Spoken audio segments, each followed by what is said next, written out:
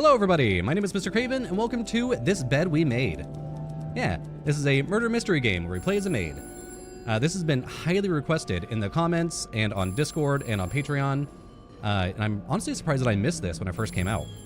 It looks fantastic. And it also came out last year. Yeah, how did I miss this? This Bed We Made is a third-person mystery game in which you play as a maid in a 1950s hotel and snoop around strangers' rooms to uncover their deadly secrets. Discover what links guests together in this tale of love, heartbreak, and murder. Yeah. So, I figured since we're playing as a maid, I should probably dress the part. Just give me 1 second.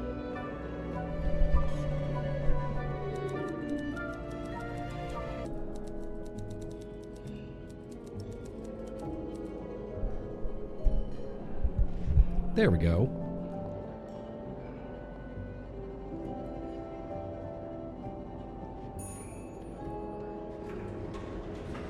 And then I have little ears. And finally, a little bow. Perfect.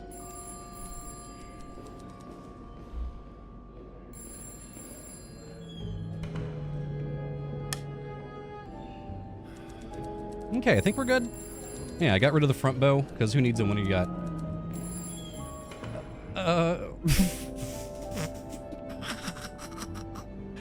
Alright. Can I even... Oh my god. Oh my god, what am I doing? Y'all, leave a like. Please leave a like. There we go. Mmm, delicious. Alright, let's do it. New game, let's go. I've been playing this out for a couple days now. The game takes account of all your actions, including the ones you decide not to take. These choices will determine your fate and the fates of others around you. Interesting, so it's a choice-based game? Well, it's just a mystery game. Worst ending, here we come. Service de Police, Montreal.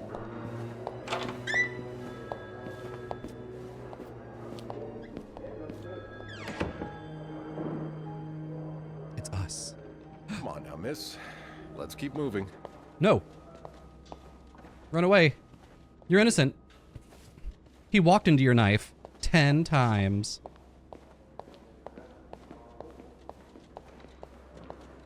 And the camera kind of like locks us in to this little field. It's on your right. Here. Oh, thank you, officer. No, I'm usually in charge of the second and third. So each maid has her assigned floors? Yes, exactly.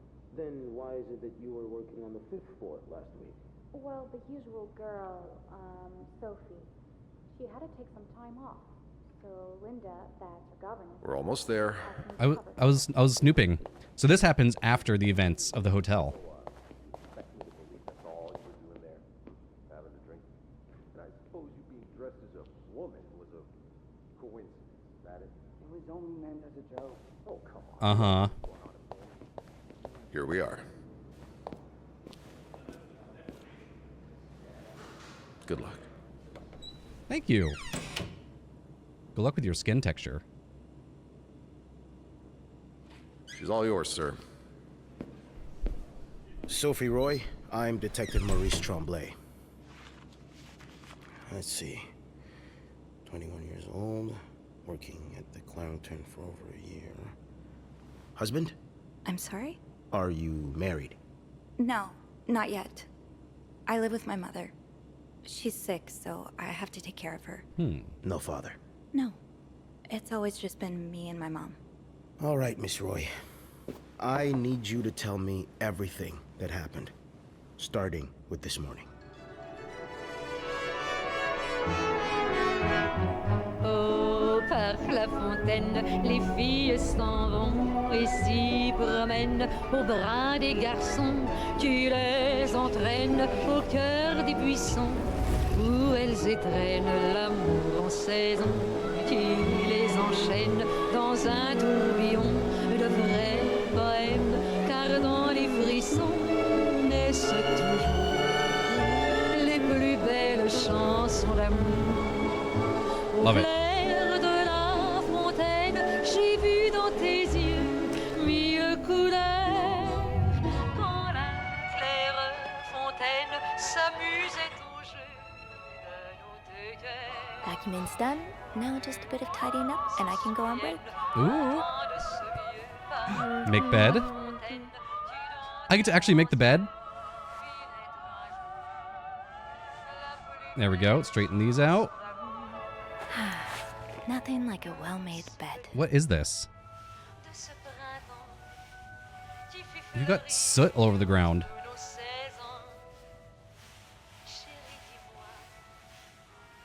This is a naughty stain. Get out. There we go. Good enough. Put you back. What do you mean good enough? Do your job properly. I'm guessing you've seen better days. But you're obviously still important to someone. How about I have to mute this audio? That's a lot of money to owe. Just what did you get yourself involved in? Acknowledgement of debt. January 16th, 1958. Date of initial loan, January 2nd, 1957. Entered into agreement between eligible Mayhew and initial amount was $1,500. Amount overdue was $3,500. Ooh. Okay. Wait. So, on the day of the initial loan, the lender agreed to lend the amount, the sum of $1,500 to the borrower for an enduring period of 12 months calculated. Okay. 150%. That is a insane interest rate. Damn.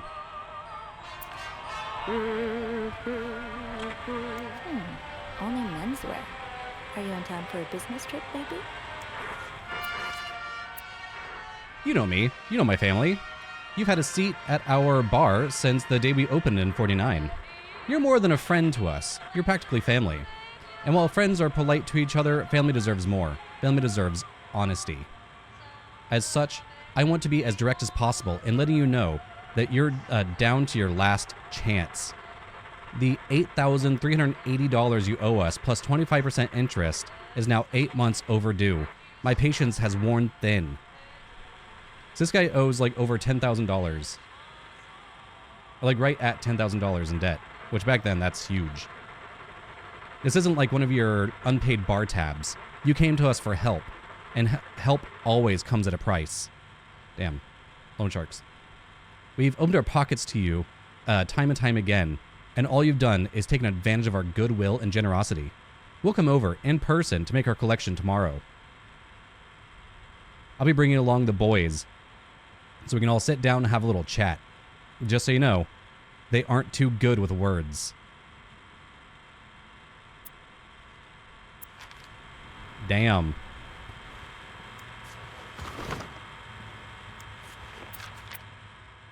Dear Mr. and Mrs. Mapleson, we're grateful as we are to have... Okay, so this is another loan amount. To resort to these lines of communication, our client and neighbors, the owner of 88 32nd Street, has been ultimately evasive of our many attempts to reach out and collect our due debts. Specifically, an amount owed to us to the sum of $1,904.75. So that's over $10,000 now. He has given us little recourse but to contact him through those in close physical proximity to him in hopes that they can deliver a message on our behalf. We have little desire to disturb you and the other fine citizens of 32nd Street, but our business may bring us back to your neighborhood if it is not resolved quickly. The help of your kind community would be greatly appreciated for us and certainly for your neighbor. Kindly, Lucky Coin Financing. So whoever's room this is, they owe a lot of money. Like, for this time period, it's an insane amount of money.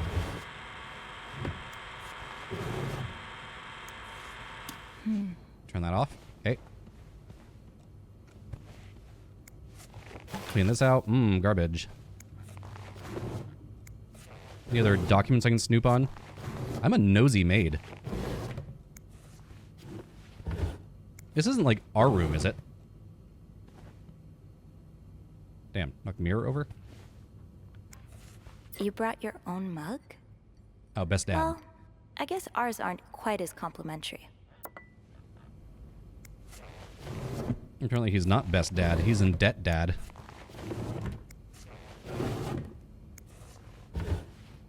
Must snoop.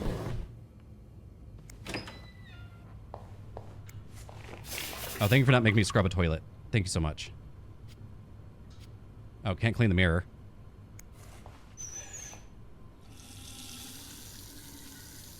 Okay.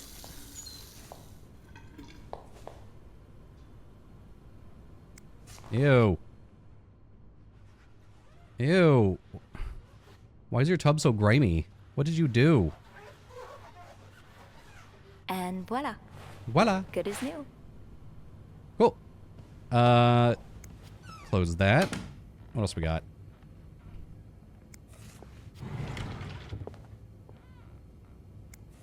What is this?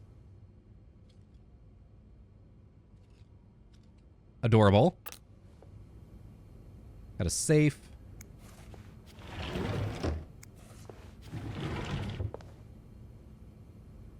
Okay, I think we're good in here. What do y'all think? Is this room nice and tidy? Did I do a good job? Can I look out the window? It's chilly. Oh, right. Need to place pillow. There we go. Hell yeah. All right.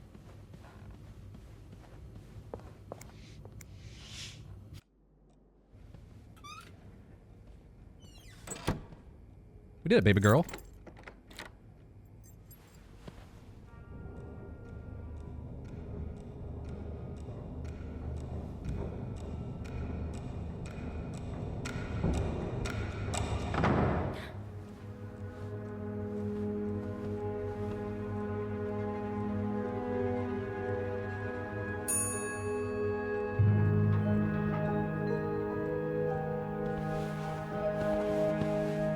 There was a sound that disturbed us. Have you heard about that nut house they want to build next door?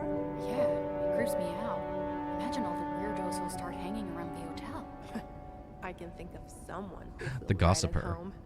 Look at her, always glued to that gossip magazine. Do you think she has any real friends? Or is it just Gracie, Joan, and Marilyn? Well, when your own life is that dull, you need to get your excitement somewhere.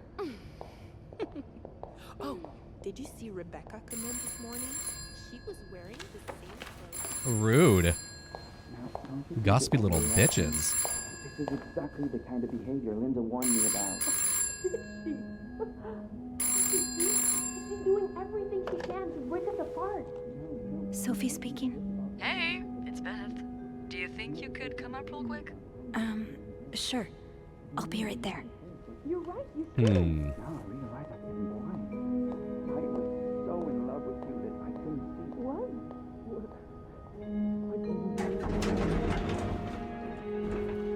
So it showed the key. Is that going to be part of the evidence later? Q? Let's see what Beth wanted to talk about. Get this out of the way. Add a bottle of water right in front of that. Tempting, but every penny adds up, Sophie. Now's not the time to pick up smoking, Sophie. Good job. Proud of you.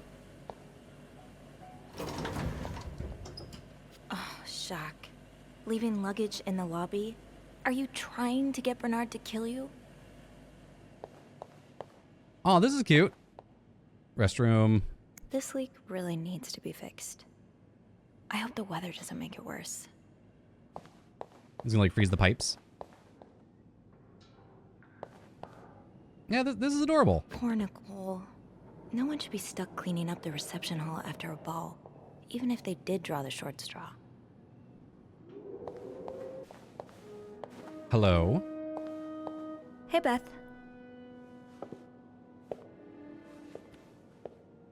Hey there.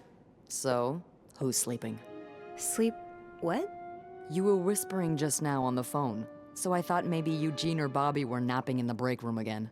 Oh, yeah, no. It's Jacques and Wendy. They were, in the middle of something. Ugh, it's so awkward when they start making out like no one's watching. Get a room. We literally work in a hotel. They weren't kissing. They weren't kissing this time. They were fighting. Oh, this is entertaining. I mean, oh no, why? I'm not completely sure, but it sounded like Linda had something to do with it. Ugh, that bitch. Beth? Trust me, she deserves it. Why does everybody hate Linda? I don't get why everyone hates her so much. Linda's always nice to me.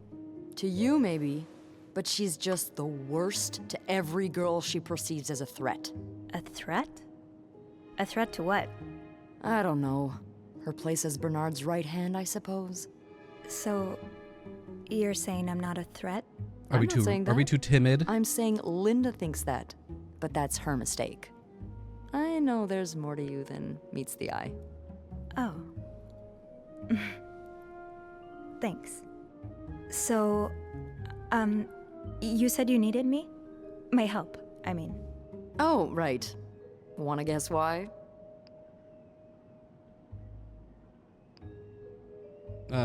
Something to clean, or did you see a mouse?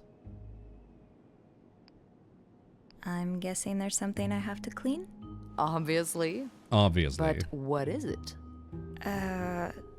Did a kid throw up again? God, no. Did that happen recently? Yeah, last week. I can still smell it. Feel it, too. While I was cleaning, some of it got... I'm gonna stop you right there. Keep talking and you'll be cleaning up after me, too. Oh. Sorry. Yeah, no, you'll be glad to know it's nothing gross this time. A nice gentleman decided it was time to redesign the lobby and helped us by knocking over that vase on his way out of the hotel. Oh, great. That's it? I would do it myself, but the last time I tried to leave the front desk, Bernard emerged from his lair to scold me about procedures and whatnot.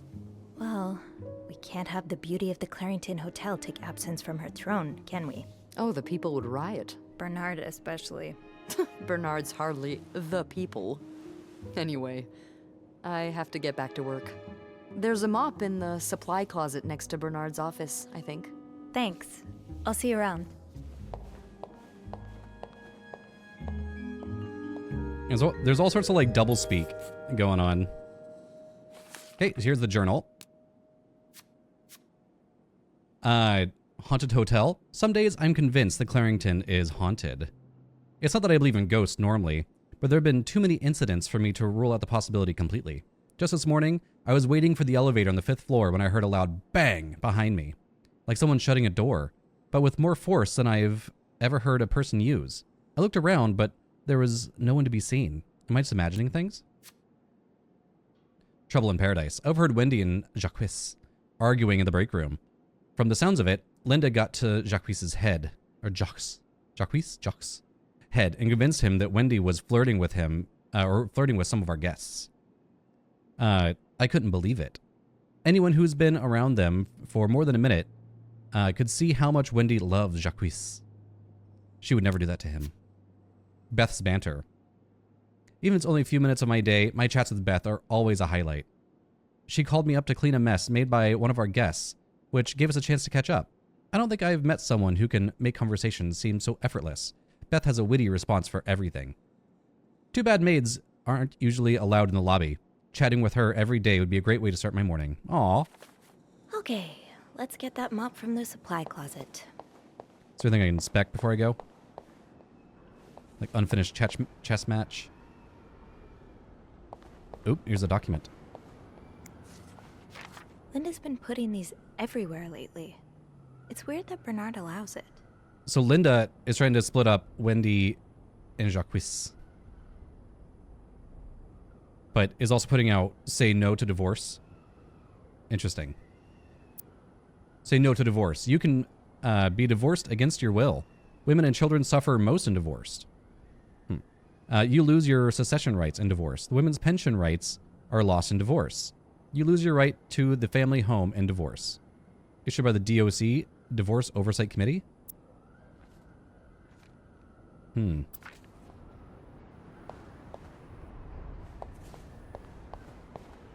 Let's see. Doesn't seem like there's any, like, fast walk or sprinting.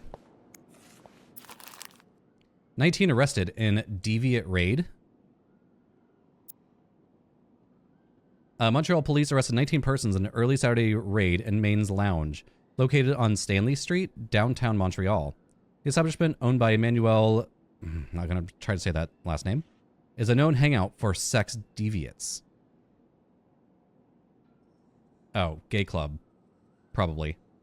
A Montreal city employee, a court official, and 2 teachers were among those seized, according to official reports. Lieutenant Sylvain Gilbolt says he plans to send letters to schools employing the arrested teachers. School principals, parents, and fellow teachers should prevent such people from being in close contact with youngsters, he said. It is everyone's responsibility to protect our children. The lieutenant also promised an investigation would be opened on Lillebelt, who already has a criminal record to his name. Major snowstorm paralyzes the city. Montreal is paralyzed by this winter's 5th and most important snowstorm. 15 inches of snow are expected until the end of the day. Damn. The last storm, back in January, had covered the city with 12 inches of snow. The storm started yesterday with 6 inches falling during the day and 6 more during the night. Violent winds created giant snowbanks all over the city. Many drivers ignored police warnings and decided to take their cars at their own risk, resulting in several accidents. Trains from the United States are expected to be delayed up to 3 hours. At Dorval Airport, most departures have been canceled, while arrivals are delayed or diverted altogether. Shop owners against new mental hospital. Oh, that's what they were whispering about earlier. When we were going down the elevator. A group of downtown Montreal businessmen and shop owners met with Mayor Sarto Fournier. I'm butchering all these names. I'm so sorry. Last week at their grievances to air their grievances concerning the city's recent decision to allow construction of a new mental hospital at Dorchester Boulevard. William Weston, a manager at Weston's department store, says he and his group will fight tooth and nail to prevent the hospital's construction. Will our customers feel safe to come downtown for their shopping needs, knowing there are lunatics next door? He said. Another bloody Valentine. Valentine's Day concluded in horror last Friday with the murder of a Outremont resident. A worried neighbor called the authorities at 11:15 p.m. after hearing loud shouts from next door. When police arrived, they found the lifeless body of a 34-year-old man. Authorities have refused to identify the victim or provide any details about the circumstances of his death. No suspect has been apprehended yet, but Detective Lieutenant Maurice Tremblay asked anyone with information to come forward as soon as possible. Tremblay, was that one of the people that interviewed us?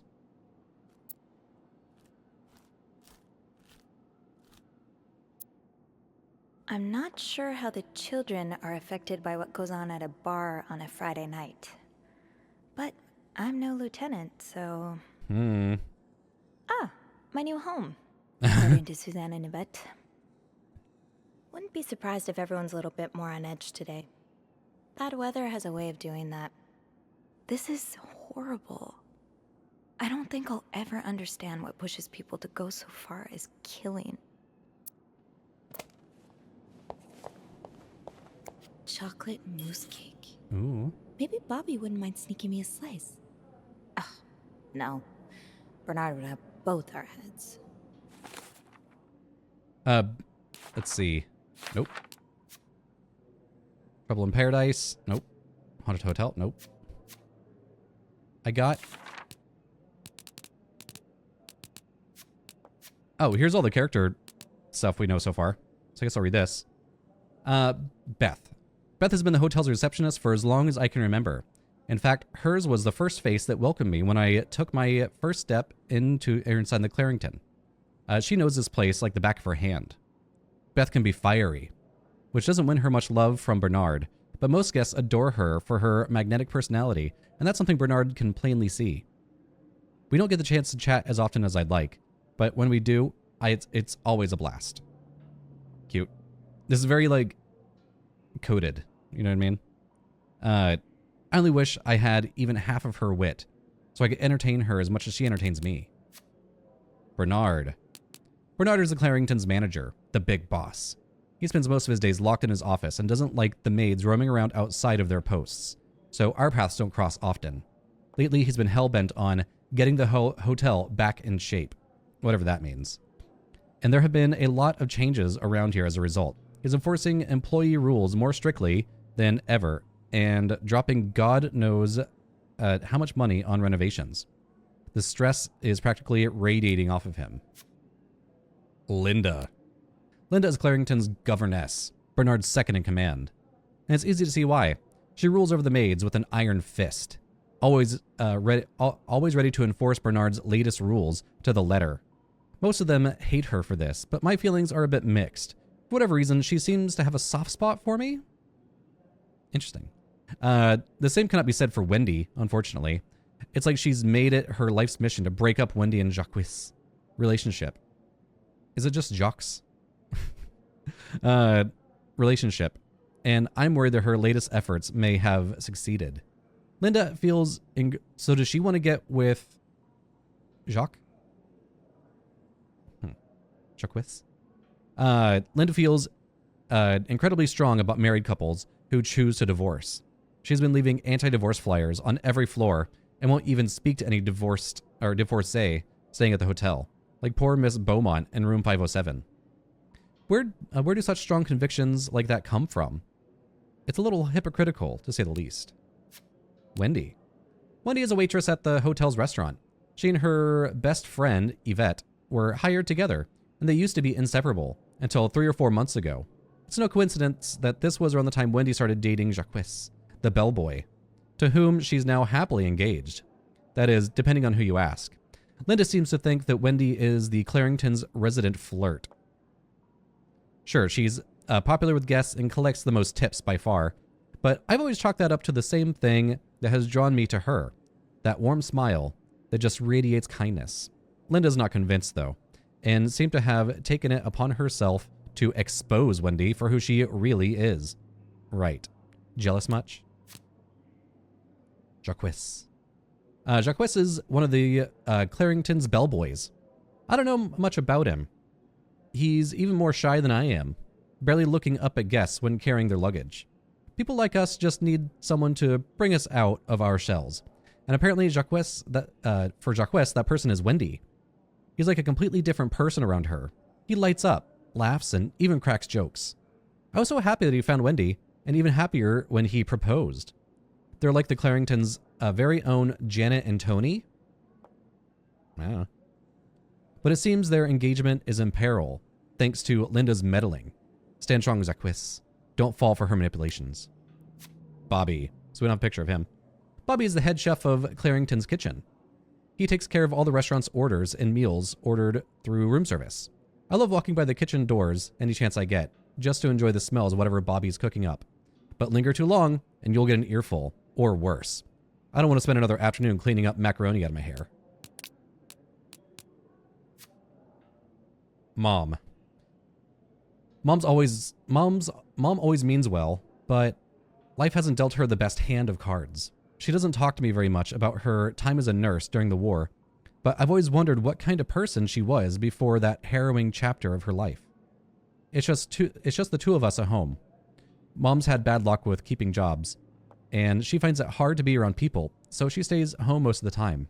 At least, she never missed an episode of The Wild Orchard. On her good days, she can manage to be on her own, but her bad days, well, I do my best to be there for her. Dad. Dad left when I was 2 years old. Haven't heard from him since. Mom doesn't say much, so I stopped asking.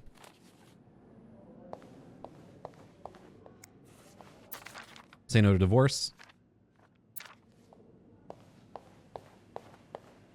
Linda, Wendy's great at her job. Guests absolutely love her and... Not just guests, apparently. Oh, God damn it, Linda! I only like her because guests like her. Making sure guests are happy is my job, after all. You don't seem to care whether I'm happy. Wait. Listen, if Wendy wasn't doing her job, that'd be another story, but I can't just fire her without good reason. What if she stirred up trouble among the staff?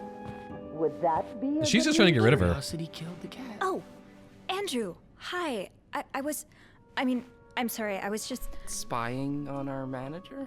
No, I heard something, and I... Hey. It's okay, I'm just pulling your leg. I'm sorry I scared you. I'm just... I'm not used to having people around me while I work. Yeah, you're always working alone up there, aren't you? I actually think it's the first time I've seen you down in the lobby. Don't tell me you've been sent to clean up after the Valentine's Day ball. Actually, Beth called me here. Where were you during the ball? I heard it was a disaster.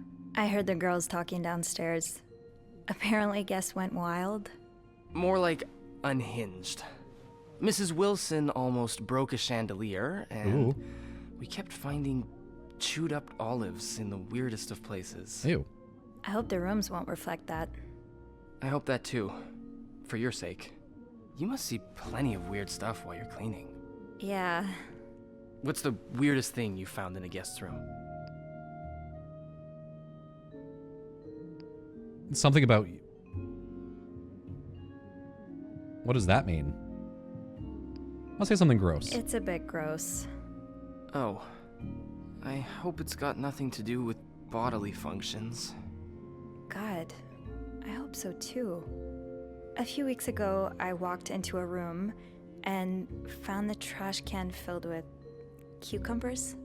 Like, whole cucumbers. And some of them were carved, and I threw the whole trash can out that day. Don't tell Bernard. I won't. Oh. I better go help Beth. It's hell here with the snowstorm. It's okay. I need to, Yeah, all right. Take care. You too. Ta-ta. As if it wasn't enough, I had to deal with endless letters of advice from Raymond. Raymond? What does he want? He wants me to lower room prices. Make sure the hotel stays accessible to everyone. Oh, I can hardly believe you two are from the same family. In the States, you'd be sent to jail for those communist ideas. Linda sucks. Linda sucks real bad. I hope you're not considering listening to him. Of course not. I can open that? It's not like I have a choice anyway. Alright. So once we go here, I think. What's in here? Bobby made it very clear he doesn't like anyone walking into his kitchen uninvited. Also, let me move my face cam a little bit. There we go.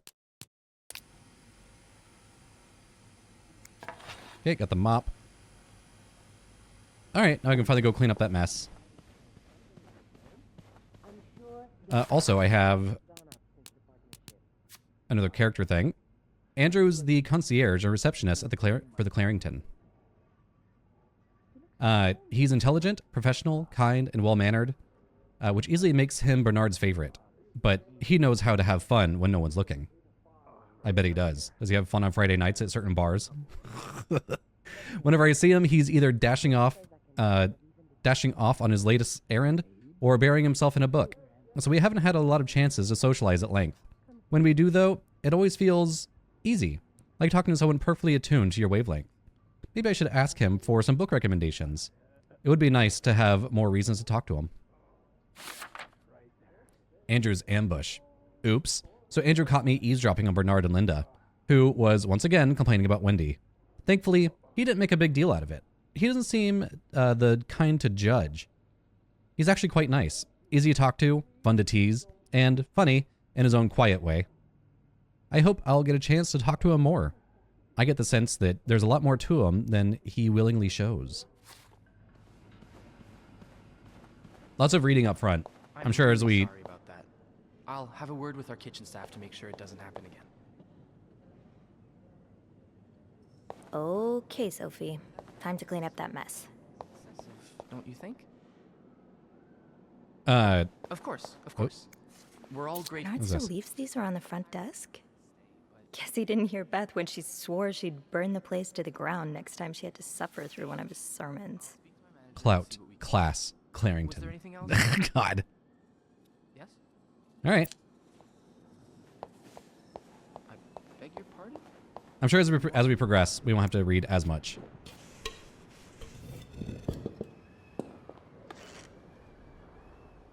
Okay. Let's pick that up. A film roll. Ooh. The guest must have dropped it when he knocked over the vase. Probably should return it to him. Wait. Oh. There we go. Pick up. Ew. I better throw that away. Okay. Throw away.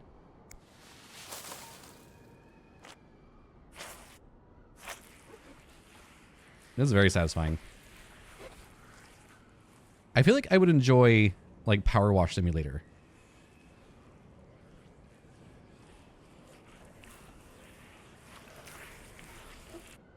Now I just put the leaves back in the vase, and it'll be like nothing ever happened. La Petite Regale. The Little Royal. Is that what that means? Alright. Whatever. Maybe Beth remembers who knocked over the vase. He'll want his film roll back. Lost and found. While cleaning up the mess in the lobby, I found a roll of film on the ground. I'm guessing whoever knocked over the vase must have dropped it. With Beth's help, maybe I can figure out who it belongs to and return it to their room. We usually keep lost items at the front desk, but bringing it back myself would only take a few minutes out of my day. It might put me a few steps closer to Employee of the Month. I understand, Mr. Ramsey. I wish I could make the snowstorm disappear. I really do, but sadly, that's not within my power. Beth, who knocked over that vase? Mr. Spade. Mr. Spade? Well, I can check with the airport and let you know when flights resume. Until then... Yes, I know. You've said that already. But... no, that's very unlikely. So, which room are you staying in, Mr. Spade? Well, you're welcome let's to speak see. to the manager if you'd like. I'm sure he'll be thrilled to talk to you. Spade, 505. And then there's... well, for that, you'd have to Bowers, talk to my manager's manager. Desprez. Would you like to contact him? Montreal, Wellington, Sadly, Morin, he doesn't have a phone. He's a bit of an old-fashioned H and fella, H if you know are what I mean. VIPs. Yes? H&M. Certainly. So first I suggest finding a nice little corner where you can kneel down, all right? Then you clasp your Spade, hands not Price. together and think really 505. hard about Room 505. Great. That's on my floor. I can return that film roll without going out of my way. G.O.D. I'm sure he'll be very sympathetic to your plight. Damn.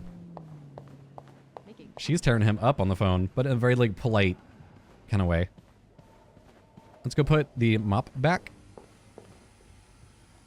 Oh. Maybe not. Okay. Off to room 505. I felt bad bugging Beth while she was in the middle of an important phone call. But like always, she came through. The logbook says Mr. Spade's room is 505. I was just in the middle of taking care of the 5th floor before my break. I can return the film roll and get back to my schedule. Okay. I should go to the 5th floor to return Mr. Spade's film roll. That mop is bugging me. I don't know why. I need to put that up. Look how bad it's snowing out there. Damn. Poor Nicole. No one should be stuck cleaning up the reception hall after a ball, even if they did draw the short straw. Okay, I read that. Alright. I think we're good. Oh. Clean this up.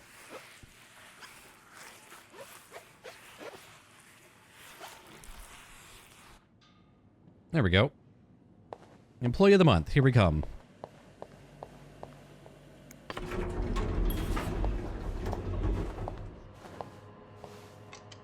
Those are huge buttons. Hold it, please. No. Phew. Made it. Thanks. You're welcome. Was it you who cleaned the puddle by the restrooms? Was I not supposed to?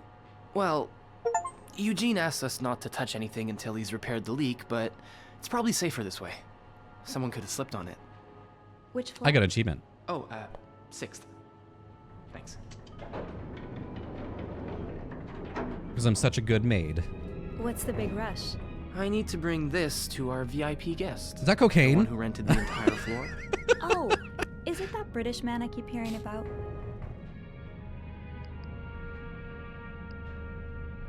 What does he need? Snow? You know why he needs snow.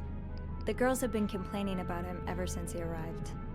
Yeah, I'm sure this one has no thoughts for maids. With the dogs he has up there, his room will be a real mess when he's done with it. His dogs? Dogs? Bernard must really like him if he allowed pets in the building. Can't you tell me who he is? I've never actually met him. I always talk to his assistant. Only Bernard knows his identity. Mm. Oh. I do have a suspicion, though. Oh? Oh. But I'm not sure I should say it. Come on, spill the beans. Can you at least give me a hint? Okay, let me think. Whew. Saved by the bell. Hey, You'll come tease. on. Don't leave me hanging. Let's just say I like to prolong the suspense. Wait, is that the hint? Who knows? Fair enough. Have fun up there. You too. This little tease. Oh, wow. His room is like right in front. I should return Mr. Spade's film roll. Room 505 is on my list anyway. This must have been so much fun. Well, for the guests at least. Let's see. You are invited to the Clarington's annual Valentine's Ball. Friday, February 14th, 7 p.m. To 10 p.m. Formal wear required. Entry includes 1 drink, door prizes, and best dress contest. Andrew's mystery guest. I bumped into Andrew again in the elevator. From the sounds of it, the VIP guest on the 6th floor has him busy with all kinds of strange requests. I tried to press him for more information, but he gave me was this cryptic hint. I like to prolong the suspense. I don't think that was talking about the guest. I'm dying to know who it is. Andrew clearly knows how to keep a secret. The divorce thing.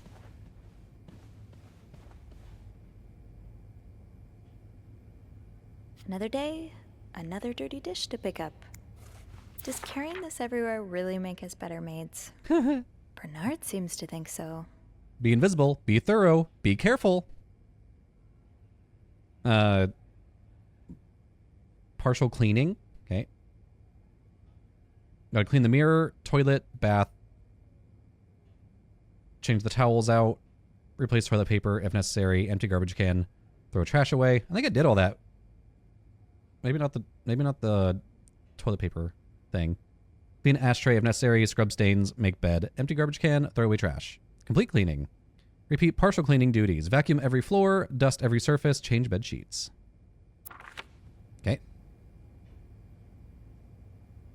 Before I go in there, let's look around here.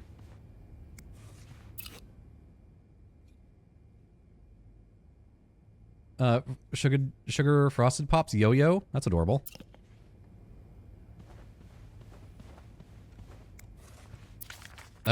More divorce shit. Linda, you suck.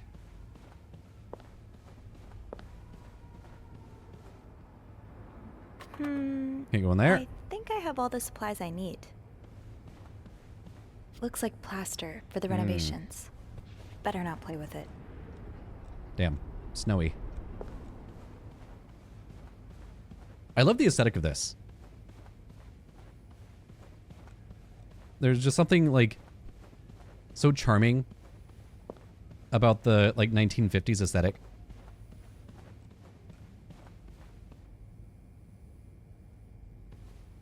Did I miss something in here? No.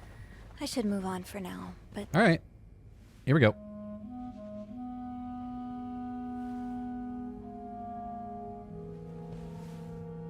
Mr. Spade?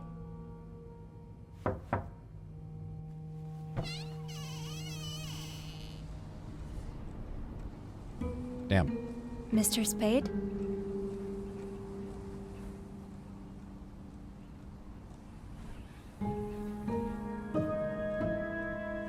more film.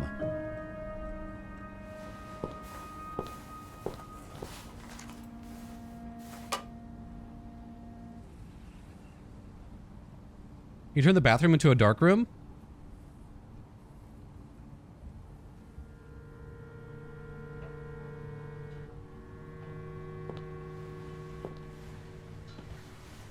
Eerie. Ominous.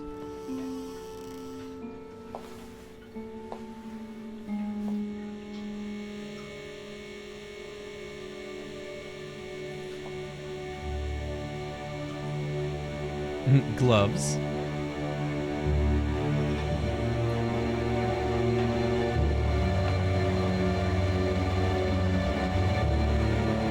Pictures of me?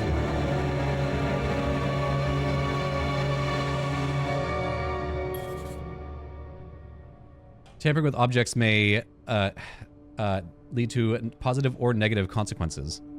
But like, why are there pictures of me? What is this?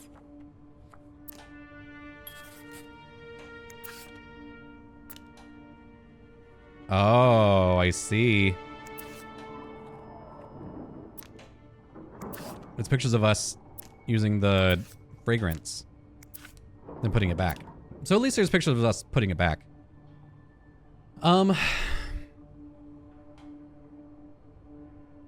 If I leave it, somebody else could see this and be like, why were you tampering with guest things? But if I take it, this guy could be like, where are my pictures?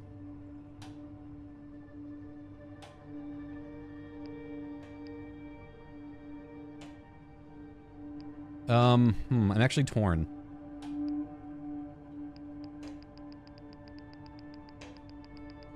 I'm torn.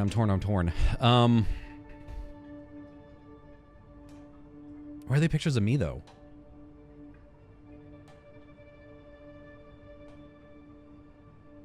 What else is on that film? I'll leave it. I'm gonna clean that for you. God. Looks like prescription drugs. But what are they for exactly? I like the sound it makes.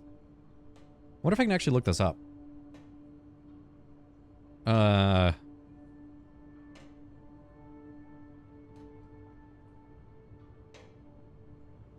M-E... It's so hard to type these gloves. It keeps hitting other letters.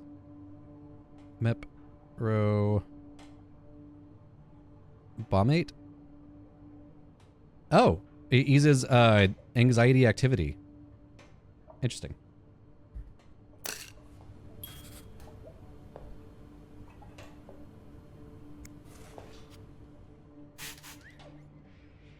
Damn, filthy as fuck.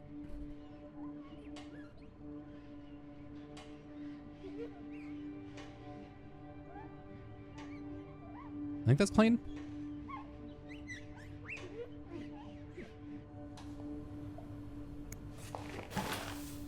I'm not going to touch his stuff. I should bring that back to my cart. Yep. Pick up.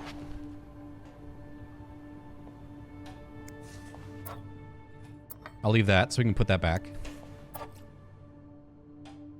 Instum. Fine-grained developer. And then, yeah, here is tongs. Damn. Getting chemicals all over the bath.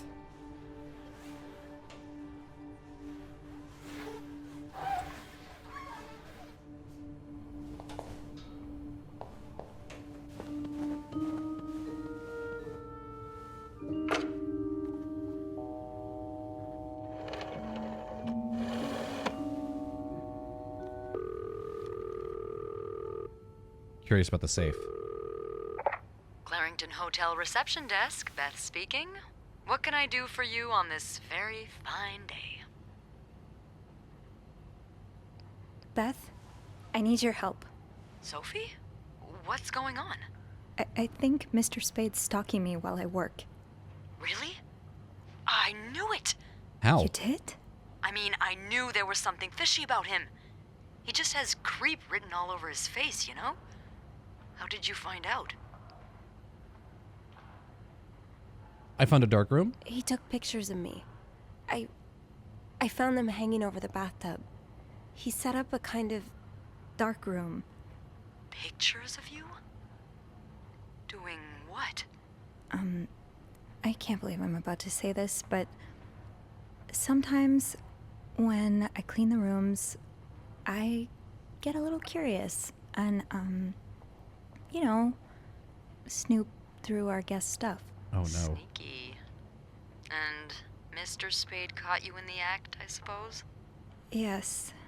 I think we should call the police. No, that's a terrible idea. But Sophie, that man has pictures of you running your hands through people's stuff. But I didn't steal anything.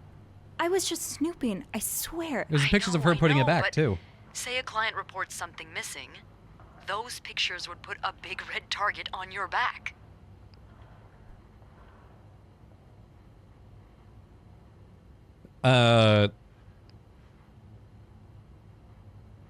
Let's see those pictures.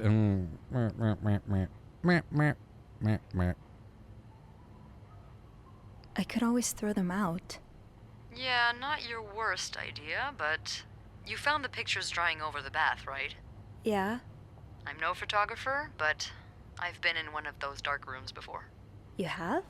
Yeah, I modeled for a while. Anyway, what I'm getting at is, those pictures were developed recently, but it doesn't mean there aren't more elsewhere. There's a safe here? Well, I didn't look through the entire room, but there is a safe here. I bet you anything there'll be more pictures in there. Do you have the safe combination then? I'm pretty sure it's locked. Give me a minute.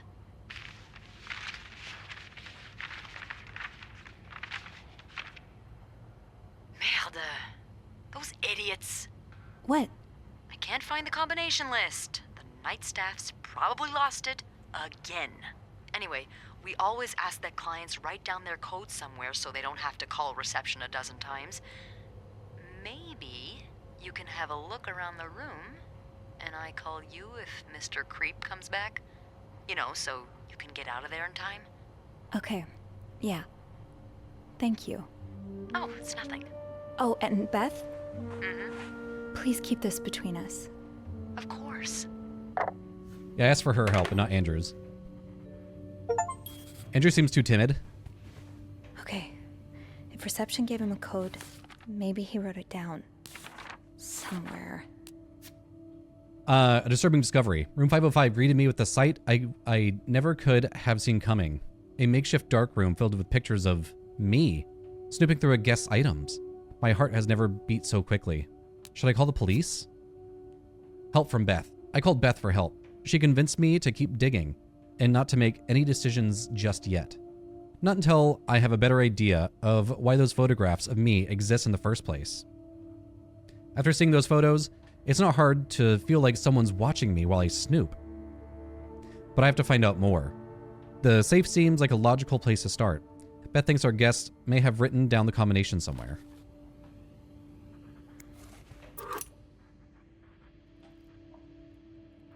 A razor. Put that back. Shaving cream. Put that back.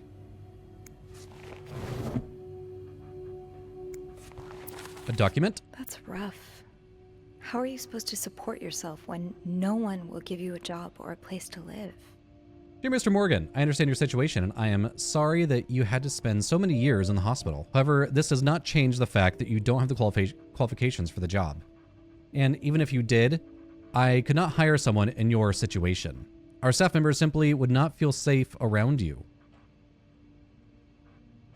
I would ask you to not contact me anymore. Sincerely, Jeremy Sandberg.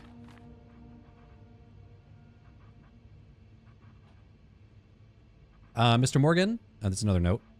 Hey, weirdo, stop wasting my time. I'm not hiring you, ever.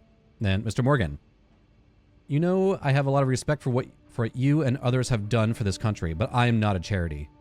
If I don't receive the past 3 months' rent before the end of the week, you'll have to vacate the apartment. Thank you.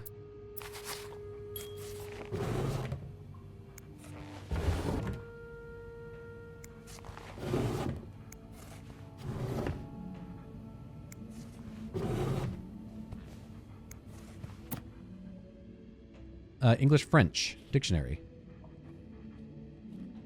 Okay.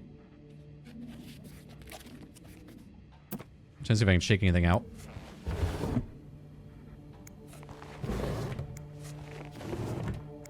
Okay, nothing so far in this one. Oop, document. You're pawning off your possessions? What do you need the money for? Probably to pay for this hotel. Larry's Pawn Shop. Description of articles pawned. World War I Victory Medal, bronze. Amount of loan, $15. Date of pawning. Okay. Paul Morgan, Clarington Hotel. So he put... Interesting. So to get this thing back, he has to pay them 1.5% interest whenever he goes to collect it, based on how many months it's been gone. Or how long he's pawned it. Got it.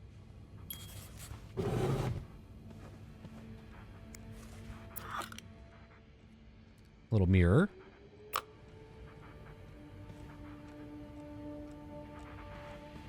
Locked. Hmm. There has to be a key somewhere. Oh, that's a comb.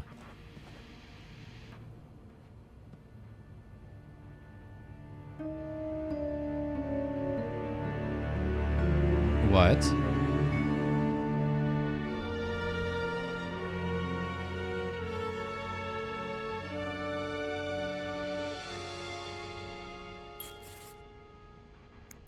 Is this from Harry's? I mean, it's a popular spot, but... You got 2 Cokes, 2 burgers, and extra fries. This was the sale where I found that winter jacket that Mom loves. Were you there too? Why is he following her? I wonder if her dad is trying to, like, get in contact with her somehow.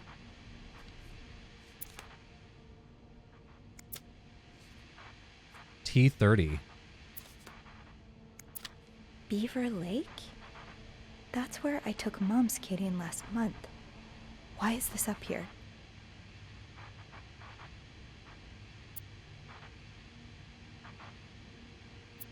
Weird.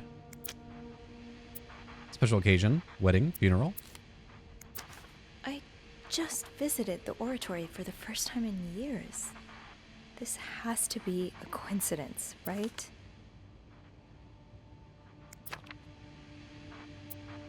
The lake. So that's where the top X is where he stood to take pictures of us, probably. Then the bottom X was where we skated.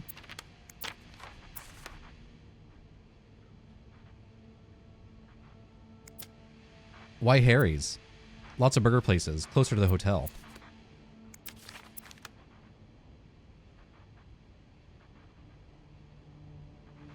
Weird. Morgan. Is that your real name? Why did you check in under Mr. Spade? Oh, yeah. Oh, yeah. Huh. You have to stop writing this address. Lindsay died 2 years ago. I do not know what happened between the two of you, but please, let us grieve in peace. Thank you, Lindsay's mother.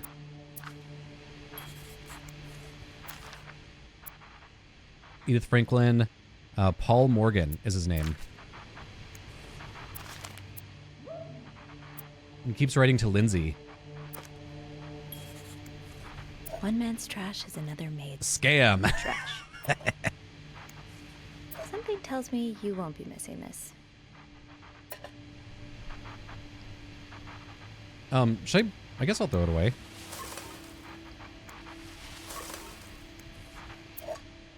Beans. I hope you aren't eating those beans. Clean that up. Turn this off. The storm must be getting worse.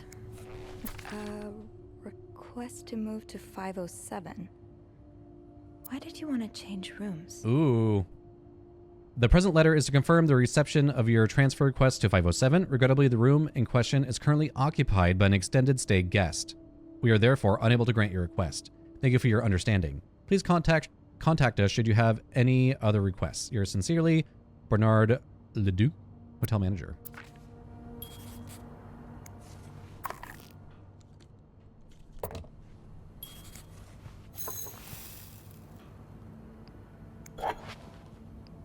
these up. What do we have here? Ooh. I'll take that, thank you. I'd forget my own head if I didn't write everything Do not down. forget to take your pills. I guess we have that in common. The Bible. Okay, close that up. Bye. Socks.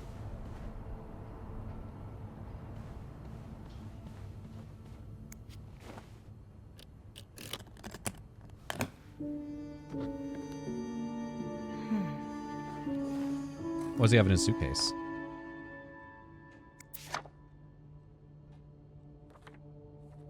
Okay. Picture of him in the army. You spent 10 years in a psychiatric hospital. And it looks like you left with a long list of diagnoses and prescriptions. Okay, so Paul, male, born on the 19th of July, 1924. Admission date is November 11th, 1947. Date of discharge, damn, August 23rd, 1957. Attending physician, Edward Hurst, MD, psychiatry. Anxiety, character disorder, chronic insomnia, short-term memory loss. Hospital course. Patient initially admitted for nervous breakdown. Patient displayed erratic behavior and mood swings, occasionally aggressive. Patient non-responsive to shock treatment, neither insulin nor electric. Patient condition improved after new medication. So that's the medications we found in the bathroom. Oop, nope. Close. Shouldn't I relock this as well?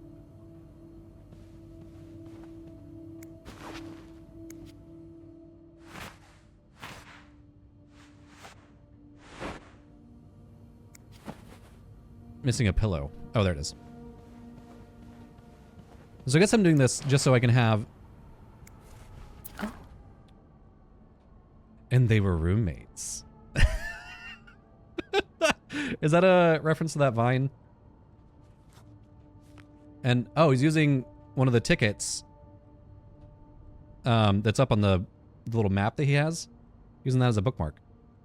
She was alone in town. She was alone in a town she barely knew, hundreds of miles away from home. She was desperate for comfort and found it in the arms of the most unexpected person. What started as a normal friendship between two women soon blossomed into something much more passionate and disturbing. Tale of love and desire like you've never read before. Out of her own experience working under a pseudonym, tears the curtain from one of the gravest threats to modern social morality. The strange love practices trapping unwary girls today, particularly in our larger cities. Yeah, he's using the little tickets. Interesting. Go and put this back. What else can we clean, but also snoop around in?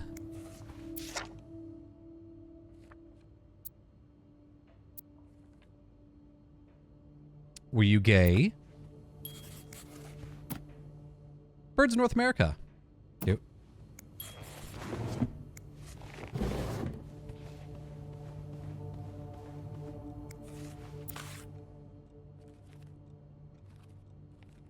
Okay. Being tracked? The map on his wall just makes everything weirder. Every thread points to a place I've visited lately. But what does that mean? Is this a series of wild coincidences? Or am I really being stalked? And if I am, why me of all people? Okay, Sophie, just stay calm. There has to be a rational explanation here. I need to find it. Eugene. Eugene is in charge of the hotel's maintenance. Pretty much everyone likes him. He's friendly, hardworking, and does his job well. Anytime I've needed help, he's been happy to lend a hand. Since the renovation started, though, his usual good mood has lost some of its spark. I can see that Bernard's lofty expectations are weighing on him. I just hope he doesn't burn out. He doesn't deserve that. Paul Morgan. Mr. Spade is a guest here at the hotel. He's staying in room 505. He seems to carry film rolls around, and he was in such a rush that to get somewhere today that he knocked over the vase in the lobby. Other than that, I don't know much about him. I can't deny that I'm curious to know more. Well, Sophie, asking you shall receive. Now I know Mr. Spade is a stalker, and he's been stalking none other than me. I still can't believe those pictures of me in the bathroom are real. I found out the name of our guest checked in under, Mr. Spade, is actually just an alias. His real name is Paul Morgan. People don't check into hotels under an alias unless they have something to hide, right? He's been sending lots of letters to a woman named Lindsay. Who is she? Is he in love with her? Seems Lindsay has been dead for 2 years. That can't have been easy to learn if she was someone he was this desperate to reach out to. That letter from Bernard. Was there anything on the back?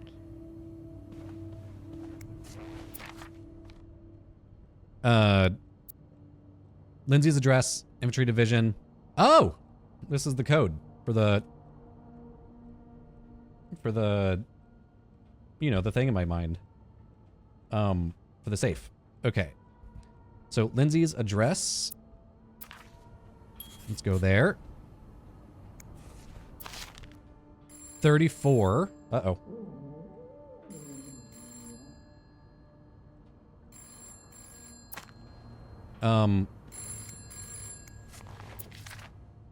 Infantry division.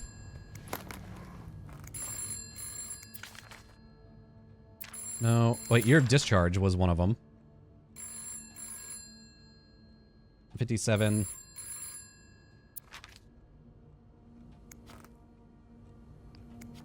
That was probably her calling to say that he's on his way.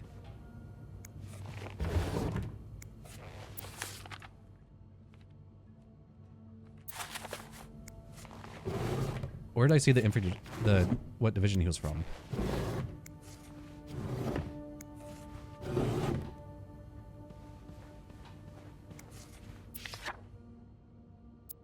'99th.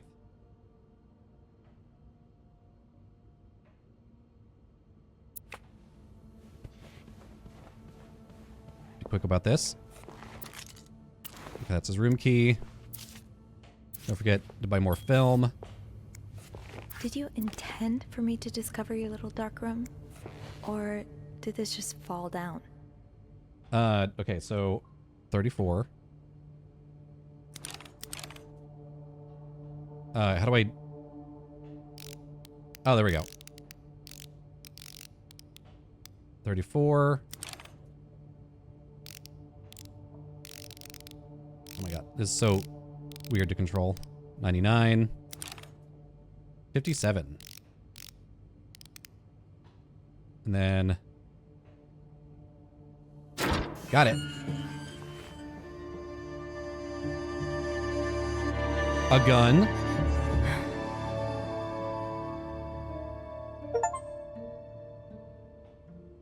Not safe for work. You open the safe in room 505. Okay, Sophie, you should probably put this down. Now.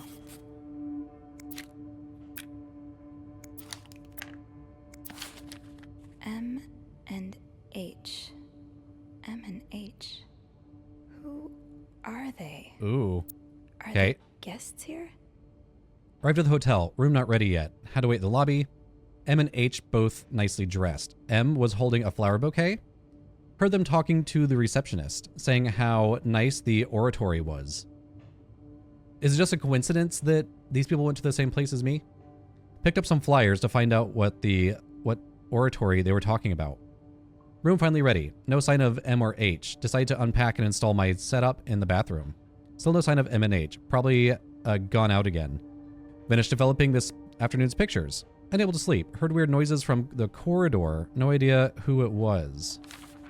Damn. You're going through their trash?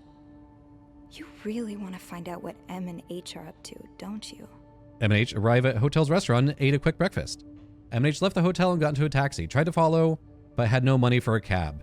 Found a pawn shop to get some money, but no idea where M and H went. Back in my room. Have time to kill until M and H return. Spotted M and H entering the hotel with Weston shopping bags. Found M and H eating at the hotel's restaurant. H left for the bathroom. M exchanged a few words with a woman and her child. M and H left the restaurant, probably turning in for the night. While leaving, H emptied pockets in the trash, searched the trash, found a receipt for a place called Harry's Diner with drawings and weird symbols on it. So is it just a coincidence that these people are going to the same place that we went and he's not actually stalking us? And then I wonder if the room that we were snooping in, was that their stuff? Search the trash, found a receipt for the place called Harry's Diner. Okay. Ooh, Harry's Diner with weird symbols on it. Took a coffee at Harry's Diner, showed a picture of M&H to the waitress. Waitress remembered him, said M used to be a regular about 10 years ago.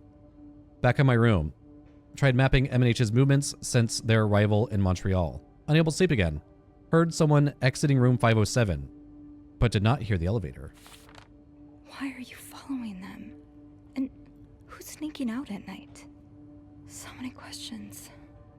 M&H arrived at the hotel's restaurant for breakfast. M&H left the hotel and got into a taxi. Followed them to a place called Mount Royal. M&H went skating on a small frozen lake. Fell on the ice while trying to take a picture. H might have seen me. M&H ate at the lounge and left a ticket on the table. Ticket has weird symbols on it, just like Harry's Diner receipt. M&H decided to leave because of the snowstorm. M&H arrived at the hotel shortly after me. H looked angry.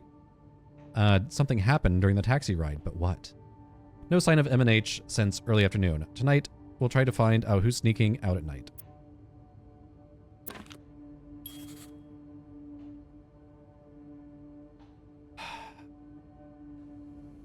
I'm going to leave the pictures.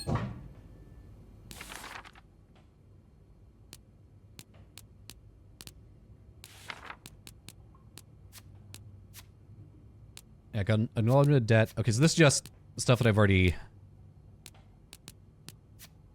gone through. Stalker pictures. Yeah, the bottle. Darkroom tools.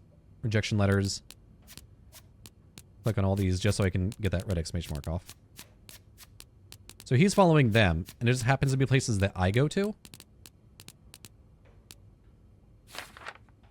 2 more targets. Looks like Mr. Morgan's stalking doesn't end with me. He's also following 2 of the hotel's guests, M and H. I can't believe I'm saying this, but I'm grateful he only took pictures of me. He has extensive notes on M and H's comings and goings, like he's tracking their every move. I need to find out who they are and what we have in common. Maybe that will tell me why I'm caught up in all this. Hopefully Beth can help, or at least reassure me that men like this get what's coming to them. Cracking the safe. Beth was right. Our guest did write down the safe combination. Okay, so we know that.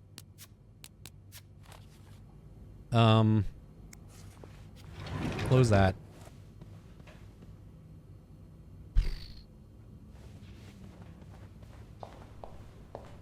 I think we're done.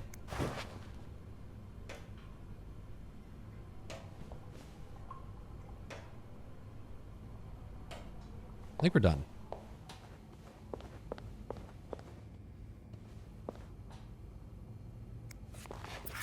Also, let's go look at the receipt really quick.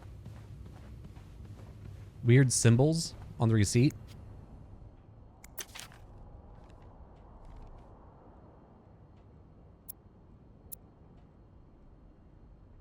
There's like little flowers and a heart. You didn't strike me as much of a doodler. And then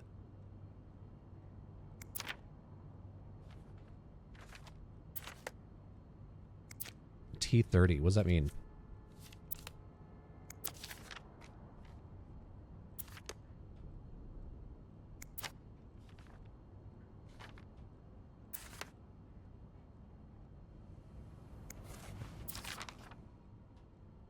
Housekeeping, 10 a.m. to 4 p.m.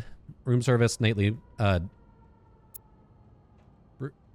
Room service, night mostly. Lobby boys, 8 a.m. to 11 a.m. 3 p.m. to 6 p.m.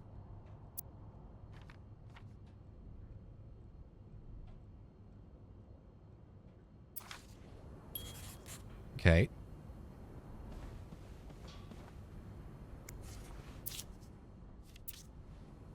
Alright, I think I'm good. Maybe, possibly, I hope. Like, I don't want to take the pictures, because then he'll know that I've been in here snooping.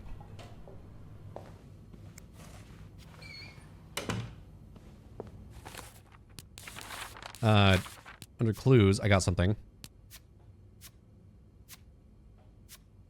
Or was it? Oh, here we go. It was the hotel plan.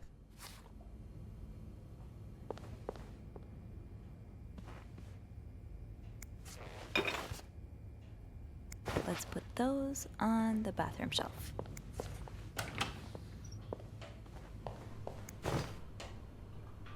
Oh, I left the clean towels on my cart.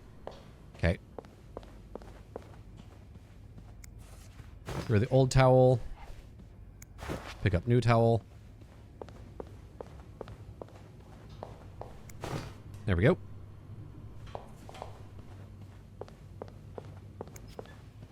M and H. Maybe Beth could find them in the logbook. Yeah. I'm really torn if I should go back and take those pictures or not. I'm gonna leave it.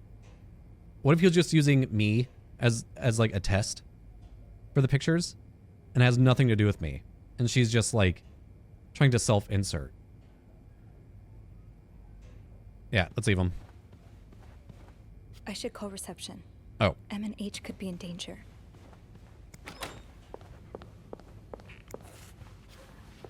Okay.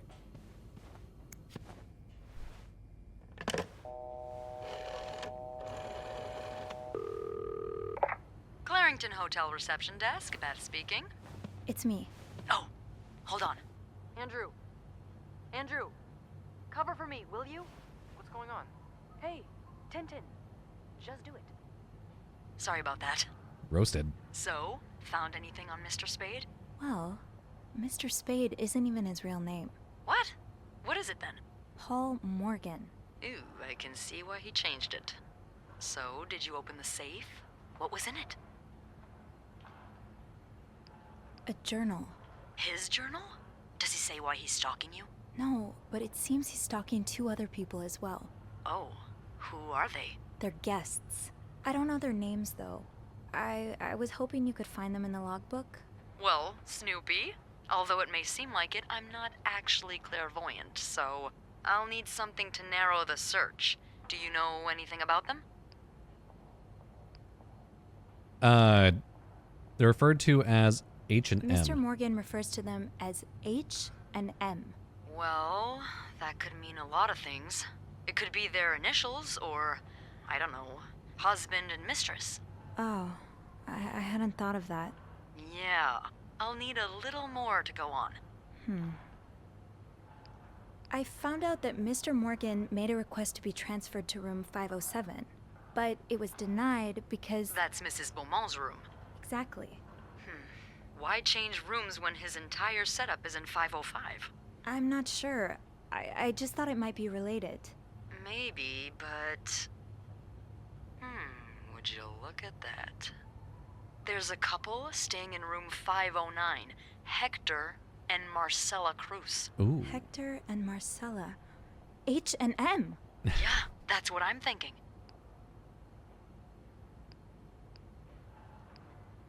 Do you know anything about the Cruzes? Well, I saw them come in and out of the hotel a few times. Called a taxi for them once. The missus does the smiling and the other frowns a lot. Nothing to write home about. Do you have room 509 on your to-do list by any chance? I do, actually. Just want to go snoop in there too. Maybe you go clean it and have a little look-see? Yeah, nothing unusual here. Just a maid cleaning a room. That's my girl. We are a little I'll call you if snooper. I find anything. Just be careful, okay? I will. I promise.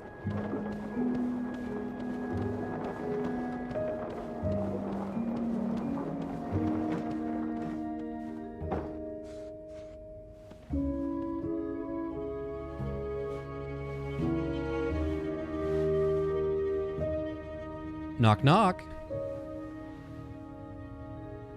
I'm must have forgotten my keys in the break room again.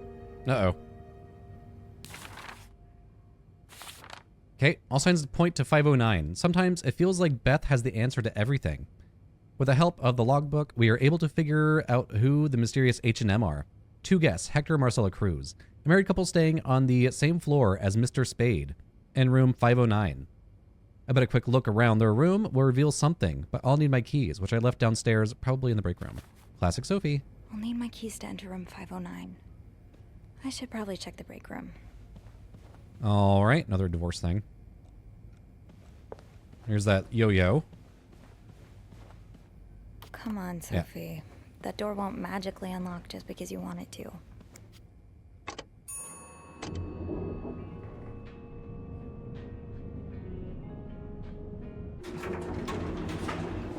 This is really intriguing so far.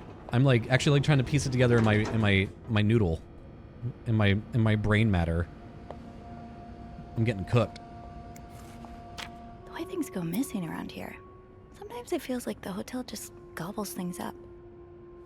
So missing bracelet, got it. I wonder if that's like a side thing we can do. Huh. Carol seems sweet.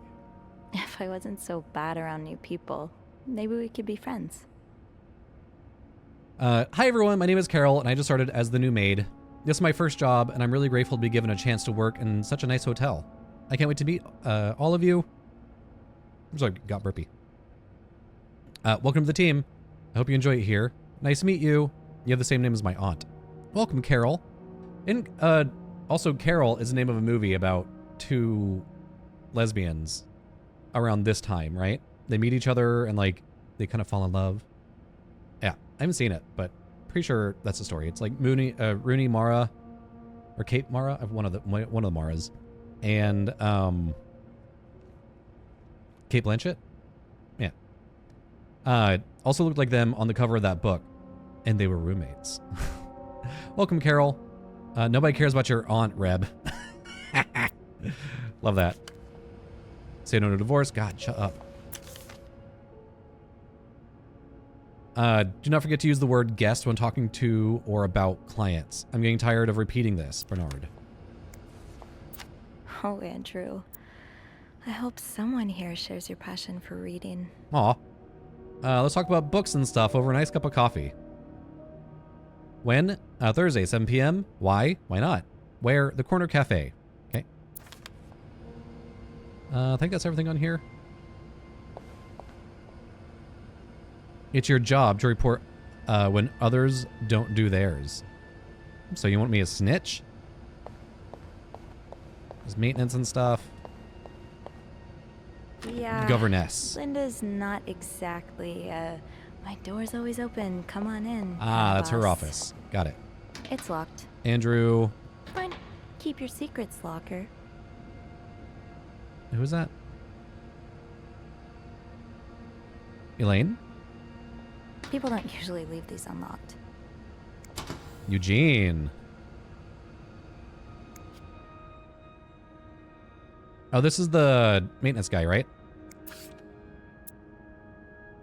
Eugene, half the washing machines are out of order. Because of this, I won't be able to finish our current load in time, and Beth will be forced to offer guests an apology discount.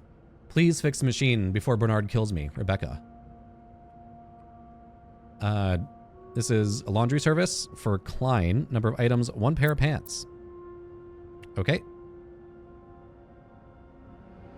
Gonna close that.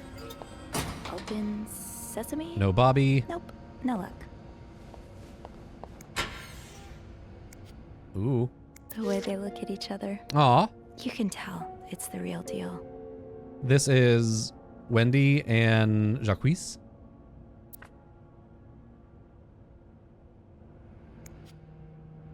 Close that. Off limits. Did I remember to punch in this morning? You better have. Okay, I can't inspect those. I had my keys with me during break. Here's a break room.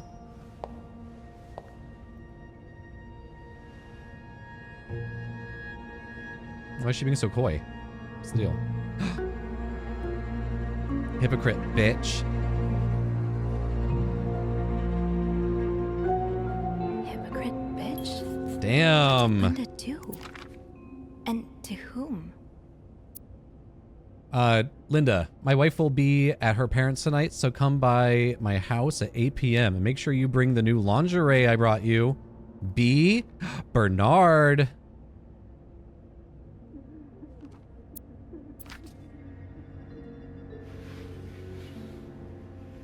Hey, leave, bitch. Damn.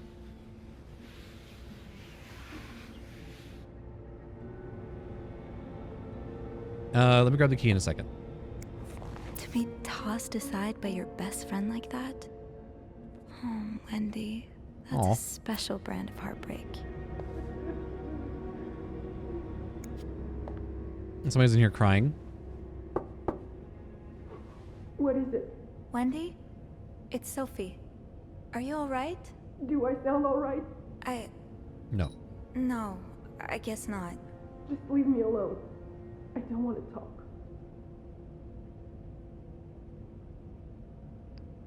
I was in the break room earlier, and, I couldn't help but overhear your argument with Jacques. I'm sorry he let Linda get to his head. He should be trusting you, not her. Yeah, well... I know I wouldn't be your first pick, but I'm here if you need to talk. Maybe later. I just can't talk about it. I can't talk about it right now. Where's sweet girl? I'm sorry I was rude. It's okay. Not at all, Wendy. I love you, Wendy. Yeah? Thank you. Aww. Maybe now I can get some more dirt. My claws are sinking in. Who we got? Rebecca? Nope. Keep your secrets locker. Rachel? It's locked. Nope. Sophie? Ooh. Tips? Haven't gotten any tips so far today. Ariadne's legacy? Is that the boat? Being recognized for doing a good job. That feeling never gets old. Oh wait, is this our locker? I totally blanked on whose locker this was. I've noticed real improvement in the quality of your work lately. I've heard a few guests saying how clean the rooms are after you go through them. Who knows, maybe you'll manage to steal the Employee of the Month reward from Wendy. Linda.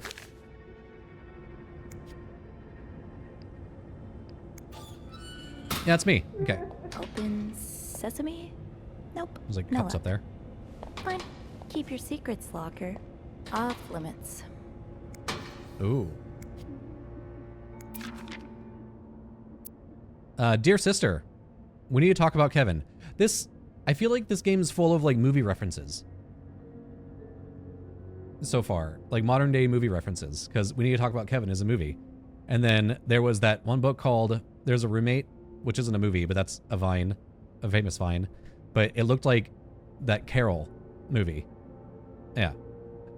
Anyways, the other day, Patrick received some pamphlets from a friend from the States, and now he is convinced that our child is a sissy. Sissy. How is that even possible? The boy's only 5 years old. Does it really matter if he likes to play with girls and prefers dolls to toy cars? Yeah. Still, I can't help but think, if Patrick is right, if Kevin indeed is like that, what kind of future awaits him? Will he ever be able to get a job, to have a family, to live a normal life? Every time I look at him now, I feel like crying. I just want my little boy to be happy. Is that too much to ask? Love, Nicole. The hidden enemy. Damn, an invisible force is lurking in the shadows, threatening our very way of life. And it is not the communists. It is the homosexuals. Reading something like this while dressed like this is fucking hilarious to me. A menace to the young, a threat to everyone. But how do we spot them? They move unnoticed in society, working in every field. May even be married and have children. They could live next door to you, attend your church, or even be your son. In these pages, you will learn how to spot homosexuals and protect society from these dangerous deviants. Well. Best of luck to you, Nicole. It's Zoe, Carol.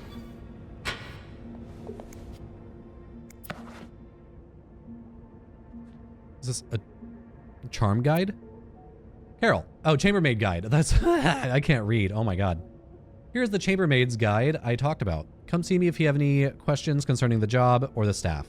I can tell you who you should hang out with and who you should avoid. Yvette. Carol. I hope you're having a great first week here. Valentine's Day is a very busy time, but do not worry. It should calm down soon. Yesterday, I saw you watch while we were playing cards at lunch. You are welcome to join us today if you wish. Nicole. Oh, that's nice. You're a little snooper. Off limits. Cats? Janine likes cats. Got it. Wendy. Ooh. Is this lipstick? Hair rollers. Yeah, I think those lipstick. This goes beyond constructive criticism. It's just a personal crusade. Wendy. Do you think I don't see the way you walk or the way you talk to our guests?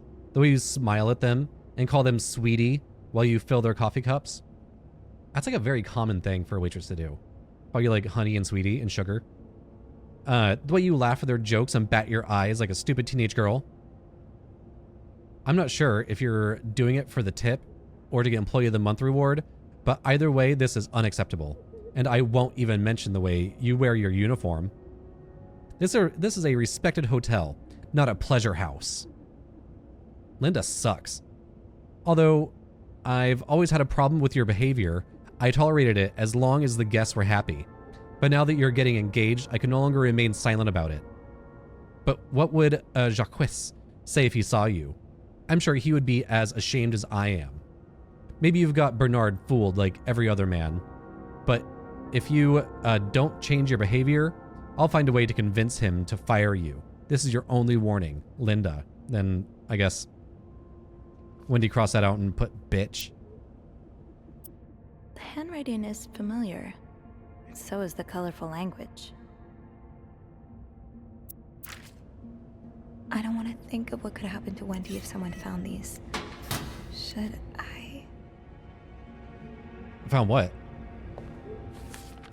Weeping Wendy. Wendy's not doing so well. She's holed herself up in the bathroom, sobbing her heart out. I tried to comfort her and offered her a listening ear if she ever needs it. I don't know how much it helped, but at least she knows she's not alone.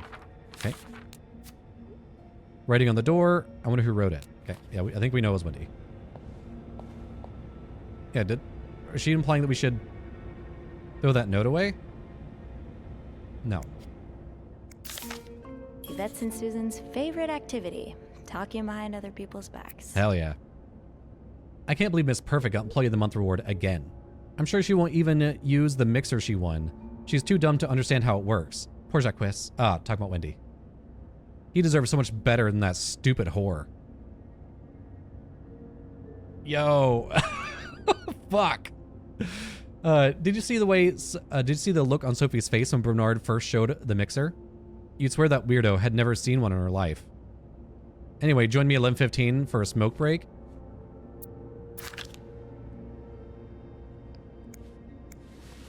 Ha, bitch.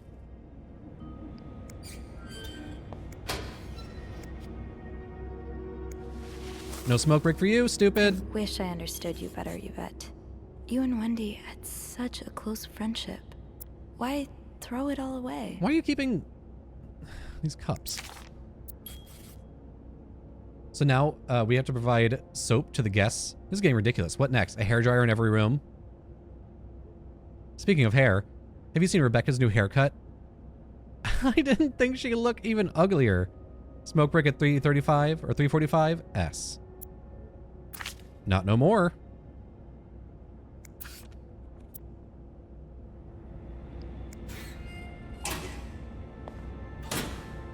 Tempting, but every penny adds up, Sophie.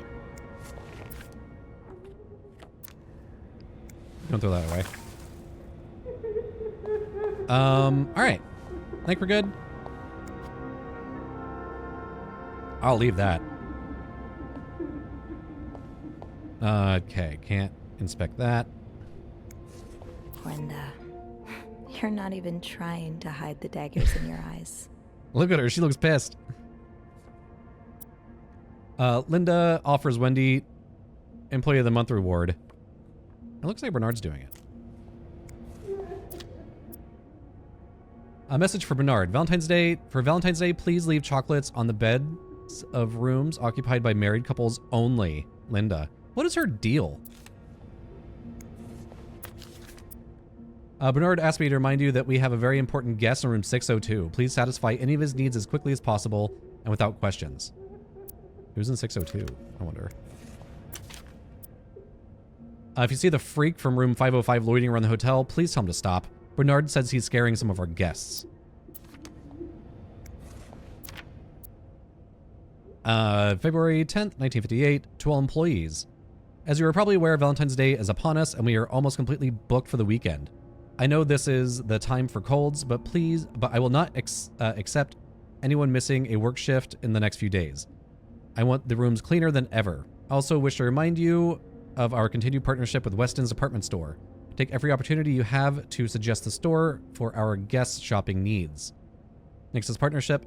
Special prizes from Weston's will once again be awarded to our best employee at the end of the month. Thank you, Bernard. So that's why they gave away that mixer. Oh, that's nice. A few people took a thing. All right. That'll do. Yeah. I'll just have to make sure I don't forget to return it. All right. I think we're good in here.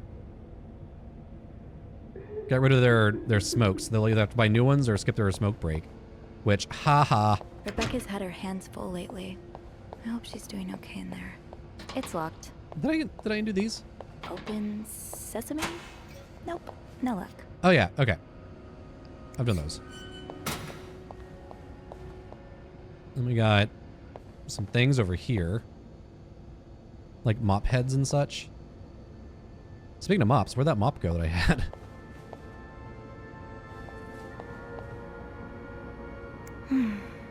I've never seen Wendy. two people more suited for each other. I hope they work things out. They need to. The master key. Thank goodness Linda keeps a master key in the locker room, in case any of us ever misplace our own set. I can now unlock room 509. Hopefully I'll find answers in there. Characters. Susan. Susan's another maid who works here. She's a notorious gossip and loves to make fun of others behind their back. She and Yvette share that charming habit. Yvette. Yvette is one of the Clarington's maids. She and Wendy used to be best friends, but now she's just awful to her. She and Susan have teamed up to ensure that no one at the hotel goes ungossiped about. Rebecca. Rebecca works in Clarington's laundry room. It's a tough job to do on your own, but she manages to get it done. She's a little withdrawn, which makes her an easy target for some of the other maids. From what I can tell, she's sweet. I don't know how much I should buy into this, but there is word among the other maids that there's something going on between her and Bobby. I can't say I would have imagined that pair. Okay. Right, the master key only unlocks the guests' rooms. I'll have to get my keys later. At least I can get into 509 now. Okay.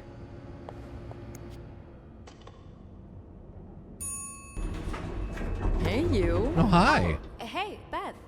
On break already? Sadly, no. I have an express delivery to make to the 6th floor. Isn't that Jacques or Andrew's job? Well, they're both busy, so... So... What about you? I thought you'd be in 509. I'm heading up now. I just had to grab Linda's master key before I could continue our investigation. Oh, I see. Well, this has been quite the day so far, hasn't it? I can't remember the last time work was this interesting. Yeah, that's definitely one way to put it. That's not all, though.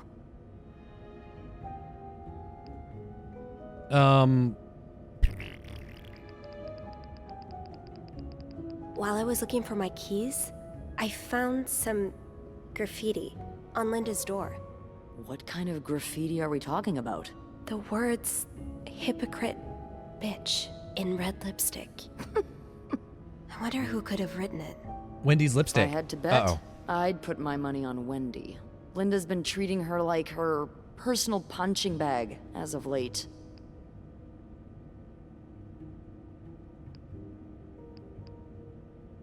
Linda's being too harsh. Yeah, Linda's been pretty bad to Wendy. I'm not surprised she snapped. Remember that day when Wendy came to work with that gorgeous perm? The staff, the clients, everyone complimented her. Then Linda came along and sent her right back home to straighten it out because her cosmetic choices were distracting the clientele. Ugh. I'm not trying to excuse her behavior, but I think Linda's under a lot of pressure right now. It can't be easy, managing so many people with Bernard breathing down your neck. That's the only place he's breathing on. I don't know how you do it, Sophie. Maybe it's because my empathy only goes so far, but I admire that you're able to feel for just about anyone.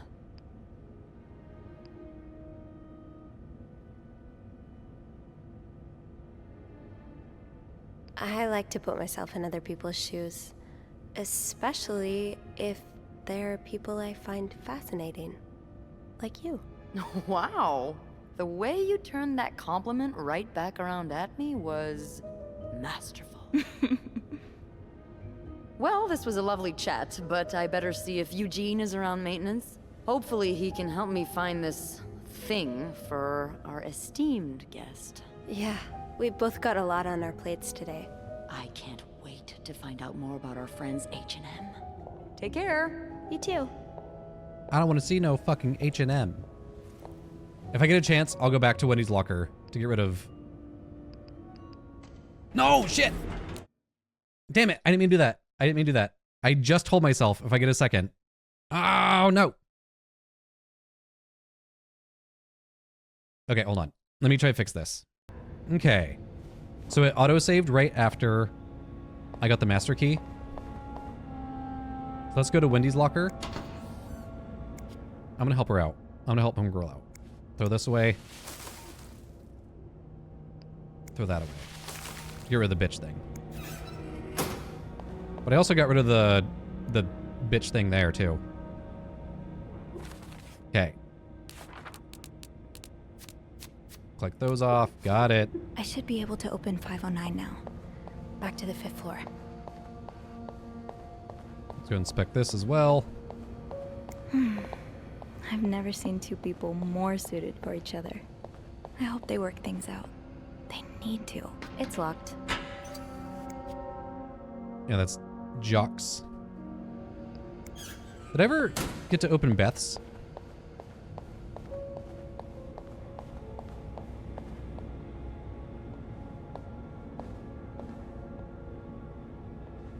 Fine.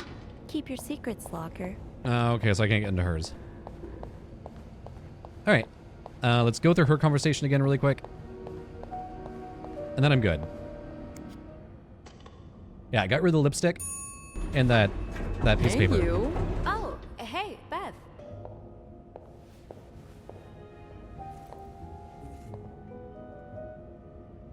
Okay, there we go. Now I can leave. I wiped the graffiti off, so I probably didn't need to get rid of her lipstick. But just in case, I want to get rid of all evidence that Wendy did anything bad. Okay, progress. A breaking point. Beth and I agree that the graffiti left on Linda's door, hypocrite bitch, was most likely Wendy's doing. I hate to say it, but Linda's given her enough cause after all. Getting into 509 will be no problem with the master key. Let's get to the bottom of all this. And then I'm still torn if I need to get rid of those pictures of me. I'm not... I wonder if I should look that up. Okay, so I looked it up. We can actually get rid of these.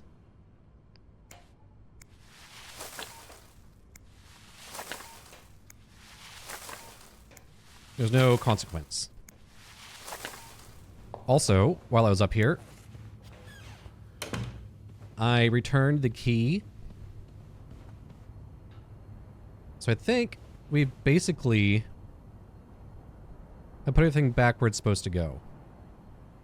So I think we are okay. Pick that up. Oh, my cart's gone. That's right, it's down here.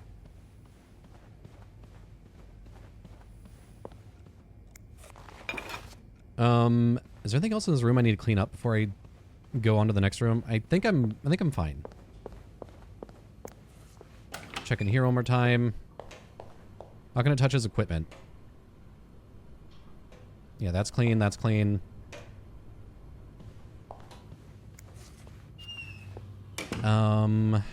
Everything else, I believe, is okay.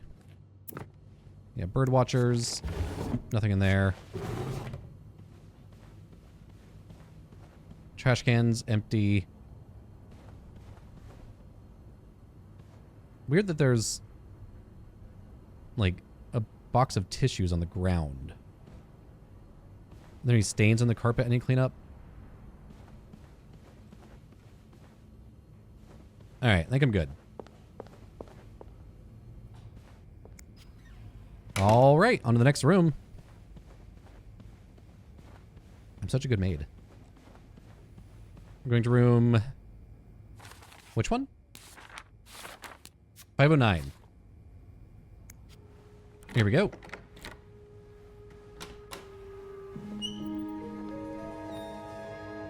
This is the room of Hector. Is that his name? And his wife?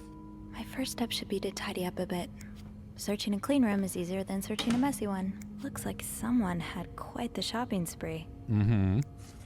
More work for poor Rebecca. Hang in there, Reb. So just clean a tuxedo, pair of pants, 2 shirts, and a tie.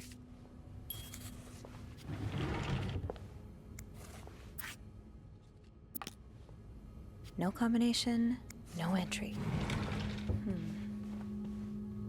I'll hold off on throwing this out just yet. The food's practically untouched. One of our more expensive bottles. Was there a special occasion? You can hear it like sloshing around in there.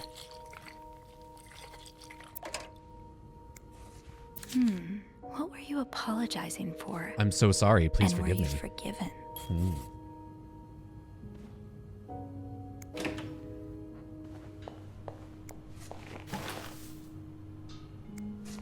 Clean that up. These are lovely. I wish you'd had more confidence in yourself. I still love you as much as I did on the day I met you.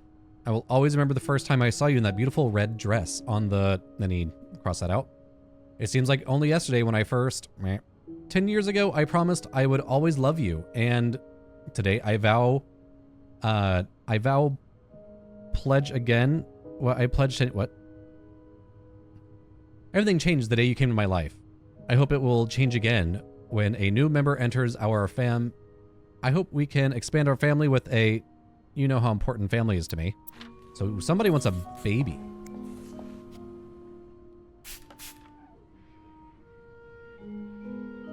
My entire desk is like shaking as I do this. Is there a way to like... Advanced settings? No? Okay. See if I can get like... get the reflections going. Toothpaste, okay.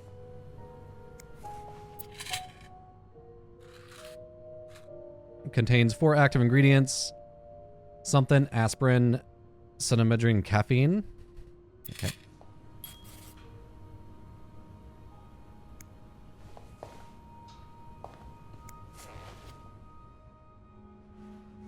Okay, clean, clean, clean, clean.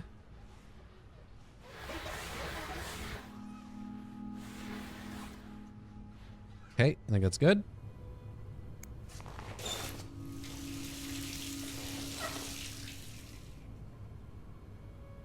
Nothing in there to inspect. All right, bathroom's looking tidy.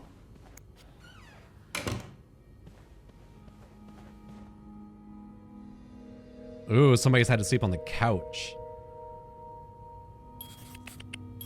Somebody's in trouble. Hector Cruz, protect the dream. All-American fire and life insurance.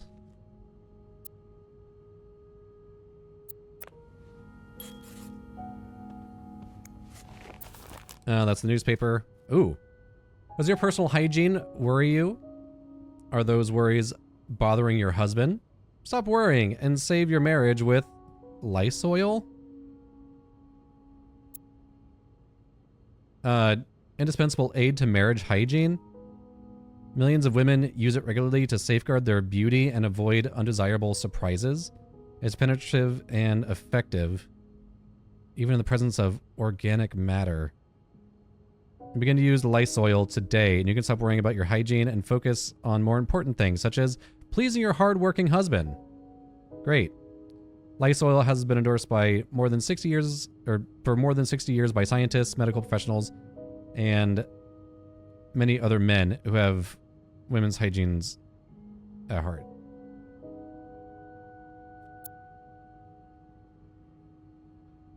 Ew.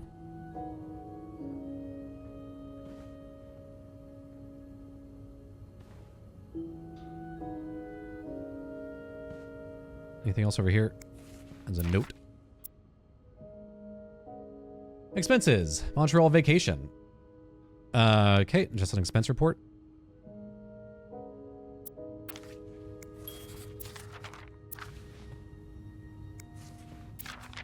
Yeah, there's the oratory. Pick up this cup. Oh yeah, the towel's in here. Let's not forget that.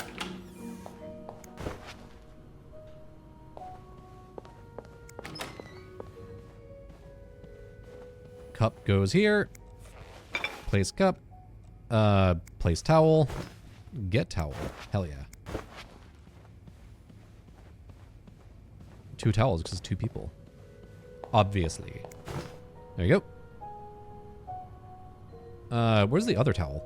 There should be like a...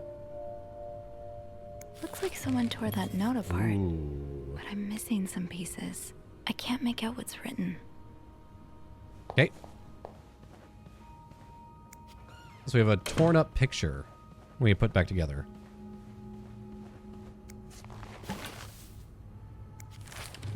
More pieces. I see. Wow. You look like a couple out of a magazine.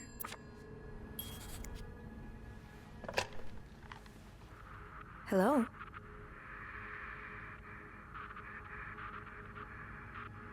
Creep? Hello? Beth? Is that you? I bet it's the guy that's following them. Or something.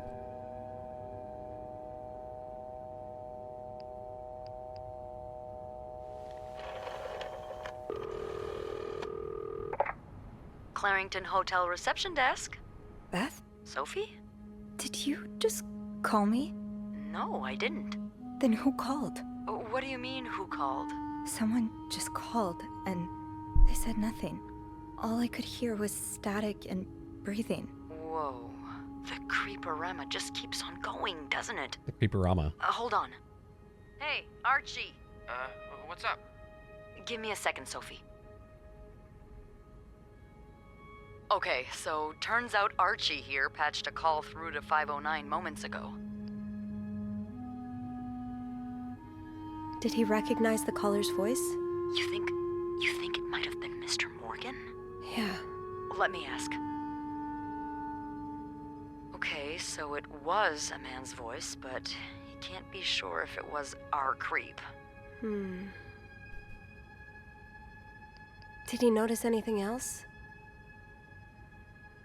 He says he heard a faint bell in the background. Was it these? It sounded like the elevator's bell, so he assumed the caller was one of our clients. You didn't see Mr. Morgan come back to the hotel, did you? No. I understand why you're creeped out, but I don't see how he could possibly know you're in 509. I didn't say a word to anyone. I know you didn't. Can you ask Andrew not to patch any calls here for a while? Trust me, I will. Thanks. I haven't had time to check all of 509 yet, so I better get back to it. Oh, before you go, I have some more info for you. I was going over the details of our little mystery when I remembered something. About this morning. What is it? I saw Mrs. Cruz rush out of the hotel, all by her lonesome, not too long after Mr. Morgan knocked over that vase in the lobby. Really? Do you know what time it was exactly? I think Mr. Morgan left around 10, so I'm guessing between then and 10:05. What? I remember hearing a loud noise on the 5th floor right around that time. Like a door slamming really hard. Do you think it was her? Maybe. Did you notice anything weird about her? You mean, other than the fact that she was walking straight into a snowstorm? Yeah? Well, I've only ever seen her with her husband. It seemed unusual that she'd be leaving alone. But now that I think about it, maybe she was sneaking out. Or following Mr. Morgan. Yeah. Hopefully I can make sense of all of this. I'm sure you will. Call me as soon as you find something. Okay. Thanks for the info.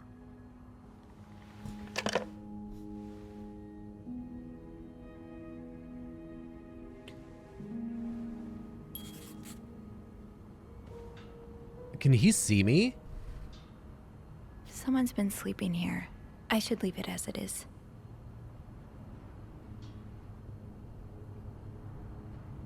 Like, I'm trying to look over there to see if he's watching. Rosary. Picture of them. The Bible. This person looking for you back in Texas. Was he really just a coworker? Dear son, I cannot believe you decided to renew your vows so far away from family. Your father and I are very disappointed, and so are your sisters. Montreal, what a strange destination. Huh. I wouldn't be surprised if this was another one of your wife's ideas. I met Luciana in town yesterday. She has 5 children, 3 boys, 2 girls, and is pregnant with her 6th. One has just bought them that nice house on the corner of Prado and Ramos? Imagine if you had married her like you were supposed to. You'd have had your own family by now. Yesterday, I also drove by your home to get the mail. As I was leaving, I met a man who was looking for you. I think he is one of your colleagues from work, but I'm not sure. I told him you were in Montreal and would be back next week. When do you come back exactly? I hope you can be there for your uncle's birthday party on Friday. I'll make your favorite cake. Your mother.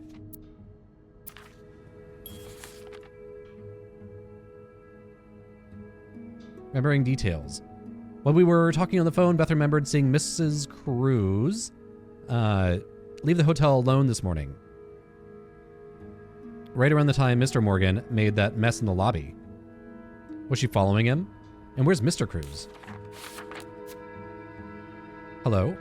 The phone rang while tidying up room 509. When I picked up, all I heard was breathing. No other response. A quick call to reception cleared some things up. Thankfully, Beth confirmed that Andrew had patched a call through to 509. I asked them to put any calls to 509 on ice for the time being. I'm jumping off as it is. A secret message. Lo and behold, a little bit of cleaning up later, and I stumbled upon something curious. A message of some kind, torn up and discarded. If this first piece was discarded so carelessly, I might have a chance of finding the others. Sleeping solo. One half of the Cruzes seems to have made their own sleeping arrangements on the room's couch. Whether that was voluntary or at the demand of the other is unclear. Sorry for what? Somebody left a note on the table apologizing for something. One of the Cruzes clearly wronged the other, or thinks they did. And I don't know anything more than that. I'm sorry, please forgive me. 5 little words can only say so much. The Sweet Life. Room 509 is one of our suites, and Marcella and Hector Cruz have certainly made it feel quite lived in. There's a lot to look through, so I'd better get started. The answers I'm looking for might not be readily apparent, but when in doubt, clean. I'm sure something will come up. Maybe I'll find more of those torn paper pieces if I keep cleaning the room. Okay, so on the top, January 7th is SW, And then January 16th, meeting with John. SW. Who's SW? Regional meeting. January 20th, haircut, bank appointment. February, notary appointment. February 10th, departure. February 13th, Montreal arrival. February 14th, wedding anniversary. Don't forget vows. Attempt 12, or attempt number 12, rose petals on bed. Return trip. SW. Looks like you had a few appointments with him, Mr. Cruz. Or her.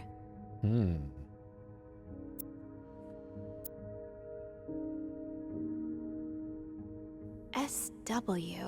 Okay, already got that one. Looks like you had a few appointments with him, Mr. Cruz. Or her.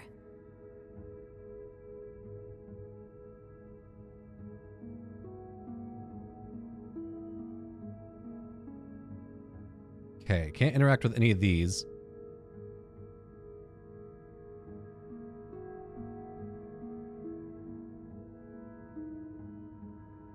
Okay.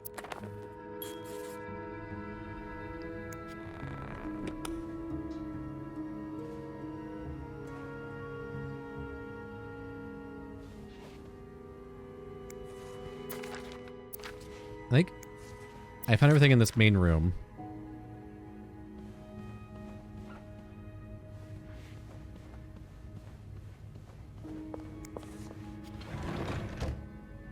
Okay, nothing hiding in there.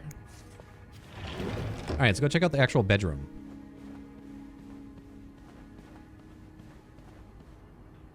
Because I can't do anything over here.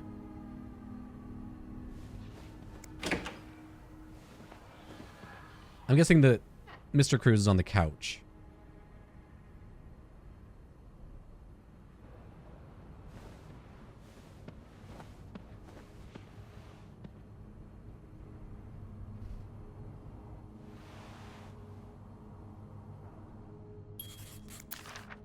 Mrs. Cruz got her personal information stolen. Is Mr. Morgan behind it? Ooh. 969 Christopher Street, blah, blah, blah.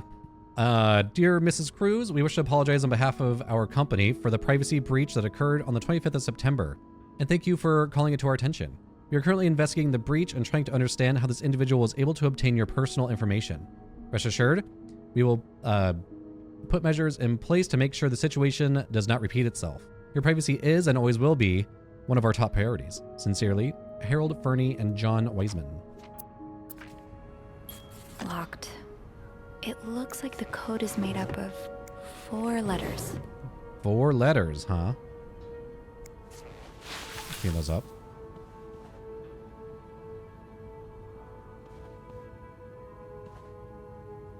Damn. Messy as shit.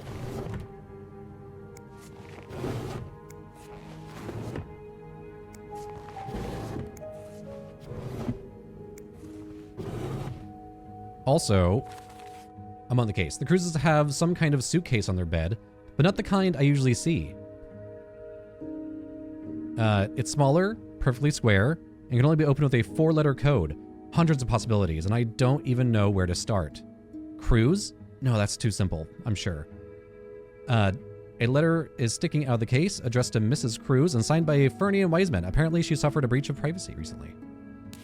Almost like what you're doing right now.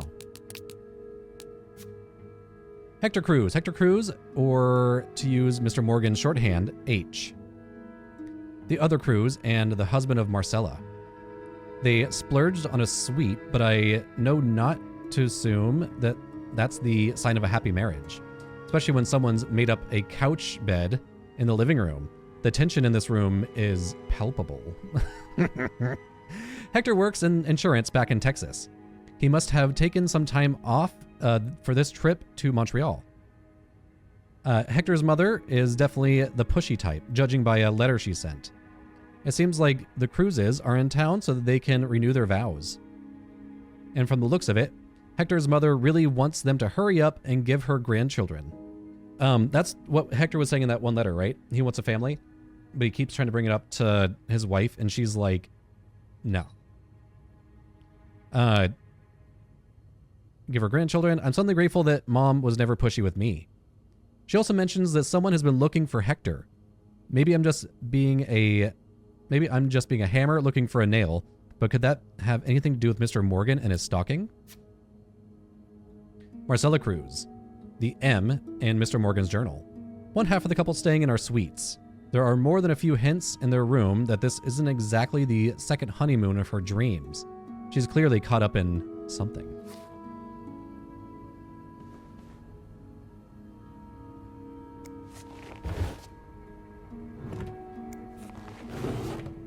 Okay.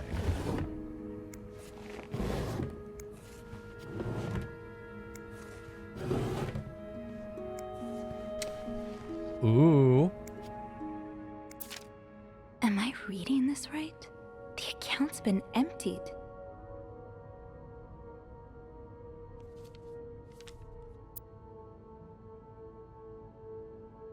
Damn. There are those hearts again. You don't see someone withdraw $5,000 every day. Just what could have made you empty out your entire bank account?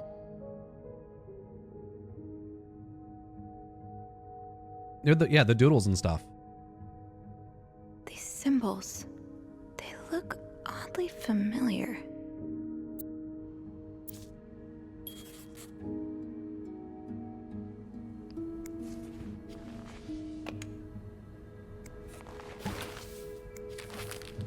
There's a third. This might be the last piece of the picture.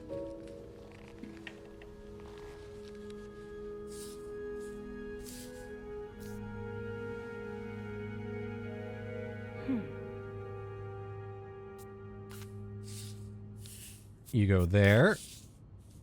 You go over here. You're the top piece.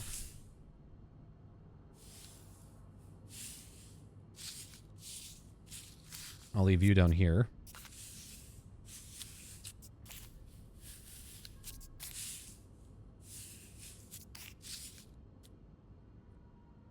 Looks like these match up.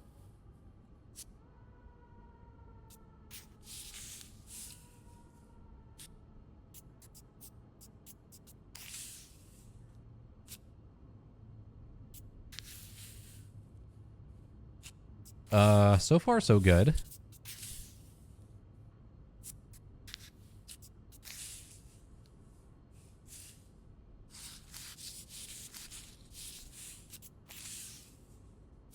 Yeah, you go there.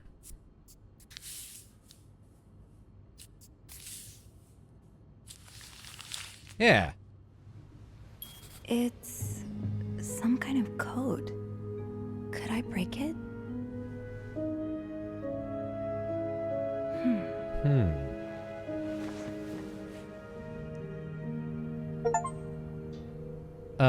Puzzled, but not for long.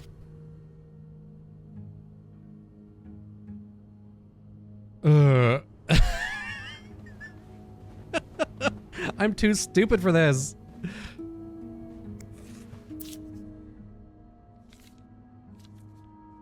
Pills provide birth control. Ooh. Development of a contraceptive pill believed to be the ultimate form of birth control was reported yesterday to a group of journalists. The pill was tested among 218 women, despite reports of some undesirable effects. Dr. Tenenbaum? That sounds really familiar too. Dr. Tenenbaum. It said the pill shows greater promise for the future. Members of the clergy have already... Yeah, they get pissed off about that shit. More of these symbols. Just what I was looking for. More of these symbols. Just what I was looking for. Yes, these are part of the same set. I think I can use this. So is that saying that... I'm going to write this down for myself. My little notebook. So is that saying that N is a plus symbol? Then B is that. C is this. Interesting. And then on this note,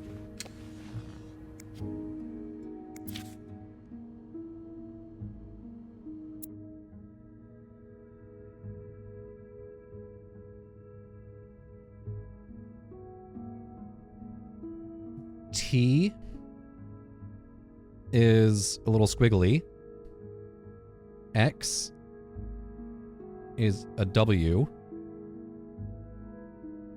U is 6.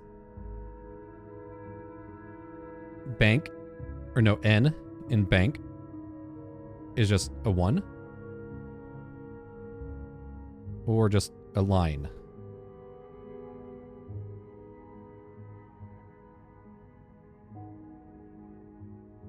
Uh-huh. Interesting.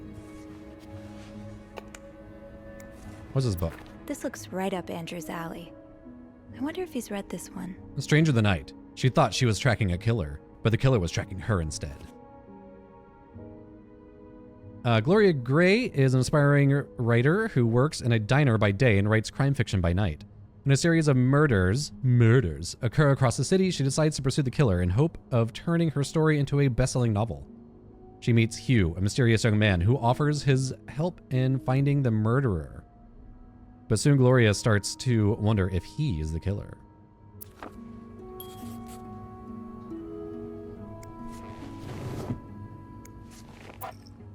Lysol. Ugh. It's that disinfectant that's supposed to be used on lady parts.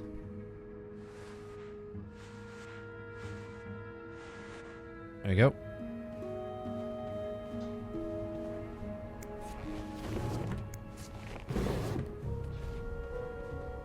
Okay.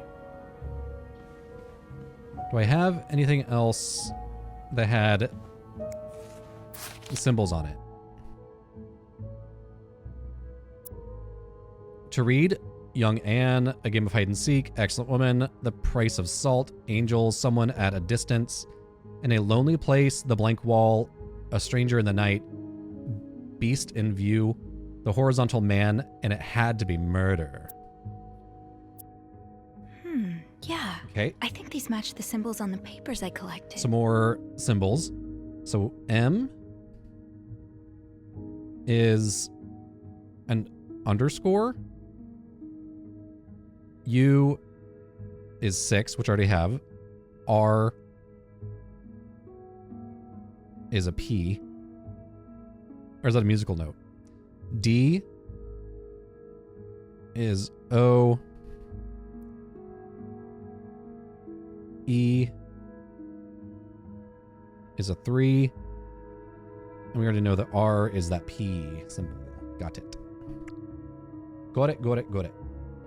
Okay.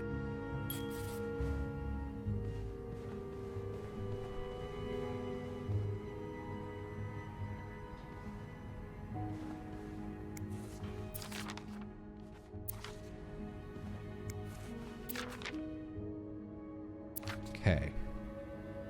I might have enough to figure out what the note is, what the code is.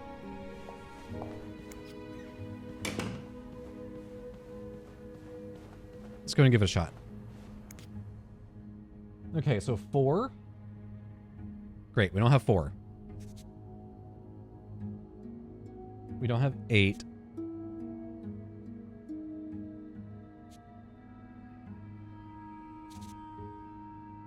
Okay, so P we know is R. Oh, it actually fills it out for us over here. Sick.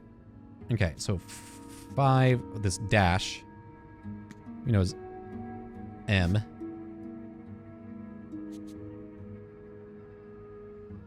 Five has to be O. 7, we don't know yet. 6 is U. The squiggly, we know, is T.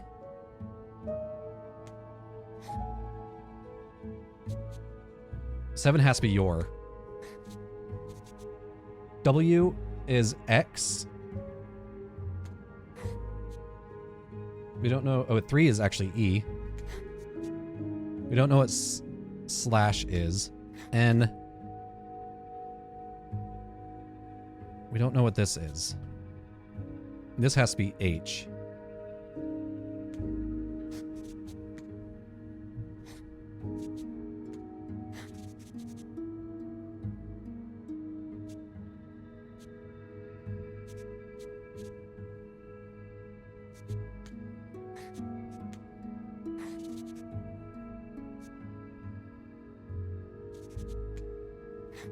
I will leave note.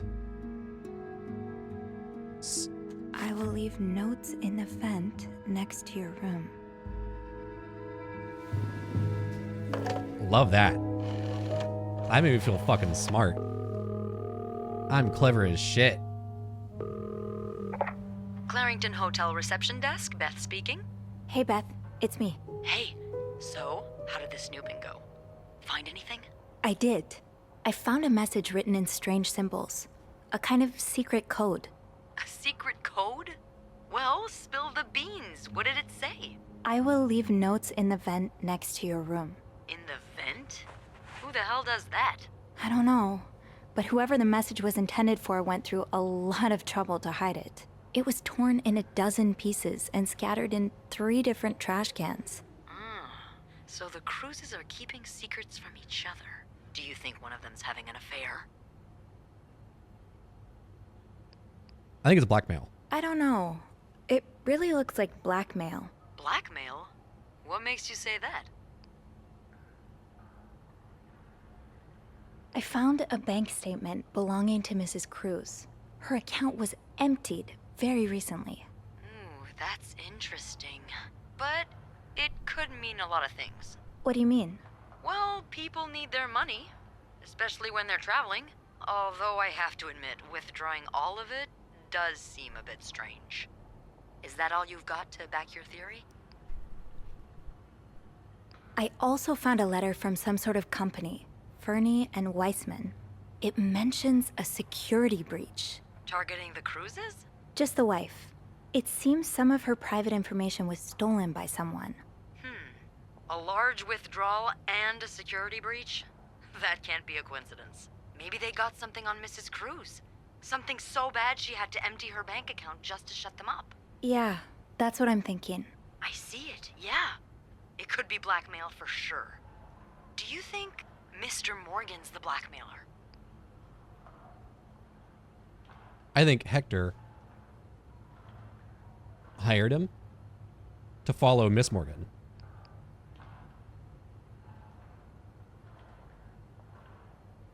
What if the Cruzes hired him to find the blackmailer's identity? Well, if that's the case, he's pretty lousy at it. I mean, he's taking pictures of them, stalking them. I'd call that following the wrong target. Maybe he hopes to catch the blackmailer the next time he gets in touch with them. Maybe. I'll go have a look at the vent that's mentioned in the message, just to be sure we're on the right track. Yeah, good idea, Bean. I'm about to go on break, so if you need my help again, just ask Andrew to patch you through to the break room. All right. Enjoy your break. Bean. Oh, I will. Bean. That's so sweet. I love her. I hope they become a little couple. Enigma machine. You solved the secret puzzle. Yeah. Okay. Marcella Cruz. Okay, so clearly up to something. She clearly caught up in something. There we go. Marcella has a bank account in her own name, according to the statement tucked away in her jewelry box. The last transaction she made was a withdrawal in the entirety of her savings. Does Mr. Cruz know about this account? How did she make this much money? Ooh, good question. What plans does she have that involve $5,000 in cash? Did she withdraw the money willingly? So many questions. Is someone going after the Cruzes with blackmail material? Are they targeting Marcella? Whatever's going on with her, it's clear she has some secrets she feels the need to protect.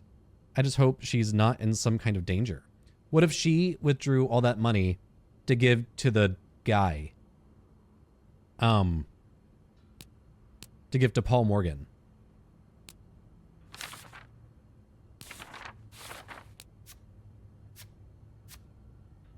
Emptying the coffers. There's a bank statement tucked away in Mrs. Cruz's jewelry box. From the looks of it, she drew every last cent to her name. And there were a lot of cents.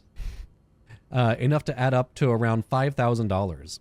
Why make such a big withdrawal? It's odd enough that the statement in her name, too. That the statement is in her name, too. With married couples, I've only ever seen bank accounts in the husband's name. Maybe things are just different in Texas.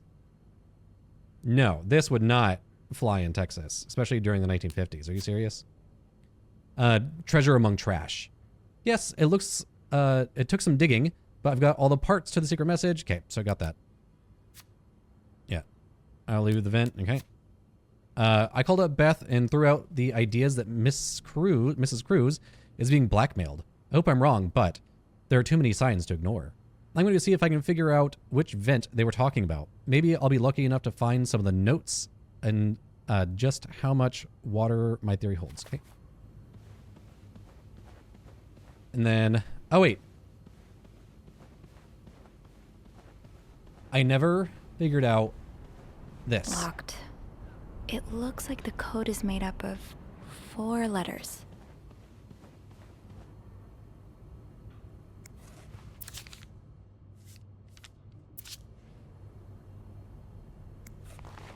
So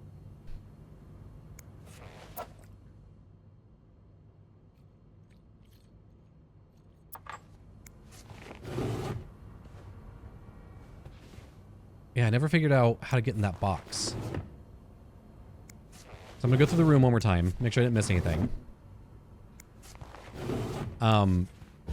Also, I need to use the restroom. So I will cut to the next thing. Okay, I couldn't find anything for the box in there.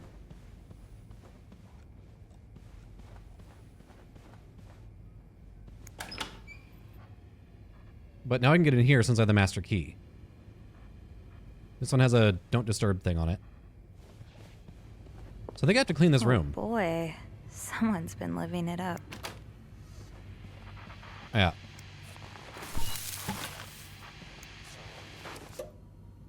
Let's go and clean this place up really quick.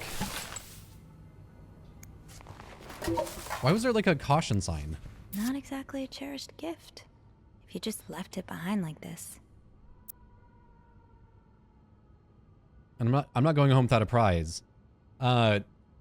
Dear my beloved Leanne, much as I would love to spend this Valentine's Day with a woman who's about to become my Mrs. Hubert,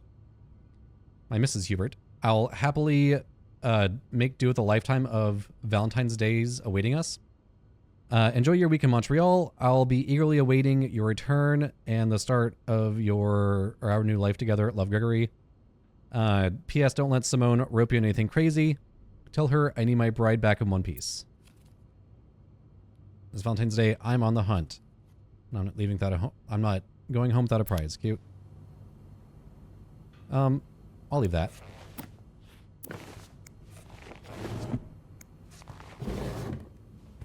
This place is a fucking mess.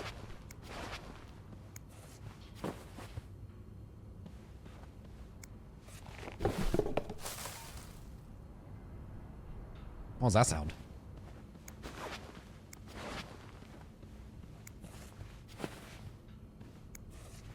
Yeah, straighten that up. Damn, this place is a fucking pigsty. There's like stains on the carpet, but I can't clean those.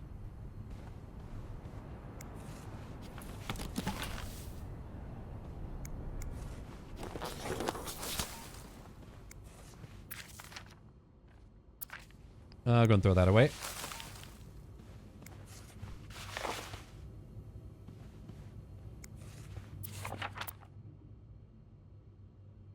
Did he really just scold us for talking? These Montreal cab drivers, I swear. I know, I thought he'd appreciate us trying to make conversation. Thank God for good old-fashioned pen and paper, at least. Yeah, it takes me back. At least, Sister Gabrielle, isn't here to confiscate them anymore. So like I was saying, are you ready for your week-long bridal shower, Miss Hubert? Or Mrs. Hubert? Stop it, Simone. I'm not Mrs. until we walk down the aisle. And this week is for thinking about anything but that. That's right. We're making the most of this week before I lose you to the jaws of married life. I would never. I won't be another Andrea. Or Andrea, I promise. Leanne, he's going to kick us out if you keep making me laugh. Drawing all over it. Cute. I'll leave that too. Another fan of the Gossiper. Yeah. I never did finish that article from this morning. That feels like so long ago now. Okay, check all these.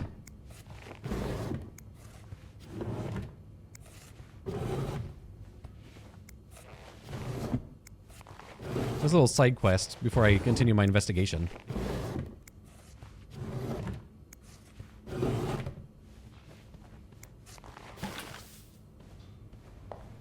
What the fuck? These ladies are... They were partying hardy. Sorry for the mess. Oh, I guess they checked out.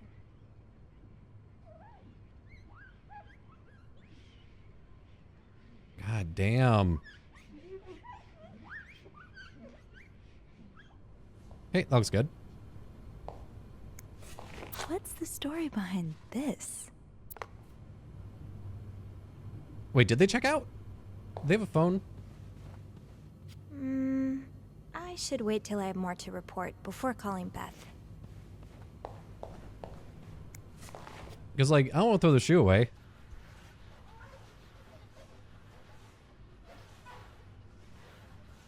God, these people are grimy. Okay, towels are good. TP is good.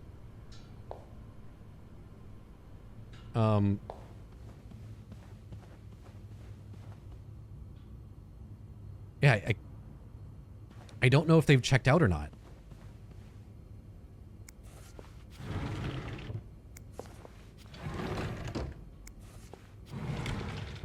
I mean, I guess I can throw everything away. There's like spots on the carpet. Why can't you clean those up?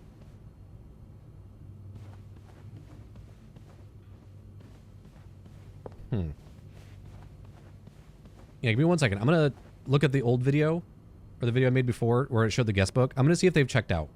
So give me 1 second. I'm gonna go and throw it away. I was looking around. I looked at the book.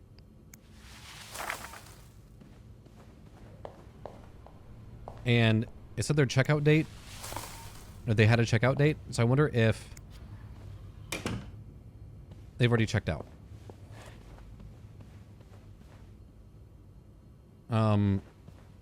I mean, I might have just thrown away their possessions.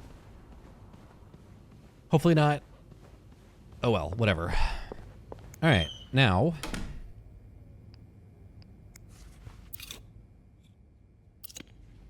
I'll leave you there. I don't know what your deal is.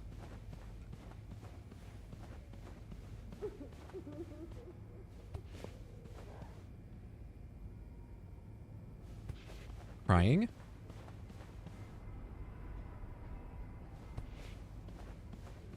So here's 509. That's where I was.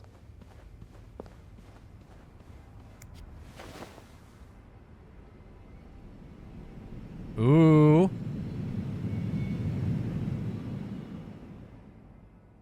I need a screwdriver. Screwed. I guess I was hoping that whoever is leaving these notes had left the vent grid open, but no such luck. I'll need to find a screwdriver to get it open, which shouldn't be too difficult a task, I think. The janitor's closet is right nearby after all. Okay. Oh, another one. Ooh. Wendy and Chuck have really gotten around. Are these like the little makeout spots?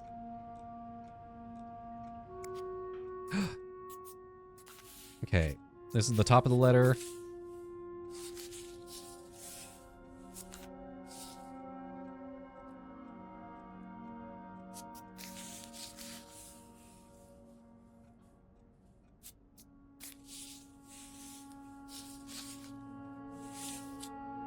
This is the bottom. These two pieces go together.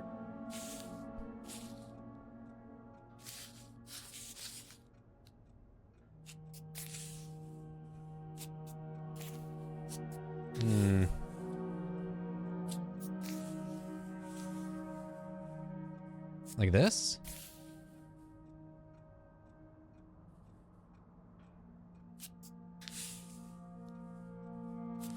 There we go. Eugene. Highest priority, huh? That means Eugene's probably working in Bernard's office right now. Eugene, Bernard tells me there is a cold draft coming from his window, and it's turning his office into a freezer. Fixing this should be your highest priority today, Linda. Wait, Sophie, you don't need these. Be careful. Huh, this must be Eugene with his daughter. He looks like a caring father. Cute. Oh, Eugene, I had no idea. Dear Eugene, a friend of mine has heard from her hairdresser, who's heard from her sister-in-law, who works as a secretary to the mayor, that the city plans on building a new mental hospital right next to the Clarington. Imagine, Denise could get the care she needs while staying close to home. It's almost too good to be true. I don't dare get my hopes up, but still, I'll keep it my ear to the ground and keep you posted as soon as I have more news. Warm wishes, Joyce. So his wife is a little... Eugene's a pro at fixing the fuse box whenever there's She's a power having some outage. issues.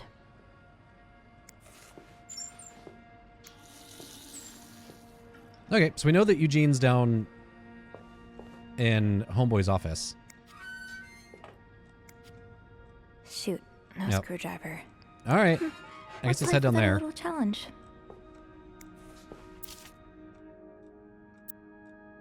Shop owners against new mental hospital. Yeah. So William Weston is circled. So Eugene probably doesn't like that guy. It sounds like Eugene asked Bernard to stop opposing the construction of the new psychiatric hospital. And Bernard was Bernard. Oh, not his wife, it's his daughter. To Eugene, I was unaware of your daughter's condition. I can only imagine how difficult this must be for you and your wife. But do not worry. You only have to look at my brother to see how rotten apples grow, even in the best of families. What a fucking asshole. As for your request, I am afraid I am unable to grant it. Mr. Weston is both a good friend of mine and a benefactor of the Clarington, so it would be inappropriate for me to oppose him. Also, considering his great influence in the city, I have no doubt he'll manage to prevent the hospital's construction no matter what. Thank you for your understanding, Bernard. What a dick.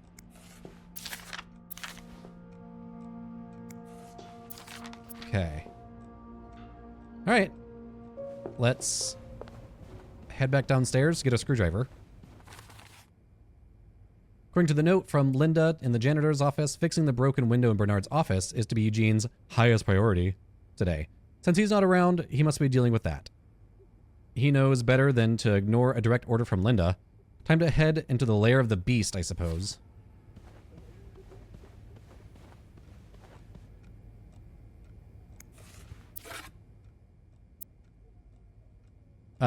Let's see.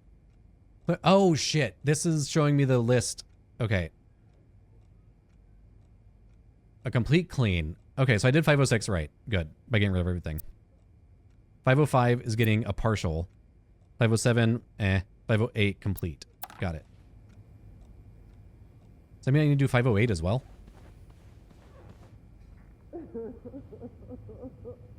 Now's probably not a good time to disturb Bernard. 509 partial, that's Homeboy's room. Or the family's room.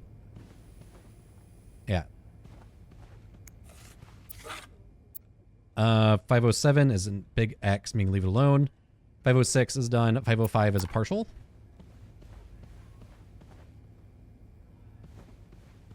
Oh, and that's that guy's room. Got it. Okay. So I'm doing okay. I did my tasks.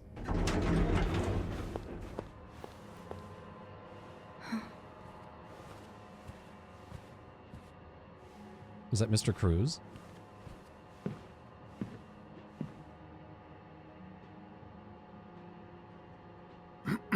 Yeah. Oh, it's Bernard. It's, Miss Belivet, isn't it? What? Oh, Roy. Oh, right.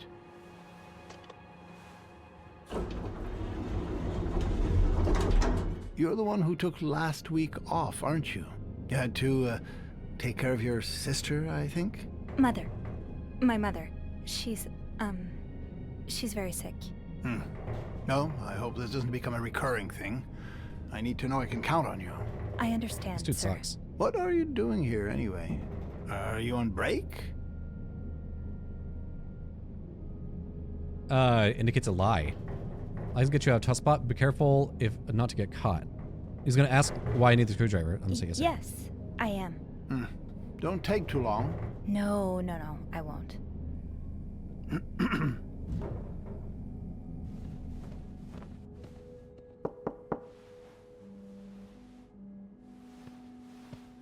Well, don't you look mischievous. Hey, Bean. If you're planning to give Bernard a good scare, sign me up. No, I'm looking for a screwdriver. For the vent. Linda asked Eugene to fix Bernard's window. Oh, I see. Bean. Eugene?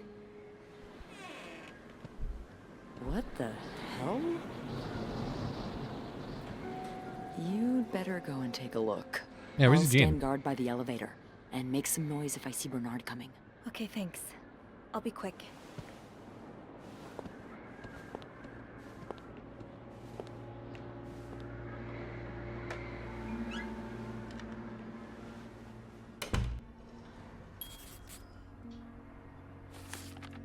Let's see. Longest elevator ride ever. On the way back down to look for a screwdriver in Bernard's office, I ran into the big boss himself in the elevator.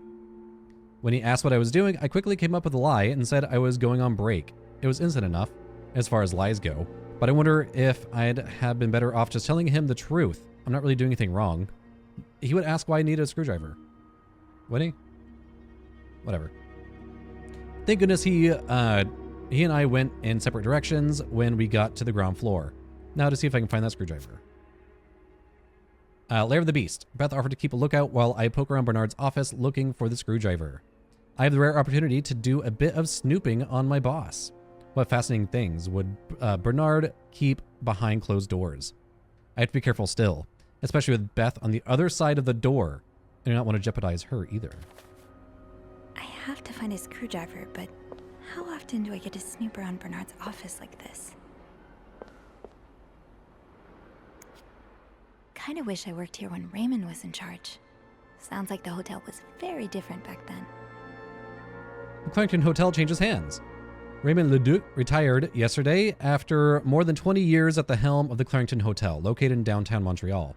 Founded by Leduc's father, Fernard. The hotel was one of Montreal's most respected establishments until the Great Depression and Bernard Leduc's death in 1929. Ever since, guests have noticed a drop in the hotel standards. My wife and I used to stay at the Clarendon every year for our anniversary, said Mr. Grayson, who first visited the hotel in 1925. We've stopped coming 2 or 3 years ago because of all the unsavory characters hanging around. My wife was quite afraid. Despite Raymond Leduc's retirement, the establishment will remain in the Leduc family, as his brother Bernard is now taking over the reins after many years as the hotel's concierge. Interviewed in the lobby, Mr. Leduc promised great changes would come for the Clarendon. Wow. That's them. Just look at these distinguished gentlemen. And a young Bernard.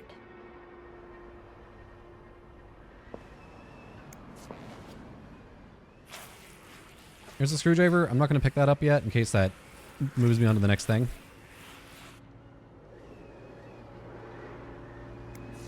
With this blizzard, Bernard's office will be a skating rink by the end of the day. Best to avoid that. Oh, there's a document. Come on.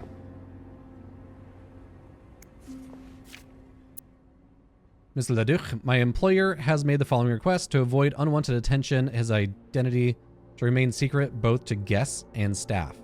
The temperature in room 602 should be kept at exactly 22 Celsius. Damn. To me, that's kind of warm. His dog should be fed the very best roast beef. His room should be cleaned every day at 11:30 a.m. on the dot. Eggs should be banned from his room service orders. No one should disturb him between the hours of 4 to 5 p.m. More requests shall follow once my employer takes possession of his room. Thank you. Okay.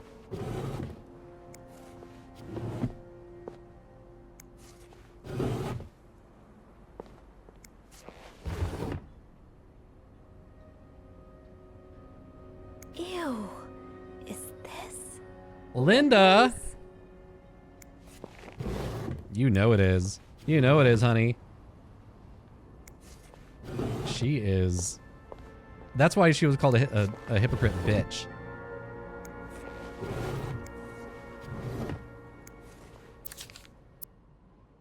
Let's see. Check in on 602. Ask Eugene to fix radiator. Call Weston's office. Apologize to Mr. and Mrs. Drake for Valentine's Ball mishap. Speak with contractor over... or about cost overruns. Call Weston's office again. Decide winner of Employee of the Month. Okay.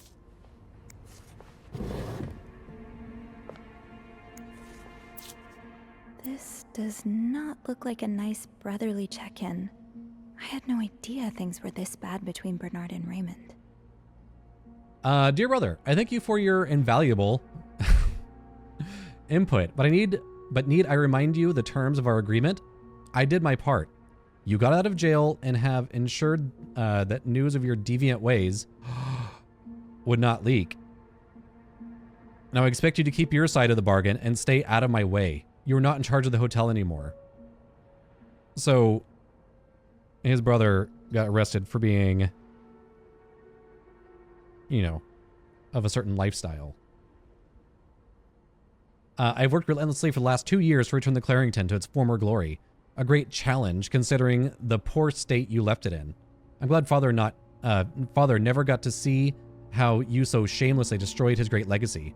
As for me, I will be dead too before I listen to a single word of advice from you. You ask I lower our prices, but I can tell you plan on doing just the opposite. You ask I lower our prices, but I can tell you I plan on doing just the opposite. There we go. My guess will only be la creme de la creme. Your deviant friends can find themselves another place for their sinful debaucheries. Enjoy your retirement. Damn. Asshole.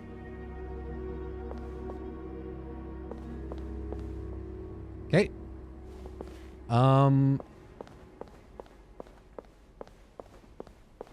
Give me one moment. Okay, so I'm kind of following this guide. I'm mostly doing my own choices. But I'm also kind of following this guide. And it said that I need to get rid of the documents in here, except for the one in the typewriter. So... clean? Oh, here we go. Closing something that could help so many people just because it's close to your hotel? This is ridiculous. Dear Mr. Weston, I would like to thank you again for agreeing to this partnership between the Clarington Hotel and the Weston's department store. Thanks to your generous help, renovations are well underway, and the hotel has never looked better. You should come visit soon when your busy schedule allows it, of course. On another note, it has come to my attention that you have formed a group of local businessmen to oppose the construction of the new Metro Hospital. After working so hard to elevate the Clarington standards, I cannot allow a band of cuckoos? Cucks. To move in my backyard. Should you accept, it would be an honor and a privilege to join your fight. Cordially yours. So he's just like writing this out beforehand. Bernard Leduc. Enjoy the cold, you cold-hearted prick. So that was probably from Eugene. Okay, just get rid of that. Aha. Let's get you to that vent. There we go. Alright. I think we're good. I don't know why I had to get rid of those documents. The guy didn't really say why. Surely your break is over by now. No, it's not.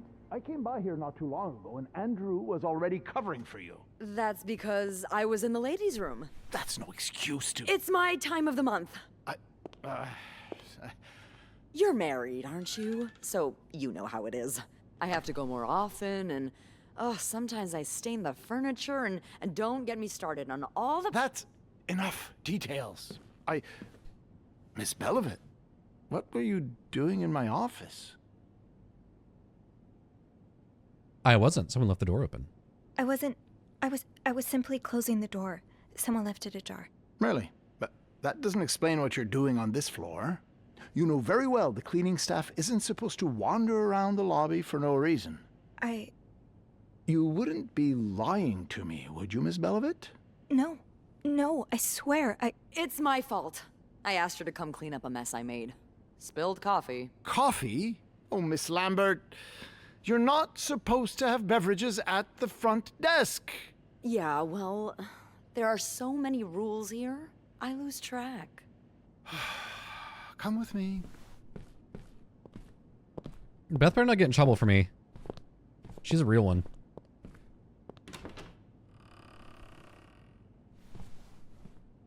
Sorry.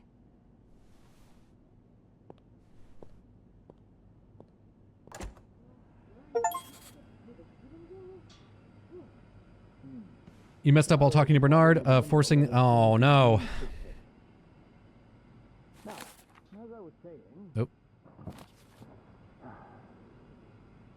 I'm really disappointed in you, Charlie.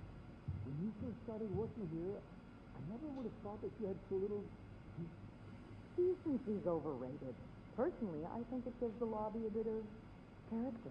Clients love the fact that I embody the disinvolved French woman stereotype. Guests. We call them guests. How many times do I have to repeat it? And Mr. Ramsey certainly seems to appreciate your... How do you call it? Disinvolved French... Oh, yeah. So Mr. Ramsey probably complained about her. Only recourse is to pray for the snowstorm to end. That's not... And then what was in here? Oh, nothing. Okay. All right. Bobby made it very clear he doesn't like anyone walking into his kitchen I was in there chopping. uninvited. Sorry, ma'am. How big did you say your party was again? Whew, that's big. It might be a bit difficult to... Well, maybe we could squeeze you in after the...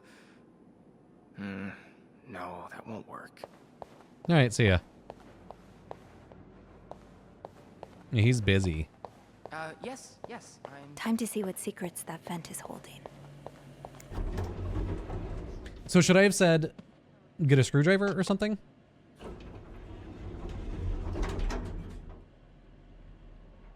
In the elevator?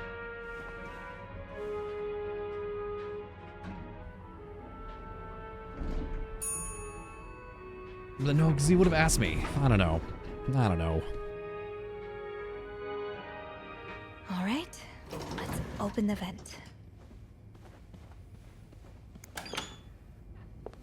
What am I supposed to do in 503 really quick? Before I go to the vent. I want to make sure I'm doing all my cleaning duties. I want that Employee of the Month award.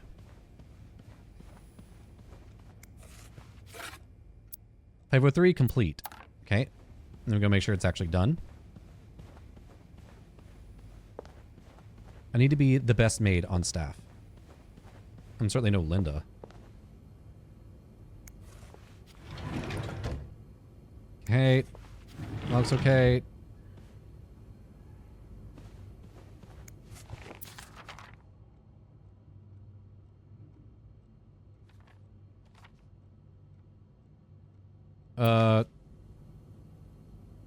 So it looks like they're still here.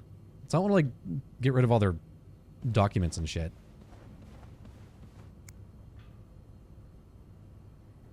I think we're good. I think we're okay.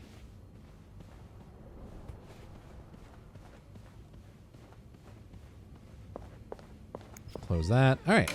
Let's go open that vent. There's some things I'm just not sure if I'm supposed to get rid of them or not. Like if the guest is still there. 503 is, yeah, it's complete. But the guests are still there. So I want to get rid of their personal documents. I don't know. Oh, I guess I'm free to disturb room 508 now. But that's where Bernard and Linda were. Ew. Ew.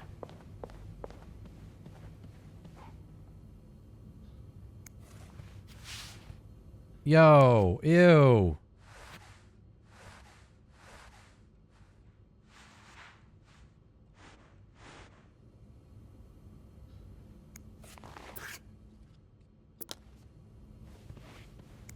I'm cleaning up after their little meetup.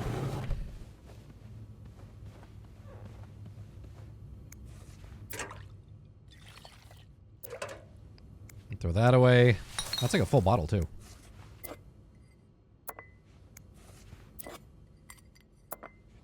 Okay, let's pick these up. Cleaning up after their hookup. Ew. Oh, she was crying about something. Why? Why cry, Linda?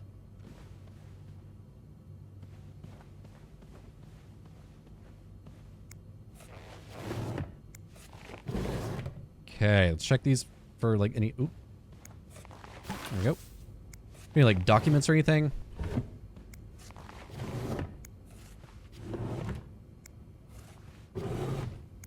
They're really in here for like a quick little nooner, I guess. So I don't know why they leave documents behind. Maybe I'm just looking for other incriminating evidence.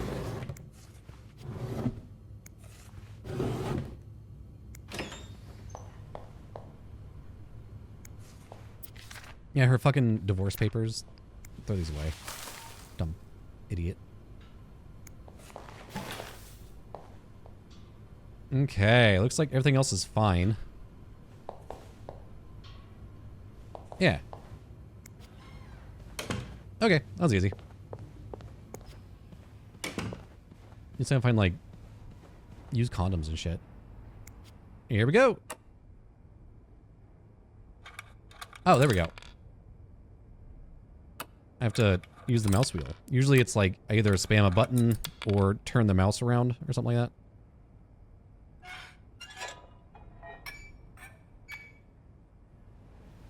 What do we got? Another cipher.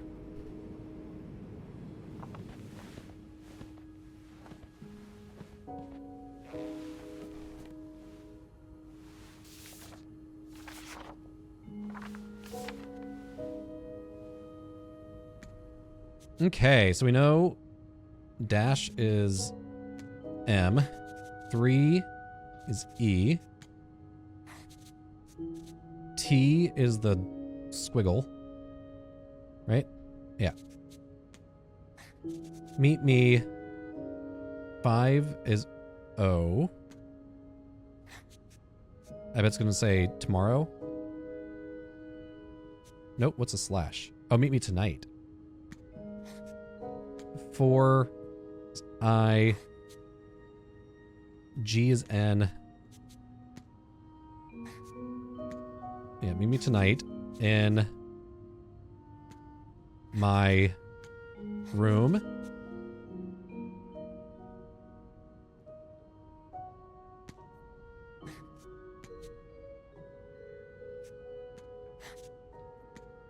AE. This has got to be Michael.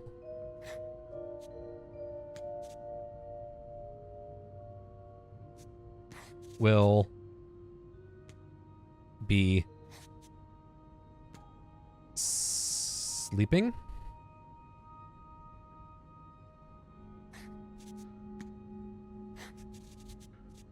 We need to discuss.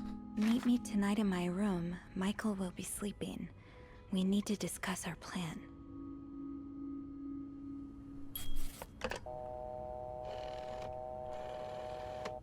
What plan?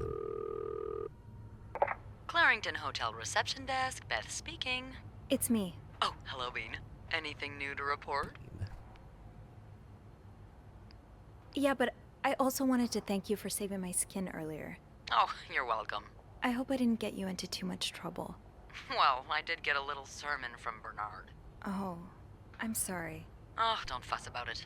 He mainly complained about my lack of decency and my abrasive personality. So, the usual stuff, you know? He did keep me in there forever, though. So, tell me it was worth it. Tell me you found something good in that vent. I found another message written in secret code. What does it say? Meet me tonight in my room. Michael will be sleeping. We need to discuss our plan. Michael? Who's that? Another husband? Yeah, can you look that up for me? I don't know. It's the first time I'm hearing of a Michael in this story. Let me check the logbook.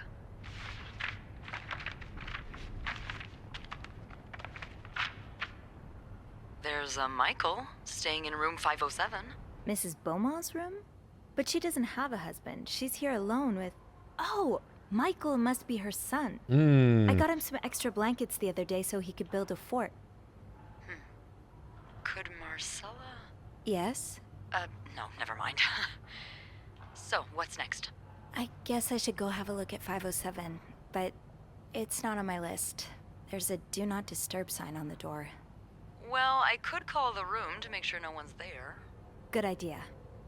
Hang on.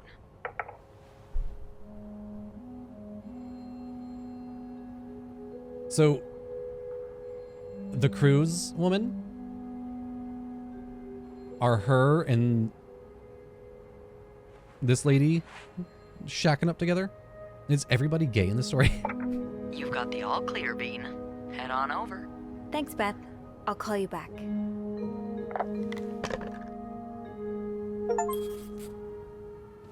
Venting your spleen? Ew.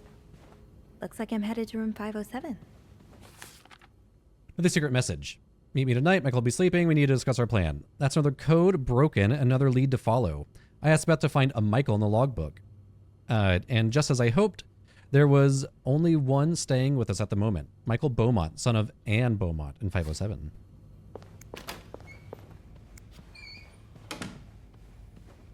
Yeah, this is the one that has the burnt up rabbit, right? Possibly? Yeah, switch it over to the please clean. Oh, just took it off.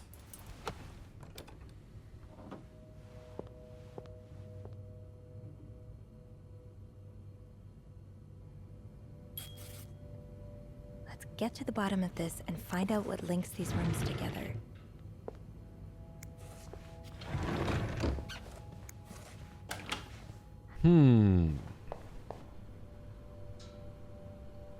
Hold on. Let me check something again really quick. Okay. I don't need to clean this room. Because I'm not even supposed to be in here. Little toy. Aw.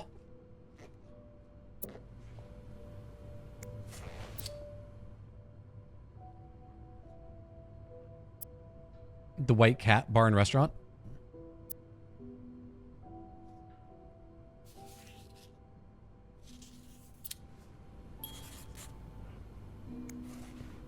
Looks like someone grew tired of looking at your face, Mr. Beaumont.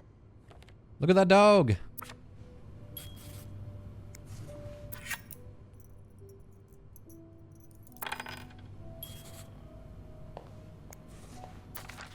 He's all but outright threatening you.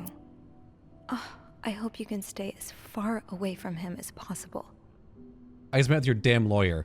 You've got some balls to accuse me of all that. As if you were so irreproachable yourself. Do you think I don't know where you spend your nights? But worst of all is that you won't let me see my son. You won't even tell me where he is. If you think you have a chance to get custody, you really don't know me well. I won't let you take Michael away from me.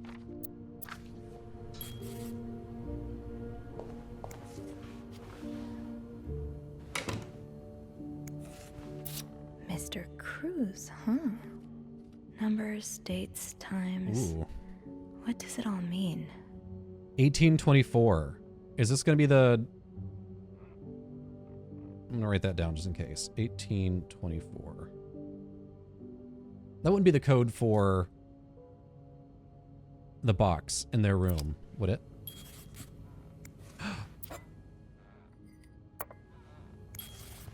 There's 2 lipsticks.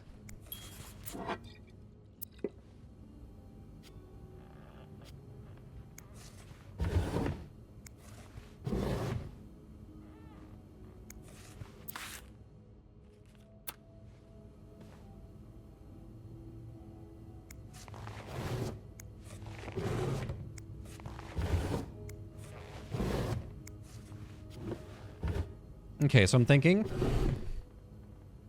these two are having an affair. They want to run away together. She emptied her bank account so they could. Marcella emptied her bank account so she could. And she doesn't want to have a kid with Hector because, one, gay, but also she plans on leaving him? The winds and the leaves that day made a sound that sounded like... sounded like what? Really, Anne? The winds and the leaves that day made the tree whistle a soft melody that came to my ear. I remember every part of this day, for it was the day we met. Jesus, this is bad. I was looking for my cat when I heard the sound of leaves blowing in the wind, like a melody to my ear, on the summer day where I met you. Aww. That look in your eyes. What does it mean? And who is this from? You don't need to know my name, but you've seen me. I've recognized that look in your eyes when you checked in. You and I don't need to make a fuss about this.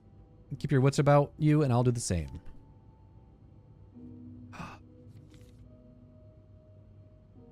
Beth? Nope, don't pick that up. Aw, that's so sweet. I Dear- didn't do much, but I'm glad it meant something to you. Dear Sophie, thank you so much for taking care of our room every day and bringing us extra sheets. Michael and I wanted to give you a little something extra before we left. Sincerely, A. Because they haven't checked out yet. All their shit's still here. Locked. The key has to be around here somewhere. Dog collar? So husband can abuse his wife and just get away with it? And people like Linda still think divorce is wrong? Ugh. Mm-hmm. Dear Anne, I met with Lewis and he has asked me to give you the enclosed letter. I think I should reiterate that some of your accusations, such as wife abuse, are not grounds for divorce in Quebec. I understand you are hurt, but I do not think antagonizing your husband is very wise at this moment. At the moment. Don't forget to be in court at 11 a.m. on the 20th. Be on time. Also, a friendly reminder that my fees for January need to be paid before the end of the month. I'm happy to help you, but I cannot work pro bono on this. Howard. So I wonder if... You know the drill, Sophie. Let's sweep and snoop. I wonder if Marcella emptied her account to pay for her legal fees. Anne Beaumont is one of two guests staying in room 507. The other being her son Michael. She's a divorcee. I don't know how the information got out the first time, but since then, Linda's made sure we couldn't forget it. Oh, right. She was like, don't put any chocolates on their pillows. Anne's stay at the Clarington has been a lengthy one, and it shows in her room. Open suitcase, stray coffee cups, a pillow fort. It all feels very lived in. Not a lot of guests get to get as comfortable as she and Michael have. Maybe I'll be able to find out just why she came to the Clarington and why she's yet to leave. Anytime I've interacted with Anne, she's been incredibly sweet to me. She seemed apologetic after asking for extra blankets, maybe even a little embarrassed at Michael's antics. But if she only knew the kinds of requests I've gotten in the past. Besides, Michael's fun to have around, in small doses. Oh, poor Anne. It doesn't seem like her divorce has been an easy battle, or a cheap one. If Mr. Beaumont is abusive like she told her attorney, then it's even more important that her divorce is granted as soon as possible. Is that why she's hiding out the Clarington? Mr. Beaumont is not a calm individual. From what I gather, I'm glad Anne put some distance between them. I just hope she can find a more permanent solution than this. A line between Mr. Beaumont's letter stood out to me. Do you think I don't know where you spend your nights? Where do you spend your nights, Anne? I don't blame you for spending them anywhere that's not with your bore of a husband. But the question remains, where is it that you go? She goes to the gay bars. Duh. Michael Beaumont. So Michael is Anne's son. I thought his name was Mitchell this entire time. Probably because anytime we've interacted, he's been either racing to the hallway mid-sentence or talking through a mouthful of sugar frosted pops. Aw. Oh, that's who the yo-yo belongs to. No wonder I don't recognize the name at first. I think Michael must be around 8 or 9. He's a sweet little boy, and he has grown on a lot of maids here since we've been seeing her around for around a month now. And that's why the cruises are doing their their vow renewal up here. It's all coming together. I think a lot of us will be sad to see him go. His mom asked me for extra blankets once so that he could build a blanket fort. I'm glad he's been enjoying his stay at the Clarington. Staying at hotels when you're a kid must be such an adventure. Funny how some games really stand the test of time. I used to play this with Mom all the time. Free yo-yo inside. Yeah. It has his address and stuff on here, which is just the hotel. Okay.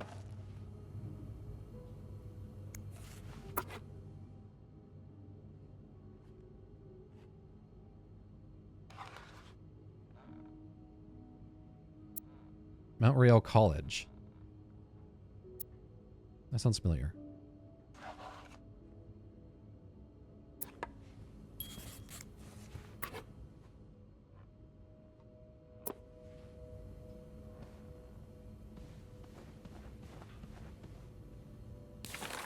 Nope.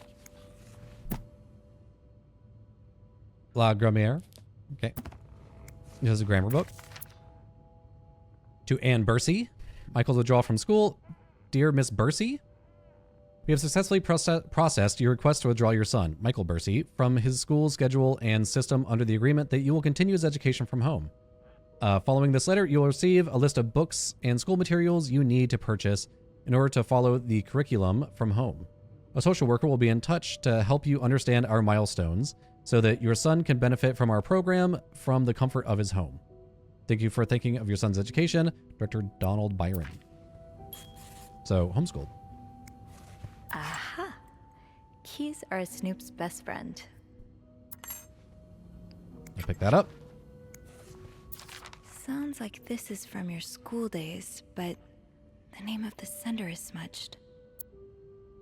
Dear Anne, you were right. I miss the snow already. It's so... Oh, yeah, this is definitely from Marcella. I think that's her name. The cruise woman. It's so hot right now in Texas. It's quite a shock after the cool weather of Montreal. My family has never seen snow before, and I could not find the words to tell you how beautiful it is. They don't understand what they are missing. I wish I could build my brothers a snowman like the one we built together a few weeks ago? Huh. Oh, this is 1945. Got it. This is an old letter. I know it's childish, but I had not had that much fun in years. Christmas is exhausting. 9 days of eating, singing, dancing. It's great fun, but I'm glad it's over so I can rest a little. Of course, celebrations will resume for New Year, but it gives me a few days to relax. How are things going for your family, or with your family? I know you don't get along well, but I hope you're still able to have a good time. I will leave for Montreal on the 8th. Cannot wait to be back. I miss finding black cat hairs all over my clothes. I miss our late night studies sessions at Harry's. I even miss Sister Miller's classes. If you can believe it. I will see you soon. Warm wishes.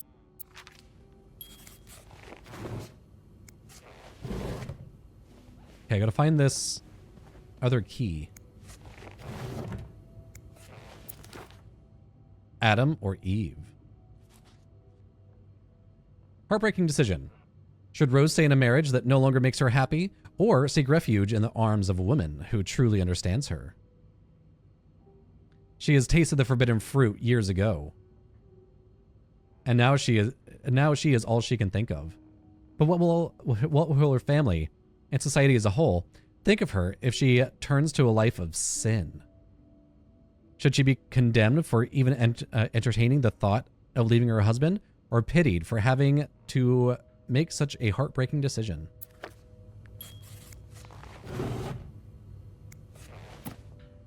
Holy Bible.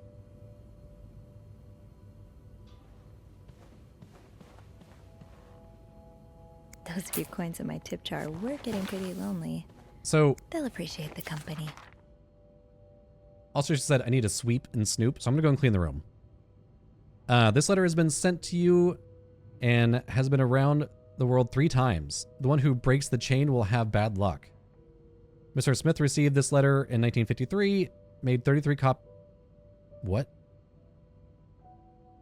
Is this like a chain letter? Made 33 copies and sent them. 3 days later, he won the lottery. Mr. Jones received it in 1956, made 33 copies and sent them. 3 days later, he discovered an old treasure in his backyard. What? Throw that away. Garbage. Leave that alone. So smokes in there, leave those alone. Leave that alone. Pick these up.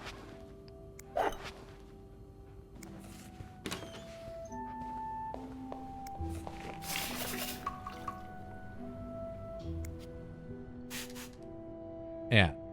I'm gonna go and clean the room, especially since I took that tip. And I'm a maid. That's what I do. But there's also like a no disturbing sign on there. But I also took it off. Oh, I left the clean towels on my cart. So I'll just be like, I didn't see it, sorry.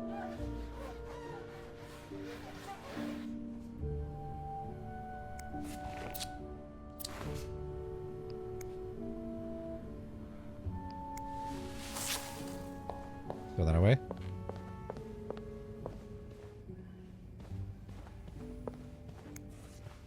There we go. And then cups. 2 towels.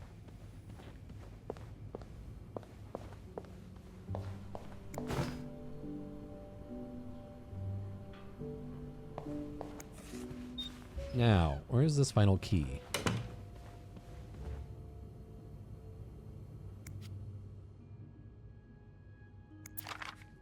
Oh, Michael.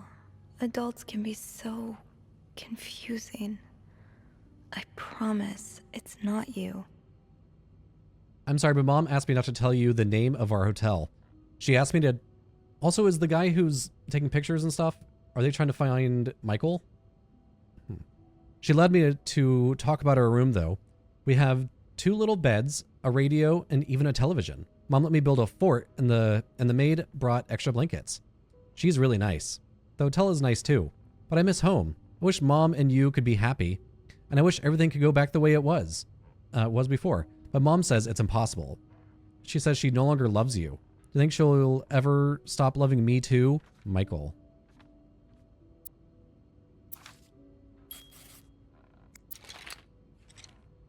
Got some crayons. So you were eager to set up a meeting, but didn't want anyone noticing.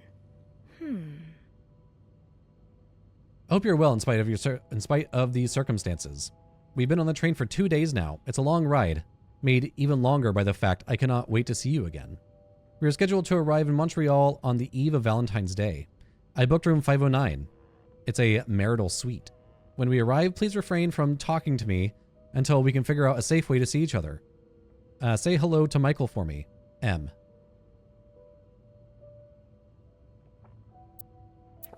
I know who that is.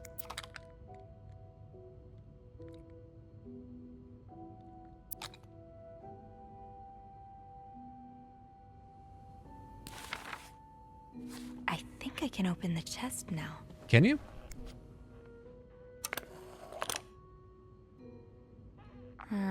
I'll need another key to unlock this. Haven't I seen one just like this somewhere? Bitch, I don't know. That key looks so familiar. Why do I associate it with room 505? Is there one in 505?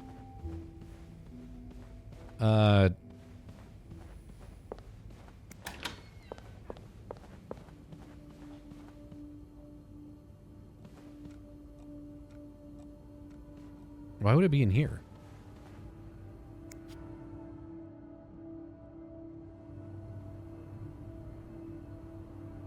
Yeah, why would it be in here?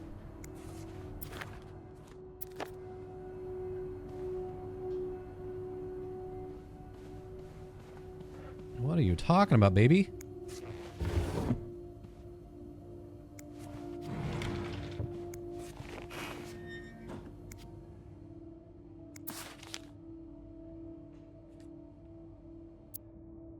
Oh, it's on her neck. Ah, there you are. With Marcella. God knows where she is.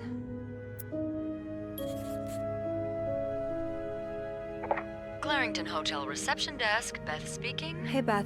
Bean, I've been meaning to speak with you. Oh, about what? Well, a little birdie told me Mr. Morgan and Mr. Cruz had an argument yesterday evening. Ooh. Really? Who's your little birdie? Jacques. Apparently it got so heated he had to get involved. And listen to this. It sounds like I was on the right track, 'cause he heard a particular word thrown around quite a lot. Wanna guess what it is? Cowabunga? Affair? Bingo. Did Jack hear anything else? From what he told me, it seemed like Mr. Cruz was accusing Mr. Morgan of having an affair with his wife.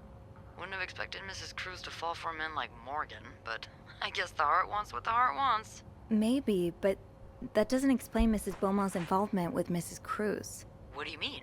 I found a chest in room 507. I think it can only be opened by turning 2 keys at once. I found one of them in Mrs. Beaumont's things. Oh, and the other one? Well, I remembered seeing a similar key in one of Mr. Morgan's stocking pictures, so I went back to check. Mrs. Cruz wears it as a pendant. It looks identical to Mrs. Beaumont's key. Wait, so Mrs. Beaumont and Mrs. Cruz own identical keys that are both needed to open a mysterious chest? Yeah, there's definitely something going on here. They're just good friends. I think Mrs. Cruz and Mrs. Beaumont might be the ones having the affair. That's an interesting theory. Did you find any clues that might support this? Nothing concrete. I mean, I did find a letter that suggests they may have gone to college together, but they could just as well be good friends, right? Yeah, that's one way to put it. I guess we'd know for sure if we could have a look at that chest, but I don't think I'll be able to open it. I've looked around room 509. There's very good friends. I would have seen Very the second key if it was there. good friends. Mrs. Cruz must have left with it this morning. Yeah. We were so close. I can't believe it all ends here. Well, hold on. I may have an idea. Get me a candle and some plaster, and maybe I can do something about that pesky chest. How? I'll tell you later. Just find me those things, and I'll meet you in the basement as soon as I manage to leave my post. All right. Thank you for not giving up. Come on, you know I wouldn't let you down. I know where plaster is.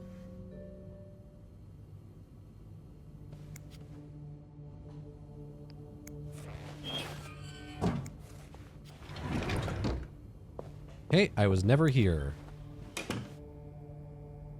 Let's go back to the room. 504. Plaster and candles. Well, half the hotel's under renovation. I should be able to find plaster somewhere around here. Oh, I took the key back. Okay, I thought I had to grab that back. I think all of the personal effects have been cleaned up. Or like stuff that needs to be cleaned. I think. God, I'm probably doing an awful job as a maid.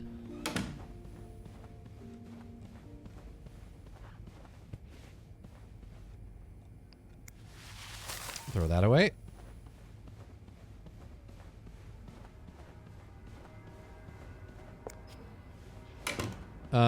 Plaster. Here we go. Great. This takes care of half of this little scavenger hunt.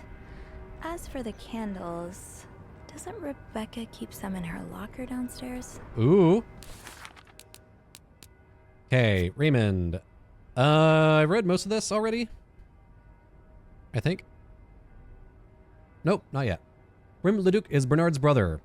Before Bernard ran the Clarington, the hotel was in Raymond's hands.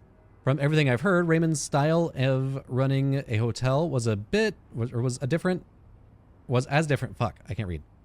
From everything I've heard, Raymond's style of running a hotel was as different from Bernard's as day is to night. Apparently, fun was actually permitted under Raymond.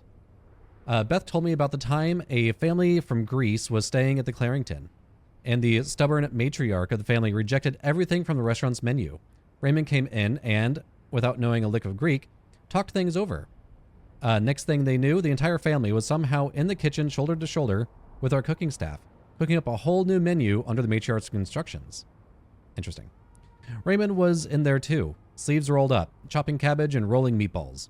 By the end of the night, everyone was eating dolmades and kefteres, singing songs from Greece and laughing together. It sounds like something from a different reality altogether. I thought my family was complex, but the Ledusques are on another level. Bernard allegedly kept Raymond out of jail and kept any word of his deviant ways from spreading. And for that, he expects his brother to butt out of anything to do with managing the Clarington. Poor Raymond. It sounds like he was in a tough spot, and Bernard found a way to exploit that. Mr. Beaumont. Anne's husband, for now. The relationship is not in a good place, to put it lightly. It seems his wife fled with their son and is now trying to divorce him.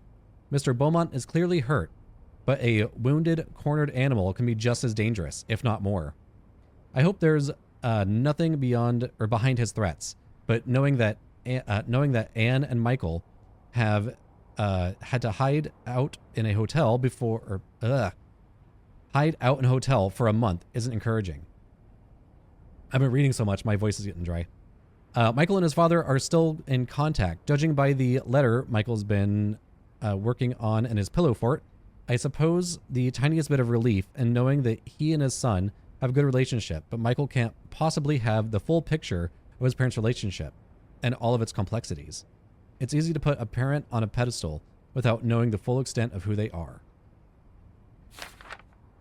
I candle it. I got the plaster that Beth requested, so that just leaves the candle. Rebecca is always super prepared and terrified of the dark. That's why she has a candle. If I recall correctly, she keeps a stash of candles somewhere in the hotel. If I want to find them, I think my first stop should be the basement, where she spends the most of her time. Okay, let's do it.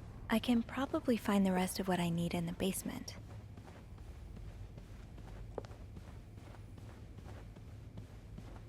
I should probably also put the master key back before I get in trouble.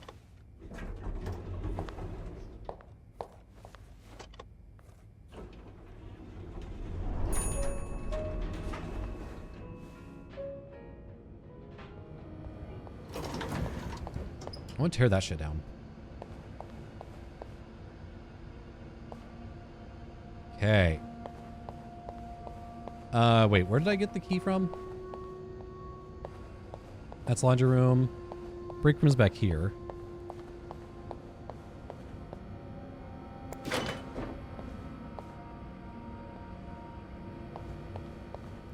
Oh, here's the locker room. Let's go in there.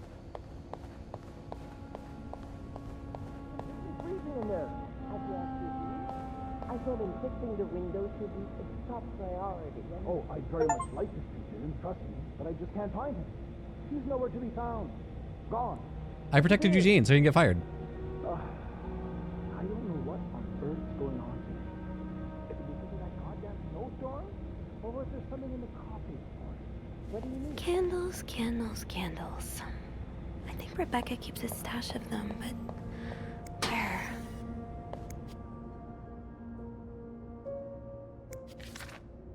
Read this. Isn't this Rebecca's?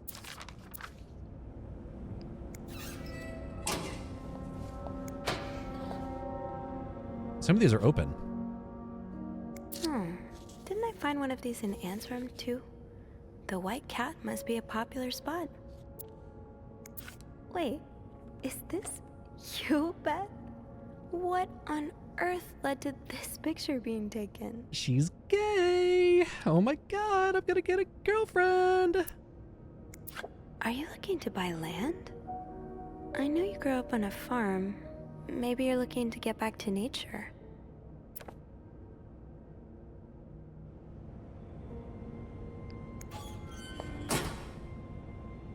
Okay, where would she keep candles at? And also, where do I put this key? Oh. There you go. Where do candles go?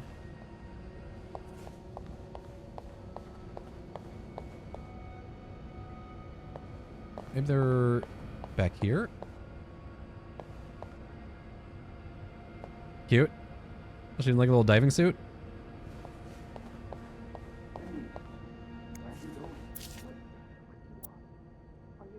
Have you heard there's a famous movie director staying in 602? Jay. Wendy and them are still fighting. I want my mother's ring back.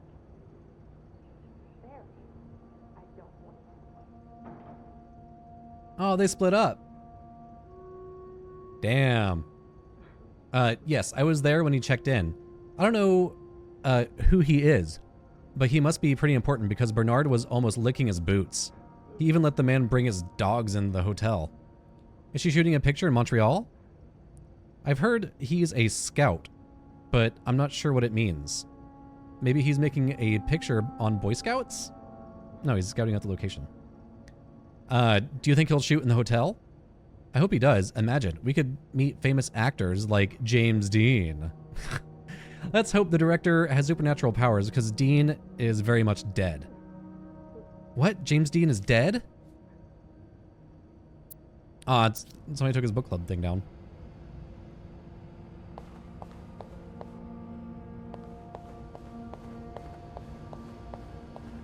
Use the newspapers. Yeah. They raided some bar. I wonder if it was the White Cat.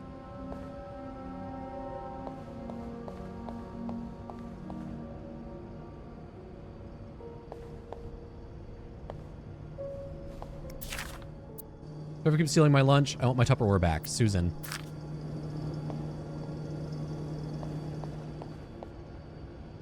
These are all some hateful bitches that work here. Hateful. Just awful. Alright. I need to find candles. I thought they'd be in her locker. Progress. So they're definitely in the basement somewhere. Tempting, but... Oh, also need to put the, adds up, Sophie. I need to put the coins I got into my locker. All right. Yeah. Getting somewhere. French capital. Now, You put money away in your jar so you can go to Paris one day. At Harry's. I'm good. I'm good. Not going in there. All right, candle, candle, candle. Candle. Candela. Was it in her locker?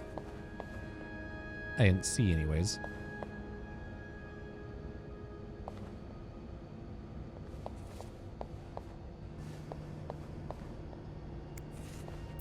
This is probably Beth's latest project. It's really cool how she has an eye for this kind of thing. Don't worry, gossiper. I'm coming back to you. I just gotta hold on to these tight. I found it.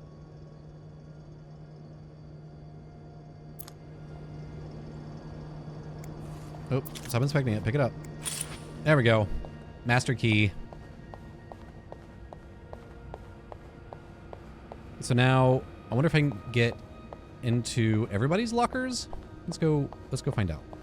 But also, I think I can get into the laundry room now. It's locked. Okay. I'm good. I'm good.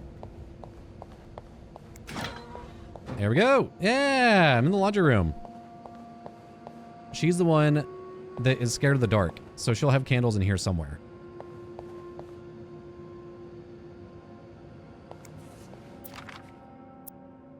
Rebecca, the washing machines are not broken. The problem comes from the pipes. They're completely frozen. It's only a matter of time before they burst and flood the entire basement. I've warned Bernard about this issue last winter, but of course, he only cares about renovating the parts of the hotel the guests can see. Behind that nice facade, everything is crumbling. I'll see what I can do, but it's not maintenance we need. It's a freaking miracle. Eugene.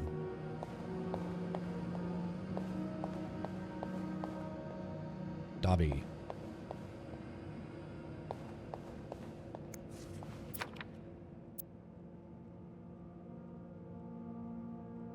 61573 movie script. 61575 20 cents in loose change. What is this? Paper note. Huh. Ooh, is this a movie script? Screenplay by E.L. Okay. In a northwesterly direction? Change title, not catchy enough. Needs more murders. Add killer tornado. Why cut the scene inside the nose? Best part of the script? See if James Stewart's still available? Huh.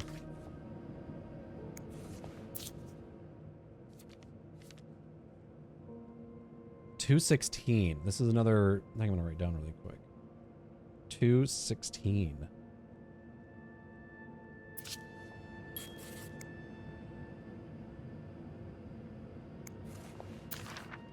Okay. Getting crafty. Okay. I think we're just gonna make a key. Okay. Anyways.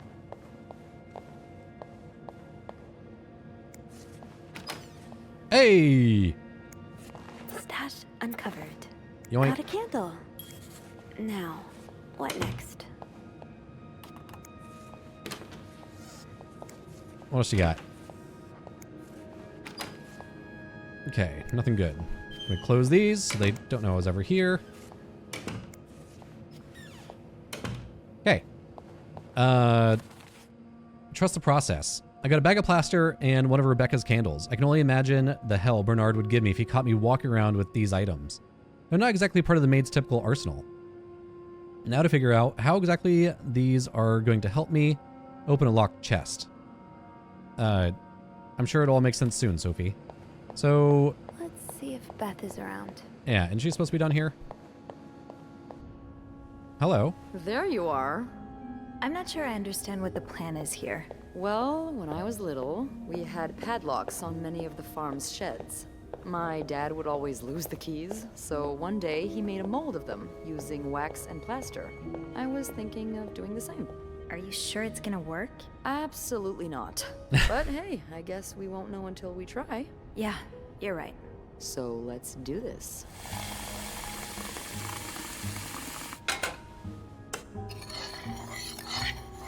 Okay. Oh, that sound. To start, we need to pour the wax from the pot. Okay.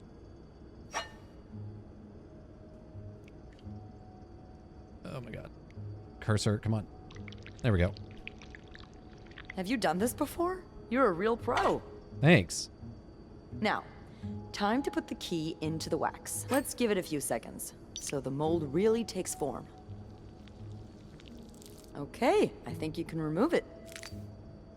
Well, we're almost there. Just pour the cup of plaster into the mold.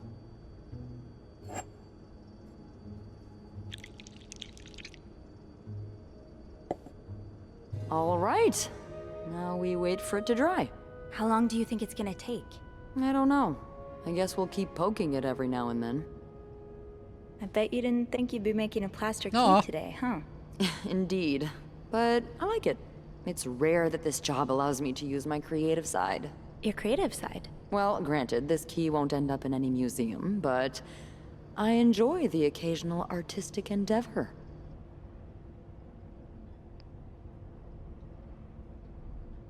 Because we saw this picture in her locker.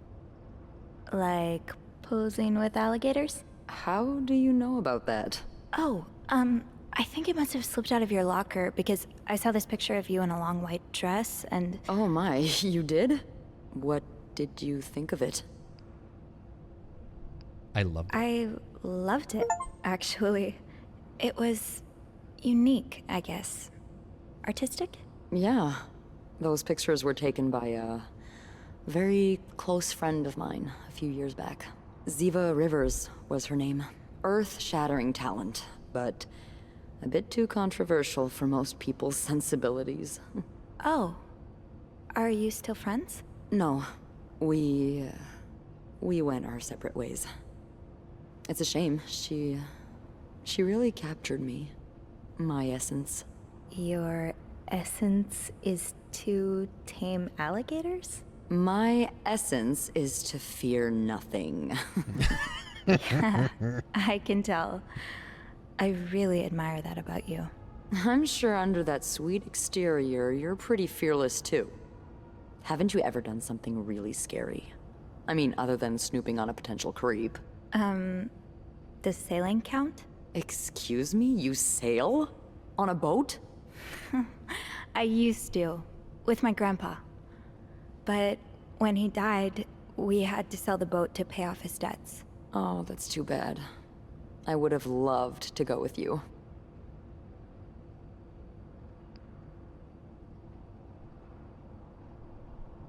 Maybe it'd be possible to borrow a boat for a day. I think one of Grandpa's friends still has his. Really? That would be great.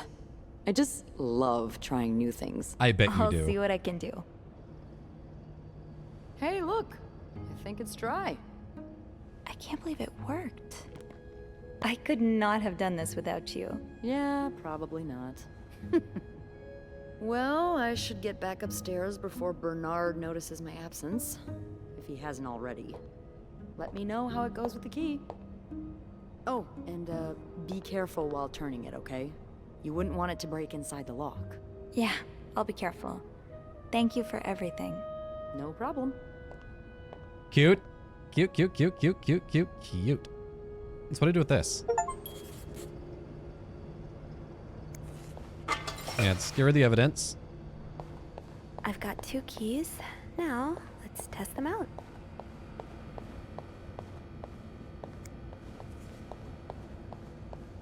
I bet there's like one more spot.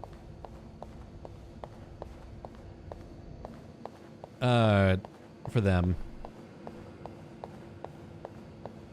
1 or 2 more. Around the hotel. I just need to keep my eyes out.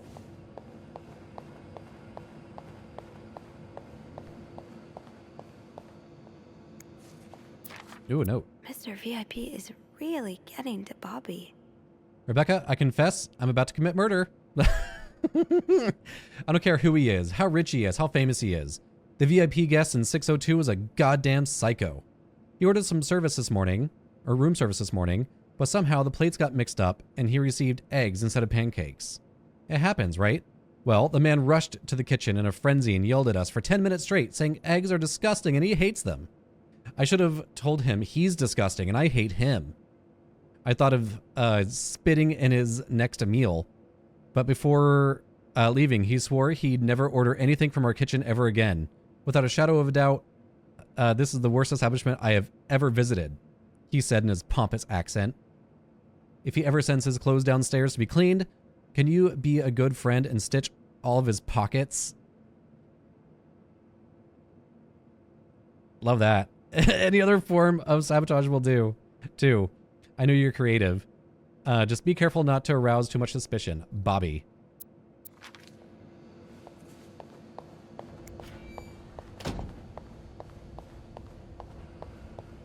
Okay, let's go back upstairs.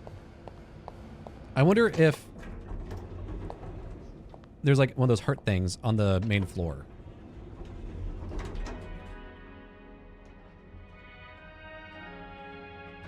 Because I think I found one in the janitor's room, one downstairs.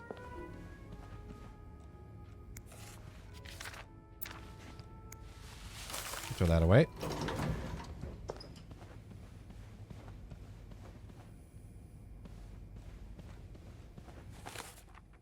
Oop, double the keys, double the fun. Okay, after I got the candle, I met up with Beth in the break room, and the plan was finally unveiled.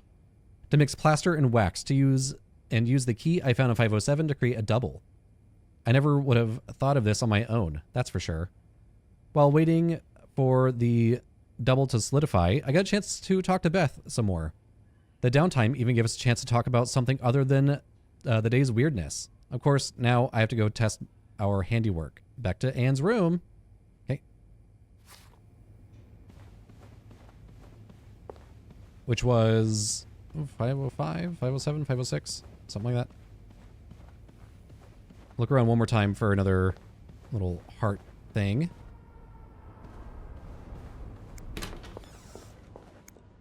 Yeah. Okay, I'll need to put back... Yeah, is that... Which I interacted with. Eugene's a pro at fixing the fuse box whenever there's a power outage. Alright, let's get back to the room. 507.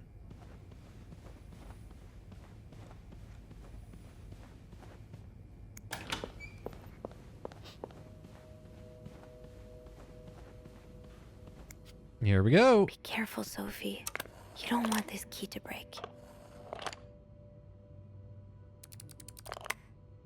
Okay, gently.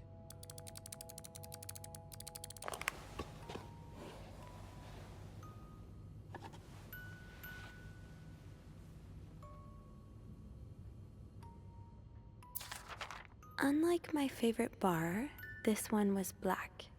Her alliterative name will surely take you back. These two sure love their riddles.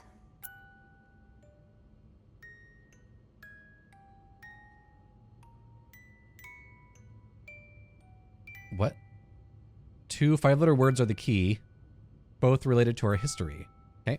And Atlanta, I noticed yours was pretty worn down, so I decided to buy you a new one. Hope you like it. And since you enjoy them so much, here's a little puzzle to figure out the combination. 2 5-letter words are the key. Unlike my favorite bar, this one was black. Her alliterative name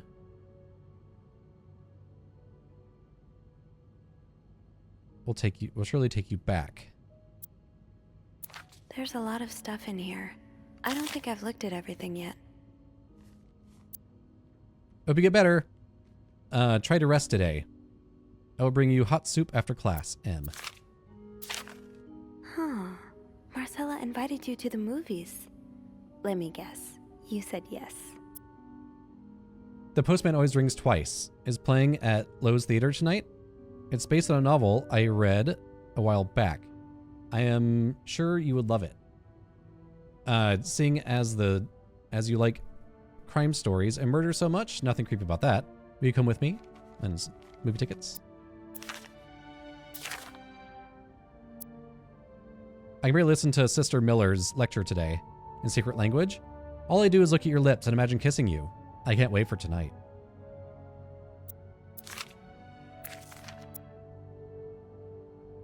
Dear Anne, Doris Day. Let me write that down because I'm trying to remember. Doris Day. There's that box in the other room that needs a 4-letter word. Just heard Doris Day on the radio. It made me think of you. I know how much you love Sentimental Journey. Counting every mile of railroad track that takes me back. Last time I was in Texas, it felt like coming home. Now, strangely, I feel away from home. I wish you were here with me. I always feel at home in your arms. I can hardly believe it's been 5 weeks since we last saw each other. Sometimes I wonder if I might be going crazy. You're always in my head. Everything reminds me of you, not only songs on the radio, but silly things like the flowers in our garden, the smell of your shampoo. And when people say the word darling, I can hear you say it with your lovely French accent. Darling. I can't do a French accent, sorry. My family seems to have noticed my odd behavior, but of course I cannot tell them about you. Even though I wish I could. I feel like climbing on the roof of the tallest building in Austin. Hey, I lived there for a long time. And shouting my feelings for you at the top of my lungs. God, I sound like a giddy teenager in love for the very first time. Maybe I am. Sometimes I am scared that all this time with you was nothing but a dream too good to be true. I'm afraid that when I return to Montreal, I will realize you never existed. Or, if you do exist, you don't remember me. I wish I had a picture of the two of us, so I would know for sure it was real. I long for your embrace and the taste of your sweet lips. I love you, M.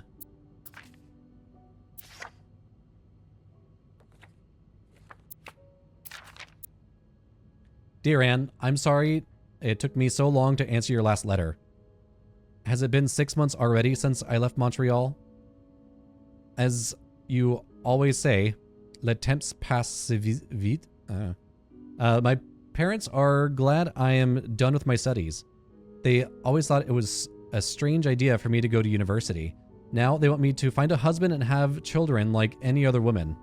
I think I will. These past few months, I've had a lot of time to reflect on our relationship. You know my feelings for you, and I hope you never forget me or forget how much I love you. But we cannot hide our heads in the sand any longer. We were lucky our story lasted as long as it did, and foolish to think it could last forever. Our love is forbidden, and hiding it from my family is proving more and more difficult every day.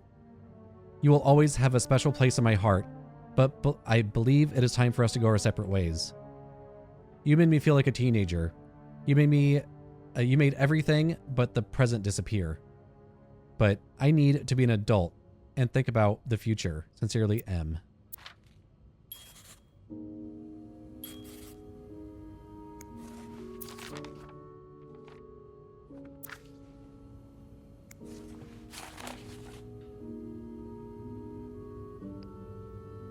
Close. Nope.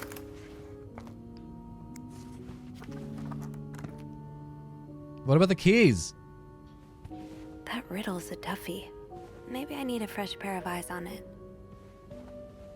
Okay, so the black cat thing.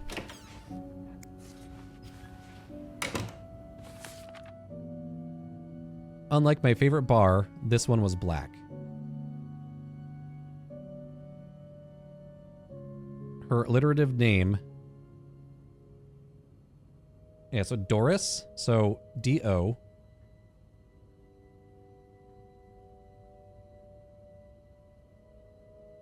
So the bar was...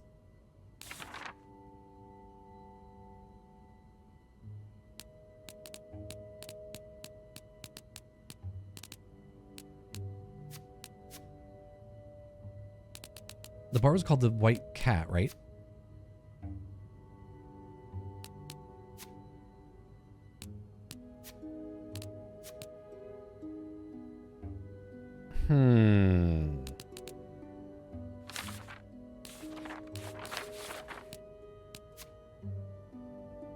Past, present, and future. The two keys, the letters, back and forth, all of the shared memories, neatly preserved for more than a decade.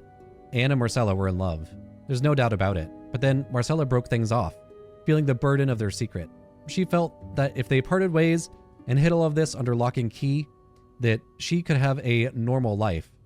Now Anne and Marcella are both here at the Clarington, over a decade later, in adjacent rooms. I don't think their story is just over yet.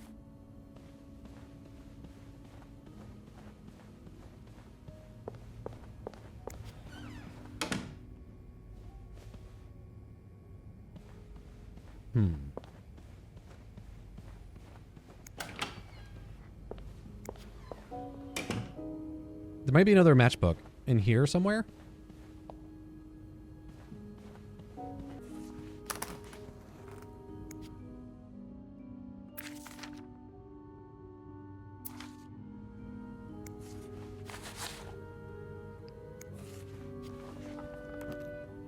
There's no shame in asking for help, Sophie.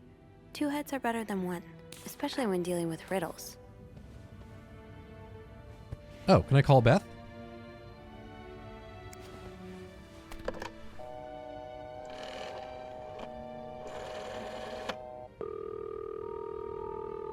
Clarington Hotel reception desk. Beth speaking. Hey, Beth. Got a minute? For you, always, Bean. I opened the chest in room 507. You did? Damn, I have to admit I didn't really believe in our little plaster key, but way to go. Yeah, I'm kind of surprised as well. It's quite sturdy. So, spill it. What's in the chest? A riddle. A riddle? I think it was written by Mrs. Beaumont for Mrs. Cruz. And I think the answer will give me the combination for a case I found in room 509. I could use your help with it, though. Oh, God, I hate riddles. Well, let's hear it. Which part is causing you trouble? Unlike my favorite bar, This one was black. Do you know what this could mean? You said Mrs. Beaumont wrote the riddle, right? Yeah. Yeah, but I have no idea what her favorite bar is. I think I do. Really? How? That's a story for another time. But if I had to bet, I'd put my money on the white cat. The white cat. I'm not sure I get it. Well, if I'm right about the white cat, then we're looking for... A black cat. Yep. Why don't you look around to see if there's any mention of a black cat in Mrs. Beaumont's stuff? Okay, I will. You're not too bad at riddles, you know? I never said I was bad at them, just that I hate them. Is 'Cause- there anything else? Nope. No, that's all. Thank you. It was definitely Doris Don't Day. mention it. I'm just So it's- glad I could be of some help. Call me after Something you something open that IS. You know I will. Okay, so you find something that mentions a black cat.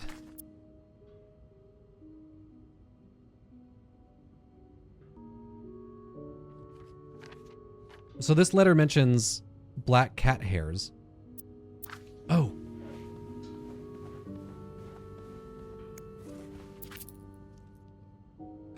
Greta! So the combination is GRIS.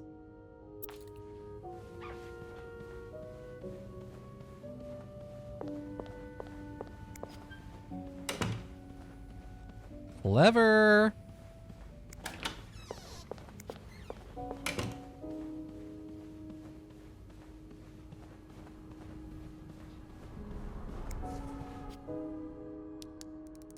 GRIS.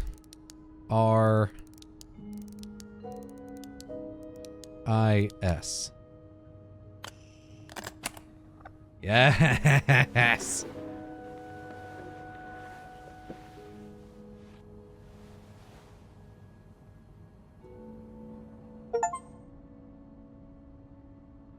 My typewriter. You solved Anne's riddle and opened the case and fight. Okay.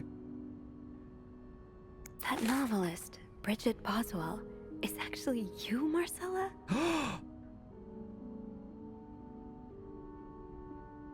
The author that's been writing all the gay books about murder, but also lesbians. Marcella. Dear Marcella, or should I say Bridget. You know I prefer a good old crime story, but last week I came upon a romance novel with an intriguing title like And They Were Roommates. And I bought it on an impulse at a train station, read it from cover to cover during the journey. Can you imagine my surprise when I recognized our story?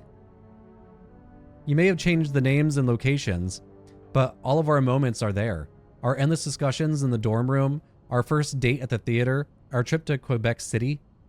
You often said writers are thieves, but I never fully understood until now. It has been almost 10 years since I received your last letter. The letter was that painted our relationship as nothing more than a summer fling.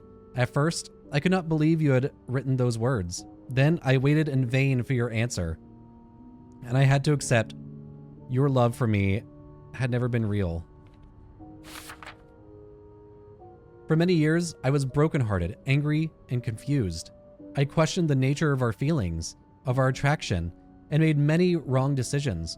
But this book, your book, am I foolish to think it's proof you really loved me? In any case, I hope you're well, and I am happy to see you accomplish your dreams of becoming a writer. Yours sincerely, A. Oh, Anne. Murder might be a bit much, but you deserve some kind of justice.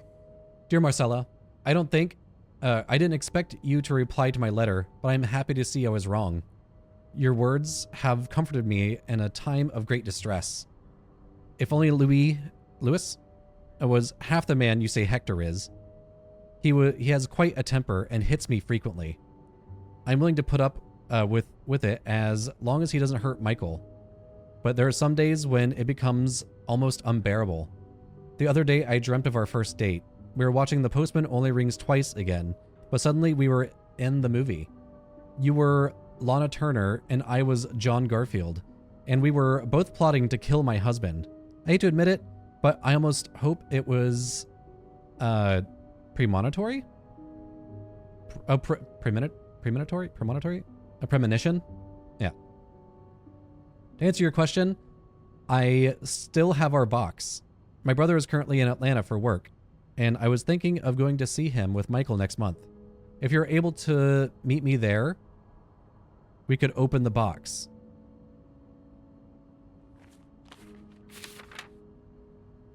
We could open the box together and laugh at the silly things we thought important all those years ago.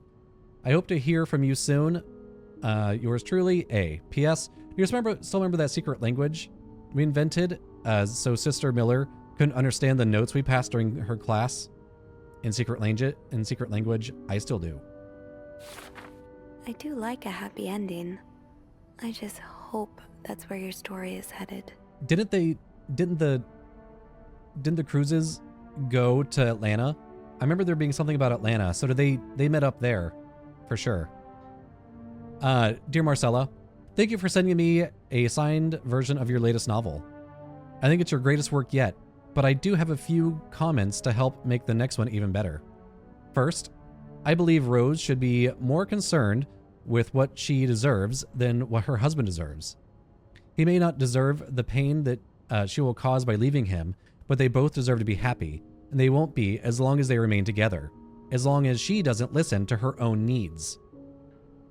Also, I think it would be great for your next novel if your next novel ended on a more positive note. Imagine if Rose left her husband and rode in the sunset with Eve. Imagine if they went to New York or Los Angeles, someplace where people like us are tolerated. Imagine if they got to have their happy ending. It would be the best story ever. I hope you will consider it. A. P.S. I know you say invisibility protects us, but don't you just wish to be seen sometimes? Wouldn't you like people to know you are Bridget Boswell? To recognize you on the street? To recognize you for your work? Why not publish your next novel under your own name? Oh, so you came to Montreal under the pretense of celebrating your wedding anniversary, but all along, you meant to reunite with Anne. I left the house. I left Luis, or Louis. I keep saying Luis. It's Louis, right? I couldn't take it anymore. I couldn't lie anymore. How do you do it? How do you manage to live a double life? To hide your work and your novels from your husband? I had so much less to hide, and yet Michael and I are staying at the Clarenton Hotel until we find a place to stay and the divorce is done. I don't know how long it will take. Could you come and see me in Montreal? I really need you by my side right now. A. P.S. I wouldn't put it past Louis to scour every hotel guest book in the region looking for me under the surname. So I've registered under the name Beaumont.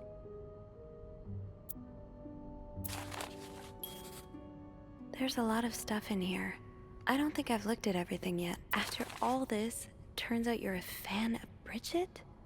Of Marcella? That's a lot sweeter than I expected. Oh, this is from before. She's writing fan letters. So this is before she finds out that Marcella is the writer. Dear Marcella. Oh wait. What? Oh, I see. Okay. So these are fan letters, I think. Although you don't know me, I think I can say I'm your biggest fan. Your novels have literally changed my life. After the war, I spent 10 years in a psychiatric...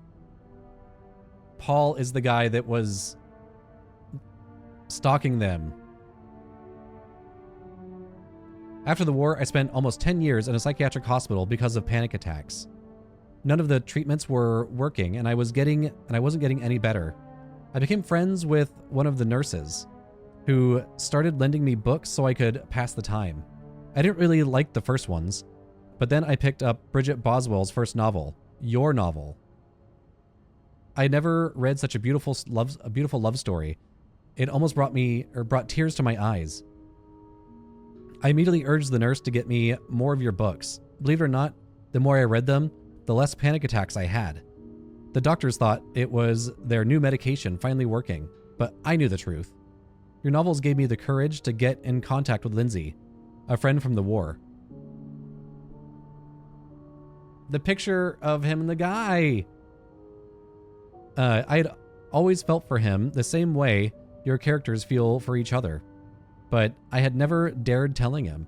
Now I have, thanks to you. The thought of seeing him again is what motivated me to get better and leave the hospital. I hope to hear back from him soon. After my discharge, I wanted to thank you for everything you've done for me. I've discovered Bridget was a pseudonym, so tracking you down took longer than I thought. Fortunately, I'm a very patient and resourceful man, and never give up. Do you think we can meet? I have much more to tell you, Paul. I'm glad you were able to open up to Marcella like this. Everyone needs someone to talk to. I mean, it's kind of weird that he tracked her down. Really fucking weird, actually. Thank you, dear Marcella. Thank you for answering my letter. I realize now how unsettling it must have been for you. Please forgive me for tricking your editor into giving me your address. I know I shouldn't have done that. I wanted to thank you as well. God damn. I wanted to thank you as well for your encouraging words concerning Lindsay. I still haven't heard from him, and I'm starting to fear I might have the wrong address. I wish I could take it. Oh no. Lindsay died 2 years ago.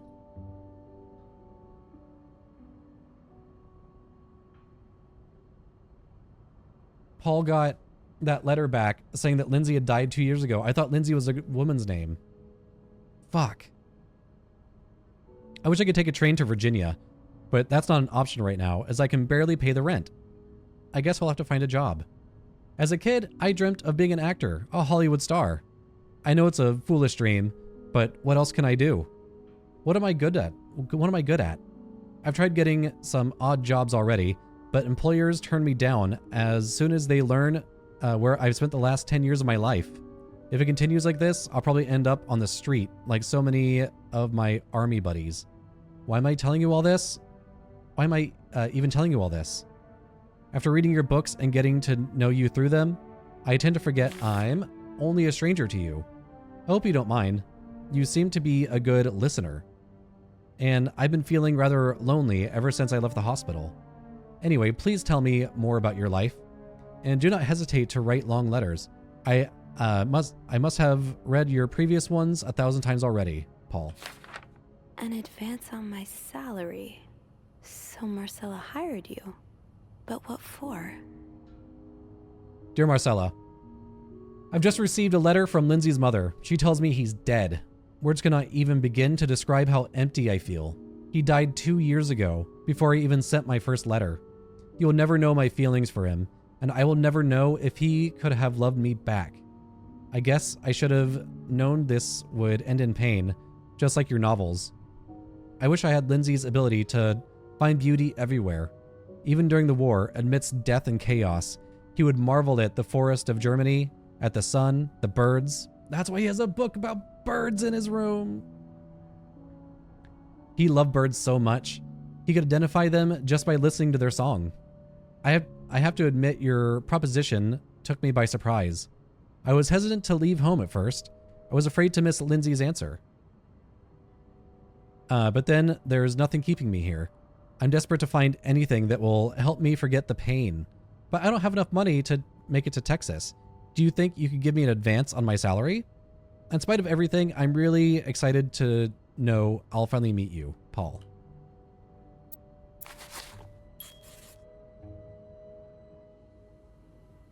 So, let me get this straight. Mrs. Beaumont and Mrs. Cruz are some kind of star-crossed lovers? Seems like it, yeah. But I'm not sure whether they chose to meet here just to reconnect for a few days, or if there's something more to it. Well, I may be able to help with that. Really? How? Oh, some mail arrived earlier for Mrs. Beaumont. You've opened it, right? Me? Disregarding someone's privacy? Of course I did. I'm a bad influence on you. Or have we been bad influences on each other? I guess we'll never know. So, what's in it? It's 3 train tickets. And, there's a tourism pamphlet for California. California? Well, it makes sense. It's much more progressive there than it is here. So, Anna and Marcella want to go there to live their love freely. Anne and Marcella, huh? You 3 are best pals now? Well, There's after also the reading sun. so much of their correspondence, I kind of feel like I know them, you know? Yeah. But what about Mr. Morgan, though? I mean, Paul. How does he fit into all of this? I think Marcella hired him. I found some letters Paul wrote to her. He said that her proposition took him by surprise, and that he'd need an advance on his salary. What did she hire him for? To investigate her own affair? I'm not sure. I didn't find the letter he was replying to. And why did he have those pictures of you, anyway? I guess we'll never know for sure, but I don't think it was ever about me. It's always been about Anne and Marcella. Exactly. Well, it feels a tad anticlimactic, but who needs drama, right? At least it made our day pretty interesting. It sure did. You know, after today, I think I get why you're so interested in the lives our guests lead. I try to forget they exist as soon as I'm done interacting with them. But once in a while, it's nice to remember that, well, even the most put-together person could be an absolute mess on the other side of the door.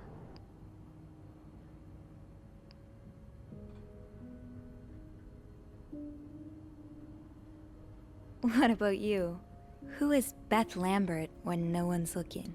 I like to think that with me, what you see is what you get. But maybe an extra Snoopy super sleuth could uncover a few more layers. Maybe ones I didn't even know I had. Challenge accepted. Come see me when your shift ends, all right? We could leave together if you want. Sure. If we're able to. With all that snow, I'm thinking maybe we'll have no choice but to spend the night here. Ooh, a sleepover. We could set up a pillow fort on the mezzanine. A pillow fort? We do work in a hotel, you know. There are actual beds here. I know, but isn't my way so much more fun? Well, we could take a page out of Michael's book and decorate it, and then spend the night throwing stuff at Bernard whenever he comes through the lobby. Oh, now you're talking.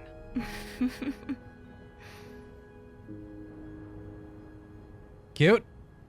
I just have to finish my tasks for the day, and then I can leave. Let's go close this. That ringing. Sounds like the elevator doors are jammed. Okay. Rosary. Yeah. Click through all that. Got it. Progress. Puzzling it out. Yeah, got that. After looking inside Marcella's typewriter case, I think everything's fallen into place. There are a few lingering questions, but I think this is as far as the story goes for now. Anna and Marcella arranged to be here at the same time so that they could rekindle the relationship they started when they were in college. I really feel for them after spending the day learning their story. I hope it has a happy ending.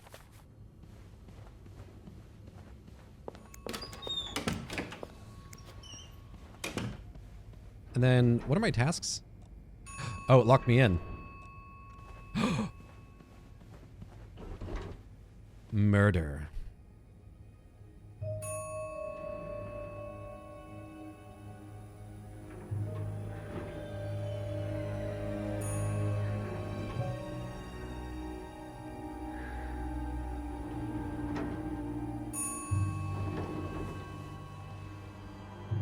Murder.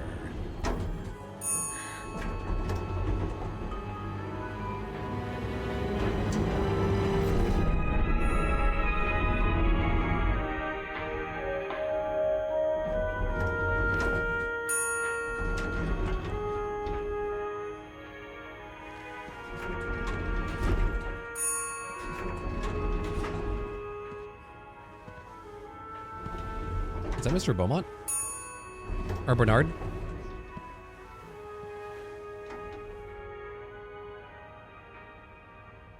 Mr. Cruz? Oh, it's Mr. Cruz. Oh. Did the lesbians kill him? Mr. Cruz. Or did Paul?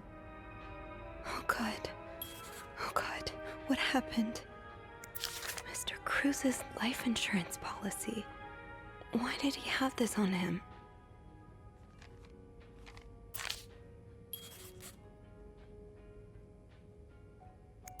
Is this about Paul? Does that mean... Thank you for reporting that guest's unacceptable behavior. We will look into it as soon as possible. However, I regret to inform you that we cannot divulge a guest's personal information regarding or regardless of that guest's behavior. As I'm sure you will understand, we are very concerned with our guests' privacy. And our staff prides itself on its discretion. Please contact us should that guest bother you again. Also, there was a little bit of a breach of somebody's information. Was that Paul finding out Marcella was that writer? I think it was.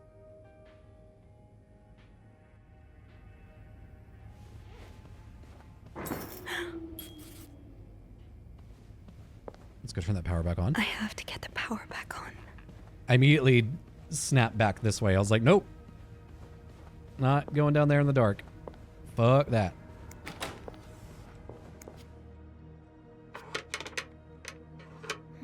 It's too big.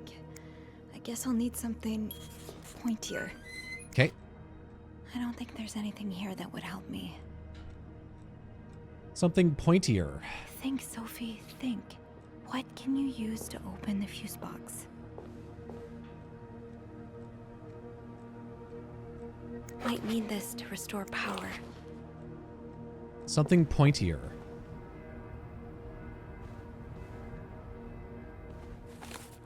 Damn it, the fuse box is locked and I have to get it open. No calling Eugene for help now. What could I use to pry it open? There must be something on the 5th floor. You've got so much clutter around. I'm sure I'll find something if I just go looking. Okay.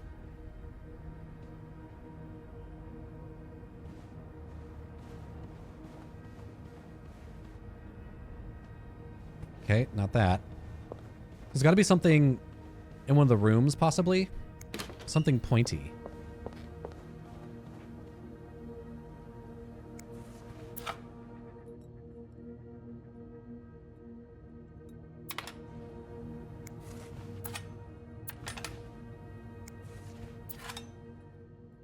I mean, that's pretty pointy.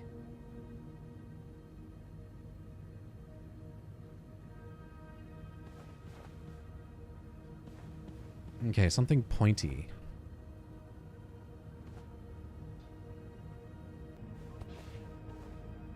Okay, so there's nothing down there. So we're gonna go over here.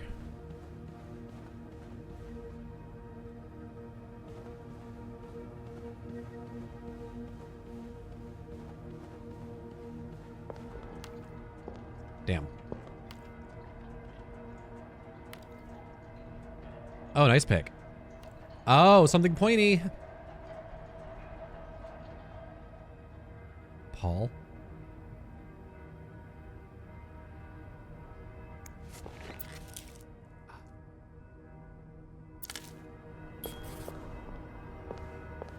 Okay. This looks like something I can use to open the fuse box.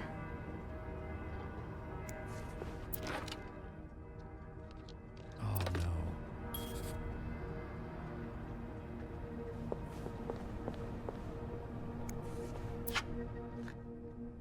AB.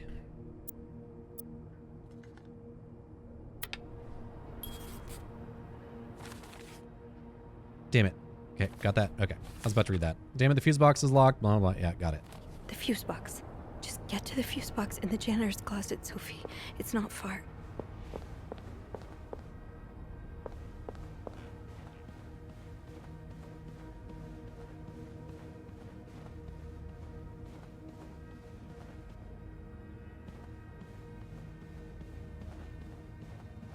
So I'm wondering...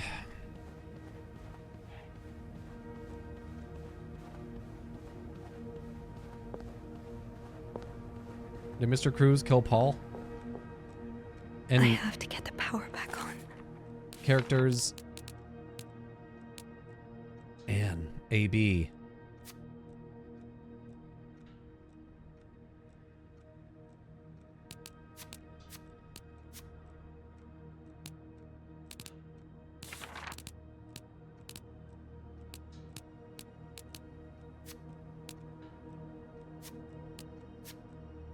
Oh.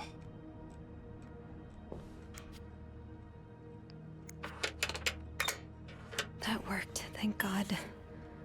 Now, to get the power back. Okay. Oh. I need to type P. Eugene, what I would give to have you with me right now. If there's a power outage and I'm busy... You know we'll have to make do. And I'm busy preventing another part of the hotel from collapsing, here's what you do. Check fuse box plan for required amperage of each socket. Remove all blown fuses from sockets. Tips, blown fuses are usually blackened. Okay. Screw in fuses and sockets. Make sure amperage is correct. Flick the big power lever. Got it. So we need 15. How did this end up here? Oh, safe combinations. Really? But why?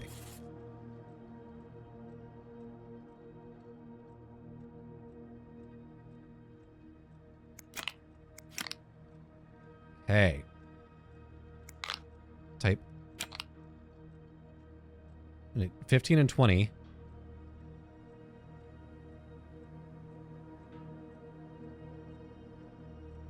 So S is 20, because right here, and S is fine. So let's put the S here.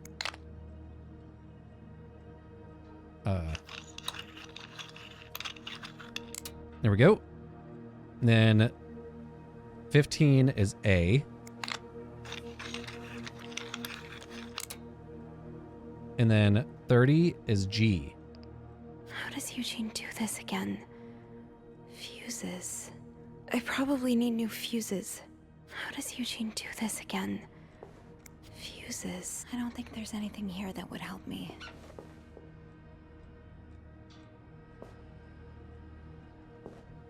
Oh, there's one right there. Nope.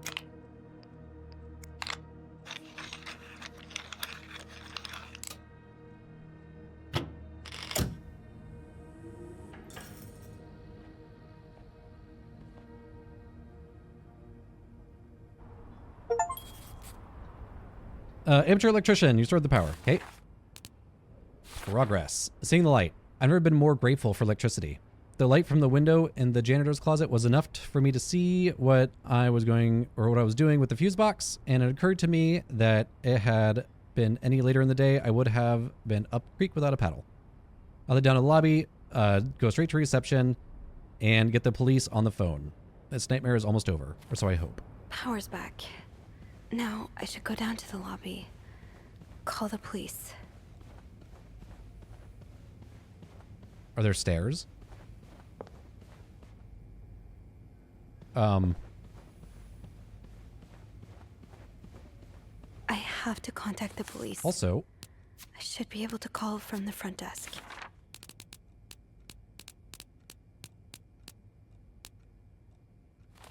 yeah, there's a safe code list.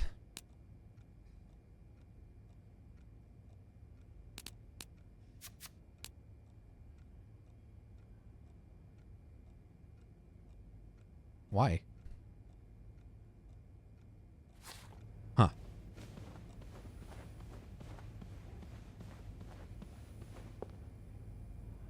Like, should I go back here? I'm really worried about getting blood everywhere. Hello? Is anyone in? Hello? I need help.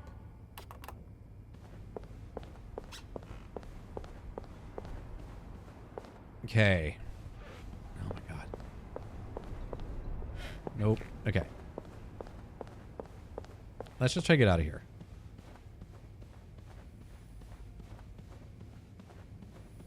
Do I just need to move Mr. Cruz out of the way? Is there anything I've forgotten? Once I leave this floor, I probably won't be able to come back.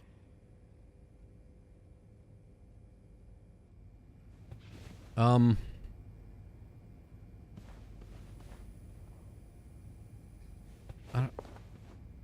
think I'm okay. Let's just commit. I'm sorry. I'm sorry. I'm so sorry. Buddy.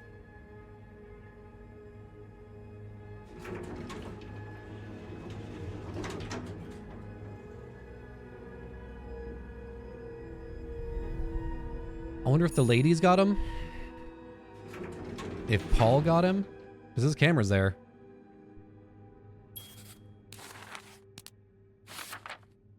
The worst phone call to make. I restored the power on the 5th floor, but the rest of the hotel is still in the dark. At least I was able to make it to the lobby.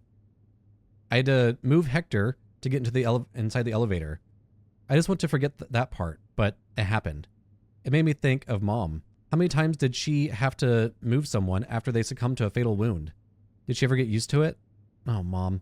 I wish you were here right now. I have to call the police and let them know about Hector. The phone by reception should work.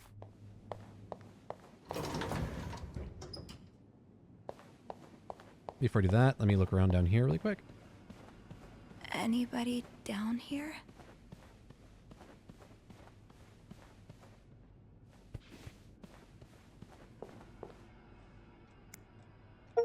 Haha, there it is. That was the last one. All right. I'm happy now. Beth, please be okay, Beth.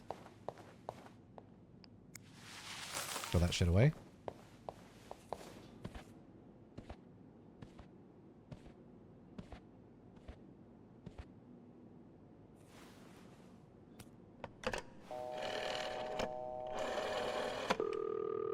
Montreal Police Service, Station 22. There's a man dead. He's been murdered. I need the police. Please stay calm, ma'am. Where are you right now? The lobby, but the body, it's upstairs. Can you give me the address, please? Oh, 1178 Drummond Street. All right, ma'am. Officers are on their way. Thank you.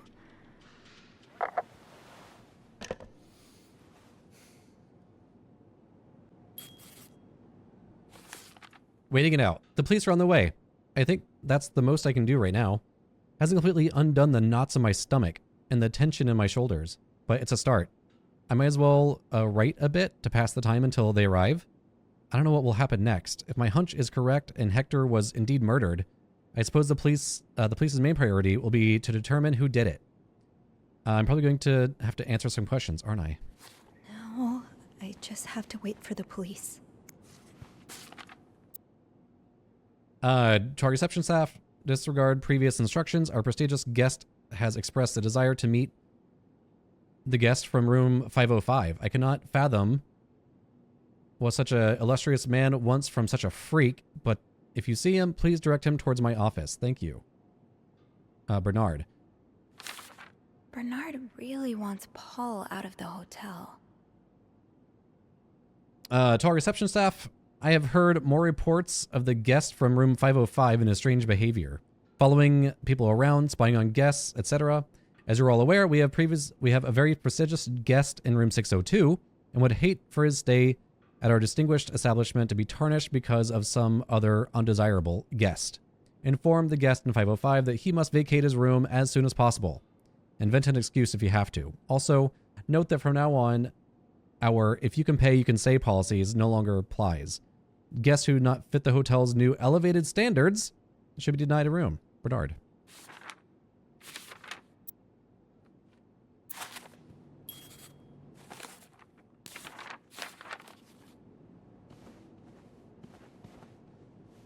Where's Beth?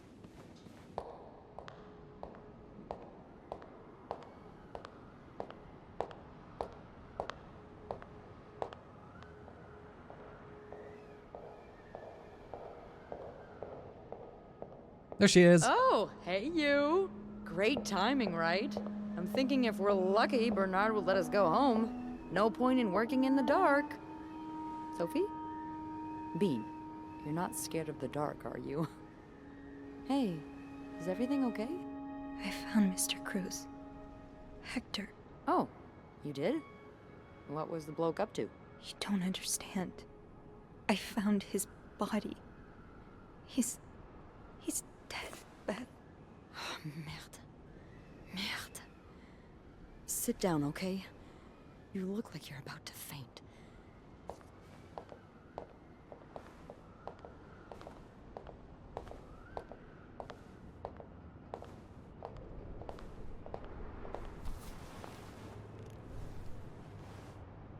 Have you called the police? Yeah, they're on their way. What happened? Was there an accident? No, I don't think so. Someone did this to him. You mean... Merde. Do you think it could have been Anne and Marcella?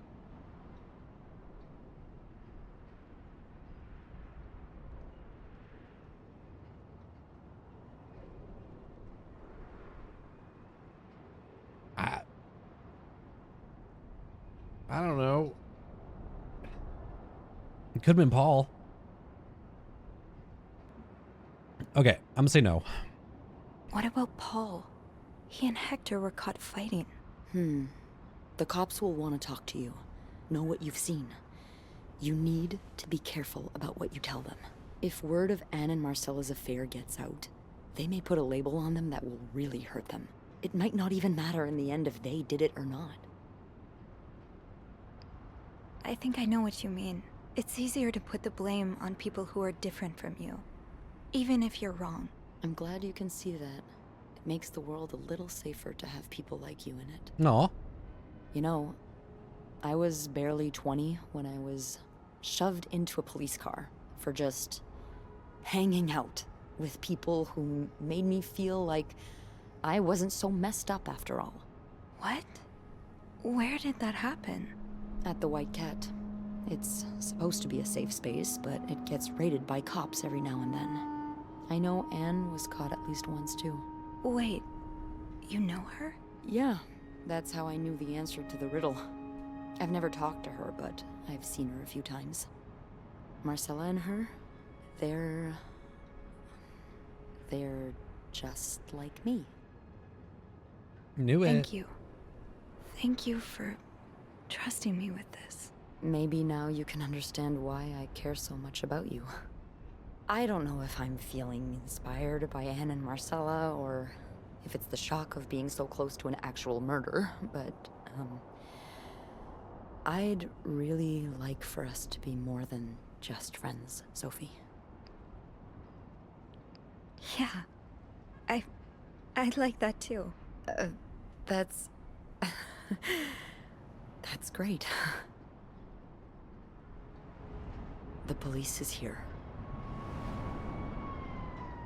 Just be mindful of what you tell them, okay? Yeah, of course.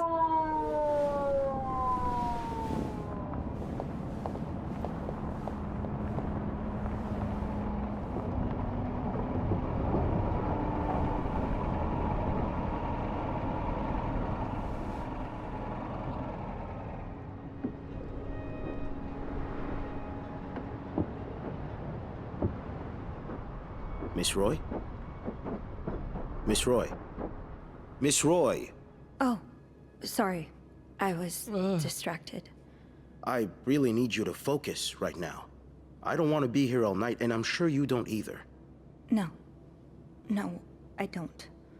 So, as I was saying, we're trying to ascertain the circumstances of Mr. Cruz's death. Can you tell me how you came to find the body? I was cleaning room 509 when I heard the elevator bell ring. Again and again and again. I thought maybe a child was playing with the doors, so I went out in the corridor, and that's when I saw him.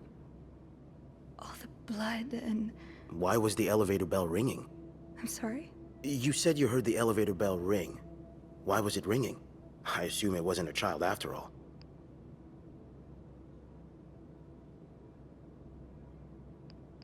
Oh, would I lie? Well, Mr. Cruz's body was preventing the doors from closing. Really? When we found the body, it wasn't that close to the doors. Oh, the stairs are blocked because of the renovations, so the elevator's the only way out of the 5th floor. I had no choice but to move the body. Just a little. Ah, so that explains the traces we found. Thank you for clearing that up. So, what did you do after that? Well, that's when the power cut. So I had to go to the janitor's closet. To access the fuse box. Exactly. I changed a few fuses and turned the power back on. But there's a lock on that box, isn't there? Did you have the key? Uh-oh. Uh-oh. Did I use the murder weapon? No, I didn't. Only Eugene does. But I thought an ice pick might do the trick, so I went to the ice machine to get one. You're a size 7, I suppose. Yes, I am. Why? What did you see when you went to the ice machine? There was blood. A lot of it. Did you touch anything?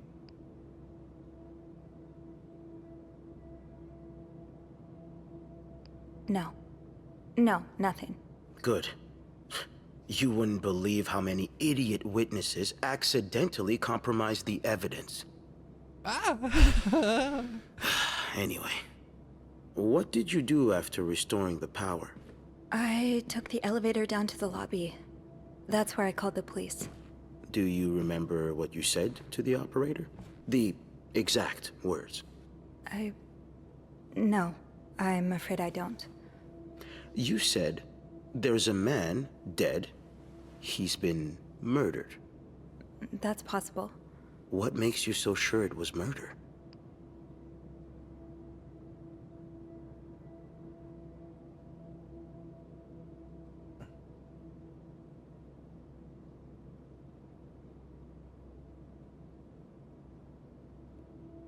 Like, I can admit to snooping around, I guess. Because I don't want to lie. Maybe I do.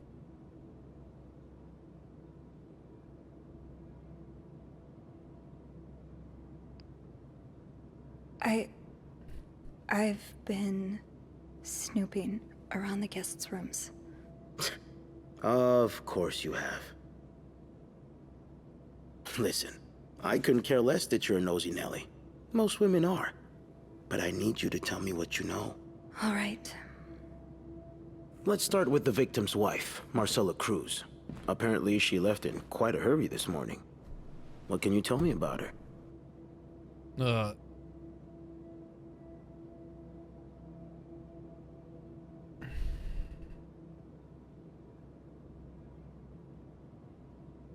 I don't really know anything. She just looks like a loving, caring wife. Really? That's odd, because we learned a lot about Mrs. Cruz when we went through her room. And let's just say that loving, caring wife are not the first words that would come to mind. Oh? She's a lesbian, involved in some sordid affair with the guest from room 507, Mrs. Beaumont. Have you ever witnessed them engaging in immoral behavior? What do you mean? I'm asking if you've seen them being, you know, intimate. No, I haven't. No. And did you hear them discuss their deviant ways in front of Mrs. Beaumont's son, perhaps? Imagine what kind of effect such perversion can have on a young child. No, I didn't hear anything. Did you hear them express their hatred of men? Did they ever talk about using violence against men? Oh my God. Did you hear them speak ill of Mr. Cruz?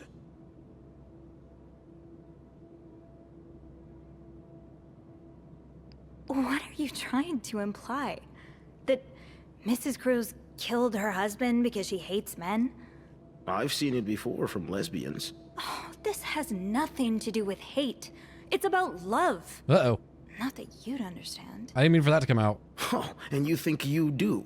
Then please, enlighten me. She's brave enough to be with the one she loves. That doesn't make her a criminal. That doesn't mean she killed her husband. I'm starting to worry you may be one of them, Miss Roy, since you're so eager to defend these And I worry deviants. about your ability to do your job, detective, since you seem to be such a— Enough! One more word. Just one more word, and you'll be spending the rest of your night in a cell. Now get the hell out of here. I've had enough of you.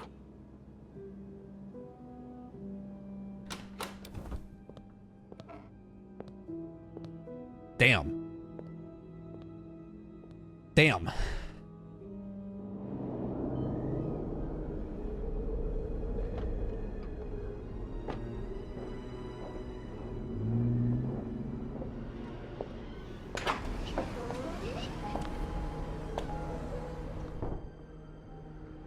Bernard was strangely chipper on the phone. That can't be a good sign. I guess I'll know soon enough. The interrogation. I never imagined I would be sitting in an interrogation room at a police precinct. It was like something out of a crime film. The kind of scene you watch and wonder what you would do if you were in that character's place. What I would do, it turns out, is stand up to the detective interrogating me. I just couldn't let him speak about about topics he doesn't understand and about people he doesn't know. I don't exactly regret my actions, but I hope that won't lead to any unwanted repercussions. It's been tough being alone with my thoughts since the hotel closed 2 days ago. According to the papers, the police are still investigating and haven't made any charges yet. I just hope they take the time to get it right. The last thing this whole ordeal needs is an innocent person put behind bars. Anyway, this morning I got a call from Bernard, calling me into the hotel. He sounded surprisingly chipper, cheerful even. I wonder how it'll feel walking into the Clarington again after everything that's happened. Let's go see what Bernard wants. The atmosphere is so different in here. It'll probably be a while before the hotel reopens. Anne, Marcella, and Paul are all suspects for Hector's murder. Was there anything I could have done to protect them? Death and deviancy at Clarington's doors. Montreal police continue to move forward with the investigation into the tragic death of an American tourist, Hector Cruz. The 32-year-old insurance agent, accompanied by his wife, was enjoying a stay at the Clarington Hotel when his life was tragically cut short on Monday. Though the investigation has yet to conclude, Detective Lieutenant Maurice Tremblay revealed... Oh, he was the one that was mentioned earlier in the... Okay, yeah. Anyways, revealed to the press that Mr. Cruz's death has been ruled a murder. Multiple suspects have been apprehended and taken in for questioning. One such suspect is Paul Morgan, an unmarried Army veteran who stayed at the Clarington alone, 2 doors down from Mr. Cruz. On Sunday, 1 day before the murder, Morgan was seen verbally, then physically provoking Mr. Cruz in the hotel lobby. Investigators have revealed that Morgan is a former patient of McCord Psychiatric Hospital in Syracuse, New York. According to hospital personnel, Morgan was admitted for displaying erratic, occasionally aggressive behavior. He was released less than a year ago. Mr. Morgan immediately struck me as strange and unsettling, recalled Bernard Leduc, owner of the Clarington. I was the most vocal in my desire to eject him from the hotel as soon as possible, and I took great strides to make this happen. Excuse me. Although no formal charges have been filed as of yet, the incident has led to an increased interest in the movement against the planned construction of the Ray of Light Psychiatric Hospital. In a strange twist of fate, if construction is sanctioned, the hospital is to be located just down the street from the Clarington. The victim's wife, Marcella Cruz, is also considered a person of interest by the police. Ms. Cruz's absence following the discovery of Mr. Cruz's body was seen as conspicuous and suspicious, said Detective Lieutenant. The LT is Lieutenant, right? Tremblay, adding that further evidence suggests that Miss Cruz is involved in a homosexual affair. Miss Cruz was apprehended by police at the Gare Centrale de Montreal. She was in the company of another of the Clarington's guests, one Anne Bursey, whom police suspect is the woman with whom Miss Cruz engaged in sexual deviancy. Miss Bursey, a resident of Montreal, is a housewife pursuing a divorce from her husband, Louis Bursey. And she and her 9-year-old son, Michael, eluded Mr. Bursey by occupying a room at the Clarington for over a month. In an interview with a Montrealer, Mr. Bursey deplored his wife's penchant for melodrama and urged her to cease poisoning their son's mind. Mr. Bursey was frank about his wife's history of poor decision-making, including making frequent late-night visits to the White Cat.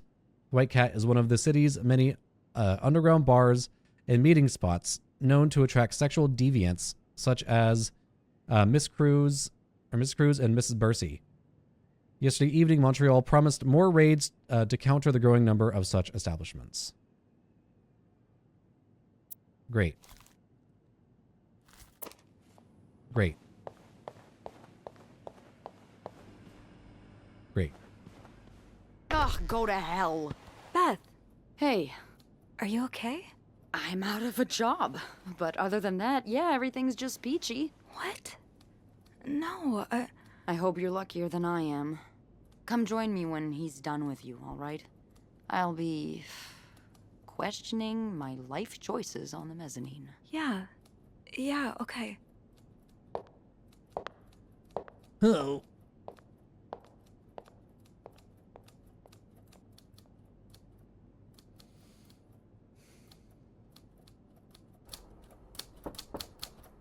Ah, Miss Roy. Come in.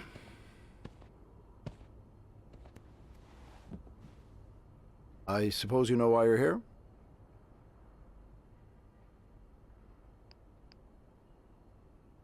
I would guess it has something to do with the murder. Well, you'd be right about that. We've been getting a lot of press lately, and not the good kind. I wouldn't expect you to understand the position I'm in, but I assure you, it's quite uncomfortable. To have one's life's work blown away like that. All thanks to some sexual deviance and a nut job. It's obvious to me now that I haven't been firm enough. For guests of such morals to be comfortable booking a few nights here and committing such a horrid act? Things need to change. This means elevating our standards to the highest possible level, and it starts with the people working here. It starts with you. With me? Yes. From what I've heard, you've been quite the exemplary maid lately. Clean rooms, satisfied guests. I take my job very seriously, sir. As you should. We'll see for the future, but for now, you'll be allowed to continue working here. Great. Thank you. I'm not done. The police have finished their investigation and left a mess on the 5th floor. I want you to clean it up. You want me to go back there? Yes. Why not? I found a dead body on that floor. I'm not going back. I'll make this simple for you. If you don't do it, you're fired. You can't fire me.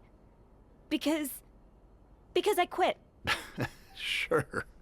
I fire you, you quit. It's all the same to me. Just make sure to empty your locker before the end of the month. That'll be all.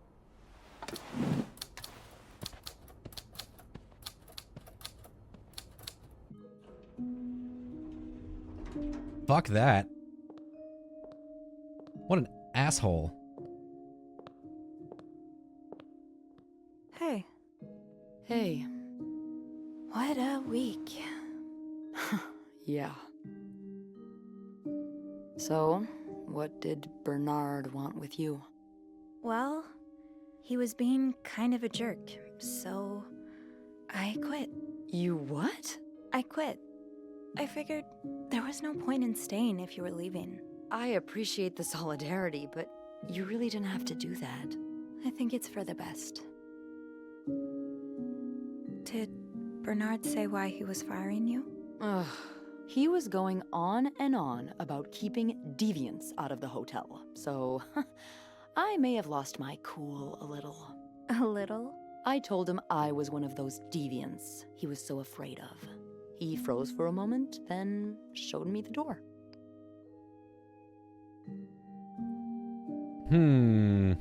So, what's next for you? I think I'm done working under Bernard's or Linda's. Maybe it's time I become my own Bernard. Minus the fascism, of course. I could see myself owning my own establishment, one that caters to the right kind of crowd. Believe it or not, I do enjoy the company of people, just not, stuck-up, entitled clientele of this prestigious hotel. But maybe if I were behind the counter of, say, a bar instead of a reception desk. I don't know. Is that silly? No, it's not. In fact, you'd be perfect for it. You're the most charming person I know. Thank you. I'm really glad you're in my life. Me too.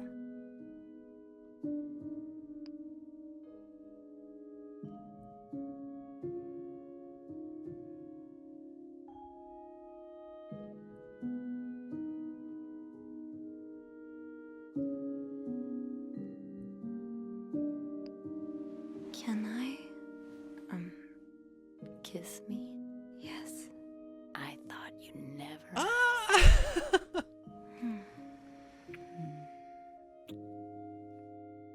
That was... I know. Cute.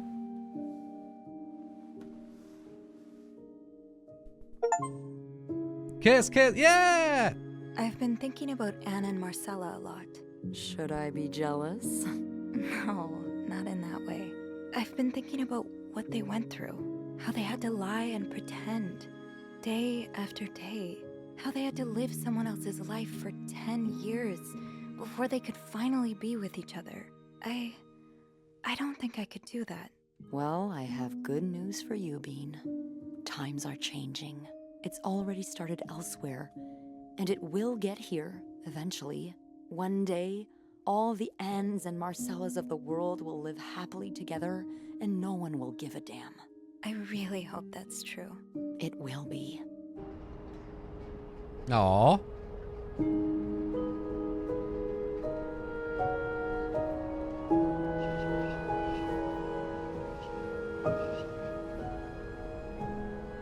Damn, that was good as fuck.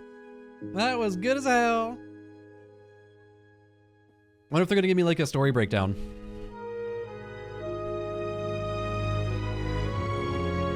Three conspirators charged. Damn.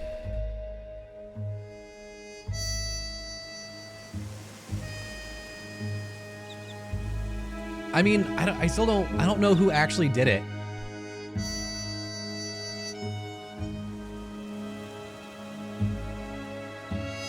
R.I.P. Lindsay.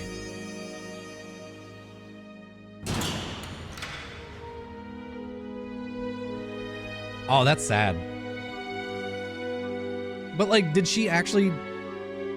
one of them actually kill him? Or was it Paul?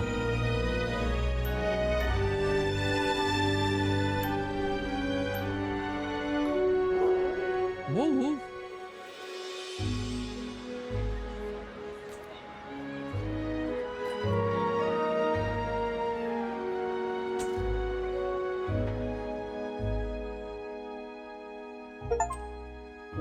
A Sophie's Choice. Damn. Nice reference. So I chose to stand up to him, but now I'm like...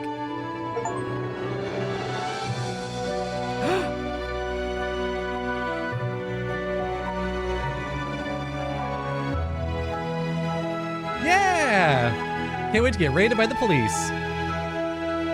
I guess she's in a little suit.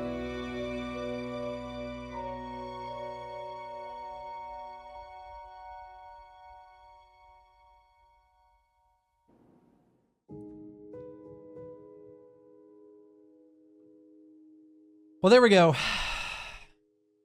Damn. That was good. That was really, really good. And this is gonna be a long ass video too. I'm gonna have to edit this down into something manageable. It's probably gonna be like 4 hours. This was good though. Like, yeah, I wasn't expecting a gay love story, but I'm glad it's there. And then there's also the other acolyte, they called him. The boy. But, I chose not to go for him. I like Beth a lot. Yeah, that was really good. It makes me wonder, like, if I destroyed the evidence, knowing now what I know, if I destroy the evidence pointing towards their affair before I ever go downstairs, if the cops will leave them alone and then get away, then it'll all be on Paul. And there was one more thing up in near the ice machine where I found the ice pick. There was like this little book, but it was just beyond this blood puddle, and I didn't want to walk into it. But they also asked me, like, you would have to be a size 7, are you? It's like, did I leave bloody feet print all around?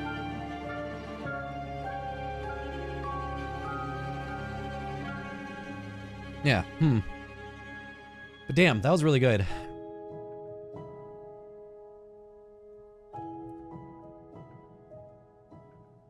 I'm gonna see if there's anything after the credits. Thank you to everybody that recommended this to me. Both on Discord, Patreon, and in the comments.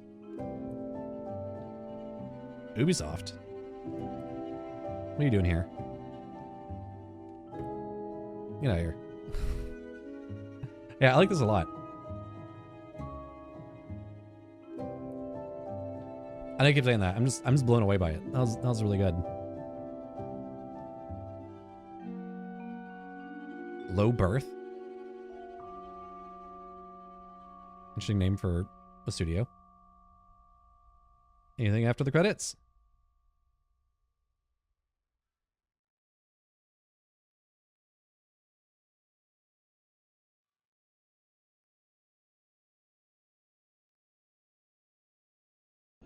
Nope. Okay.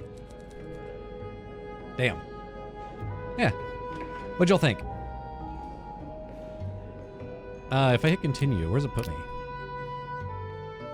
I bet it puts me after... puts me back here. Alright. So I can't go change what I do. I have to replay the whole thing. Okay, so if it put me back a little bit earlier, then I would change a few things, like destroy all the evidence, check out that book, the little notebook or whatever next to the ice machine. But I'm not gonna replay the whole thing. I might stream it. I need to start streaming more often again. But yeah, I might stream it and do the boys' acolyte love story, but then also try to make sure that the ladies get off and that Paul doesn't get blamed for all of it. But I also am curious who did it. Who killed the dude? Yeah. I mean, it's got to be one of them, right? I don't know. Well, cool. Leave a comment. Let me know what you thought. Who do you think ended up killing Mr. Cruz? Yeah. Well, cool. Yeah. Leave a comment, leave a like, and I will see y'all next time.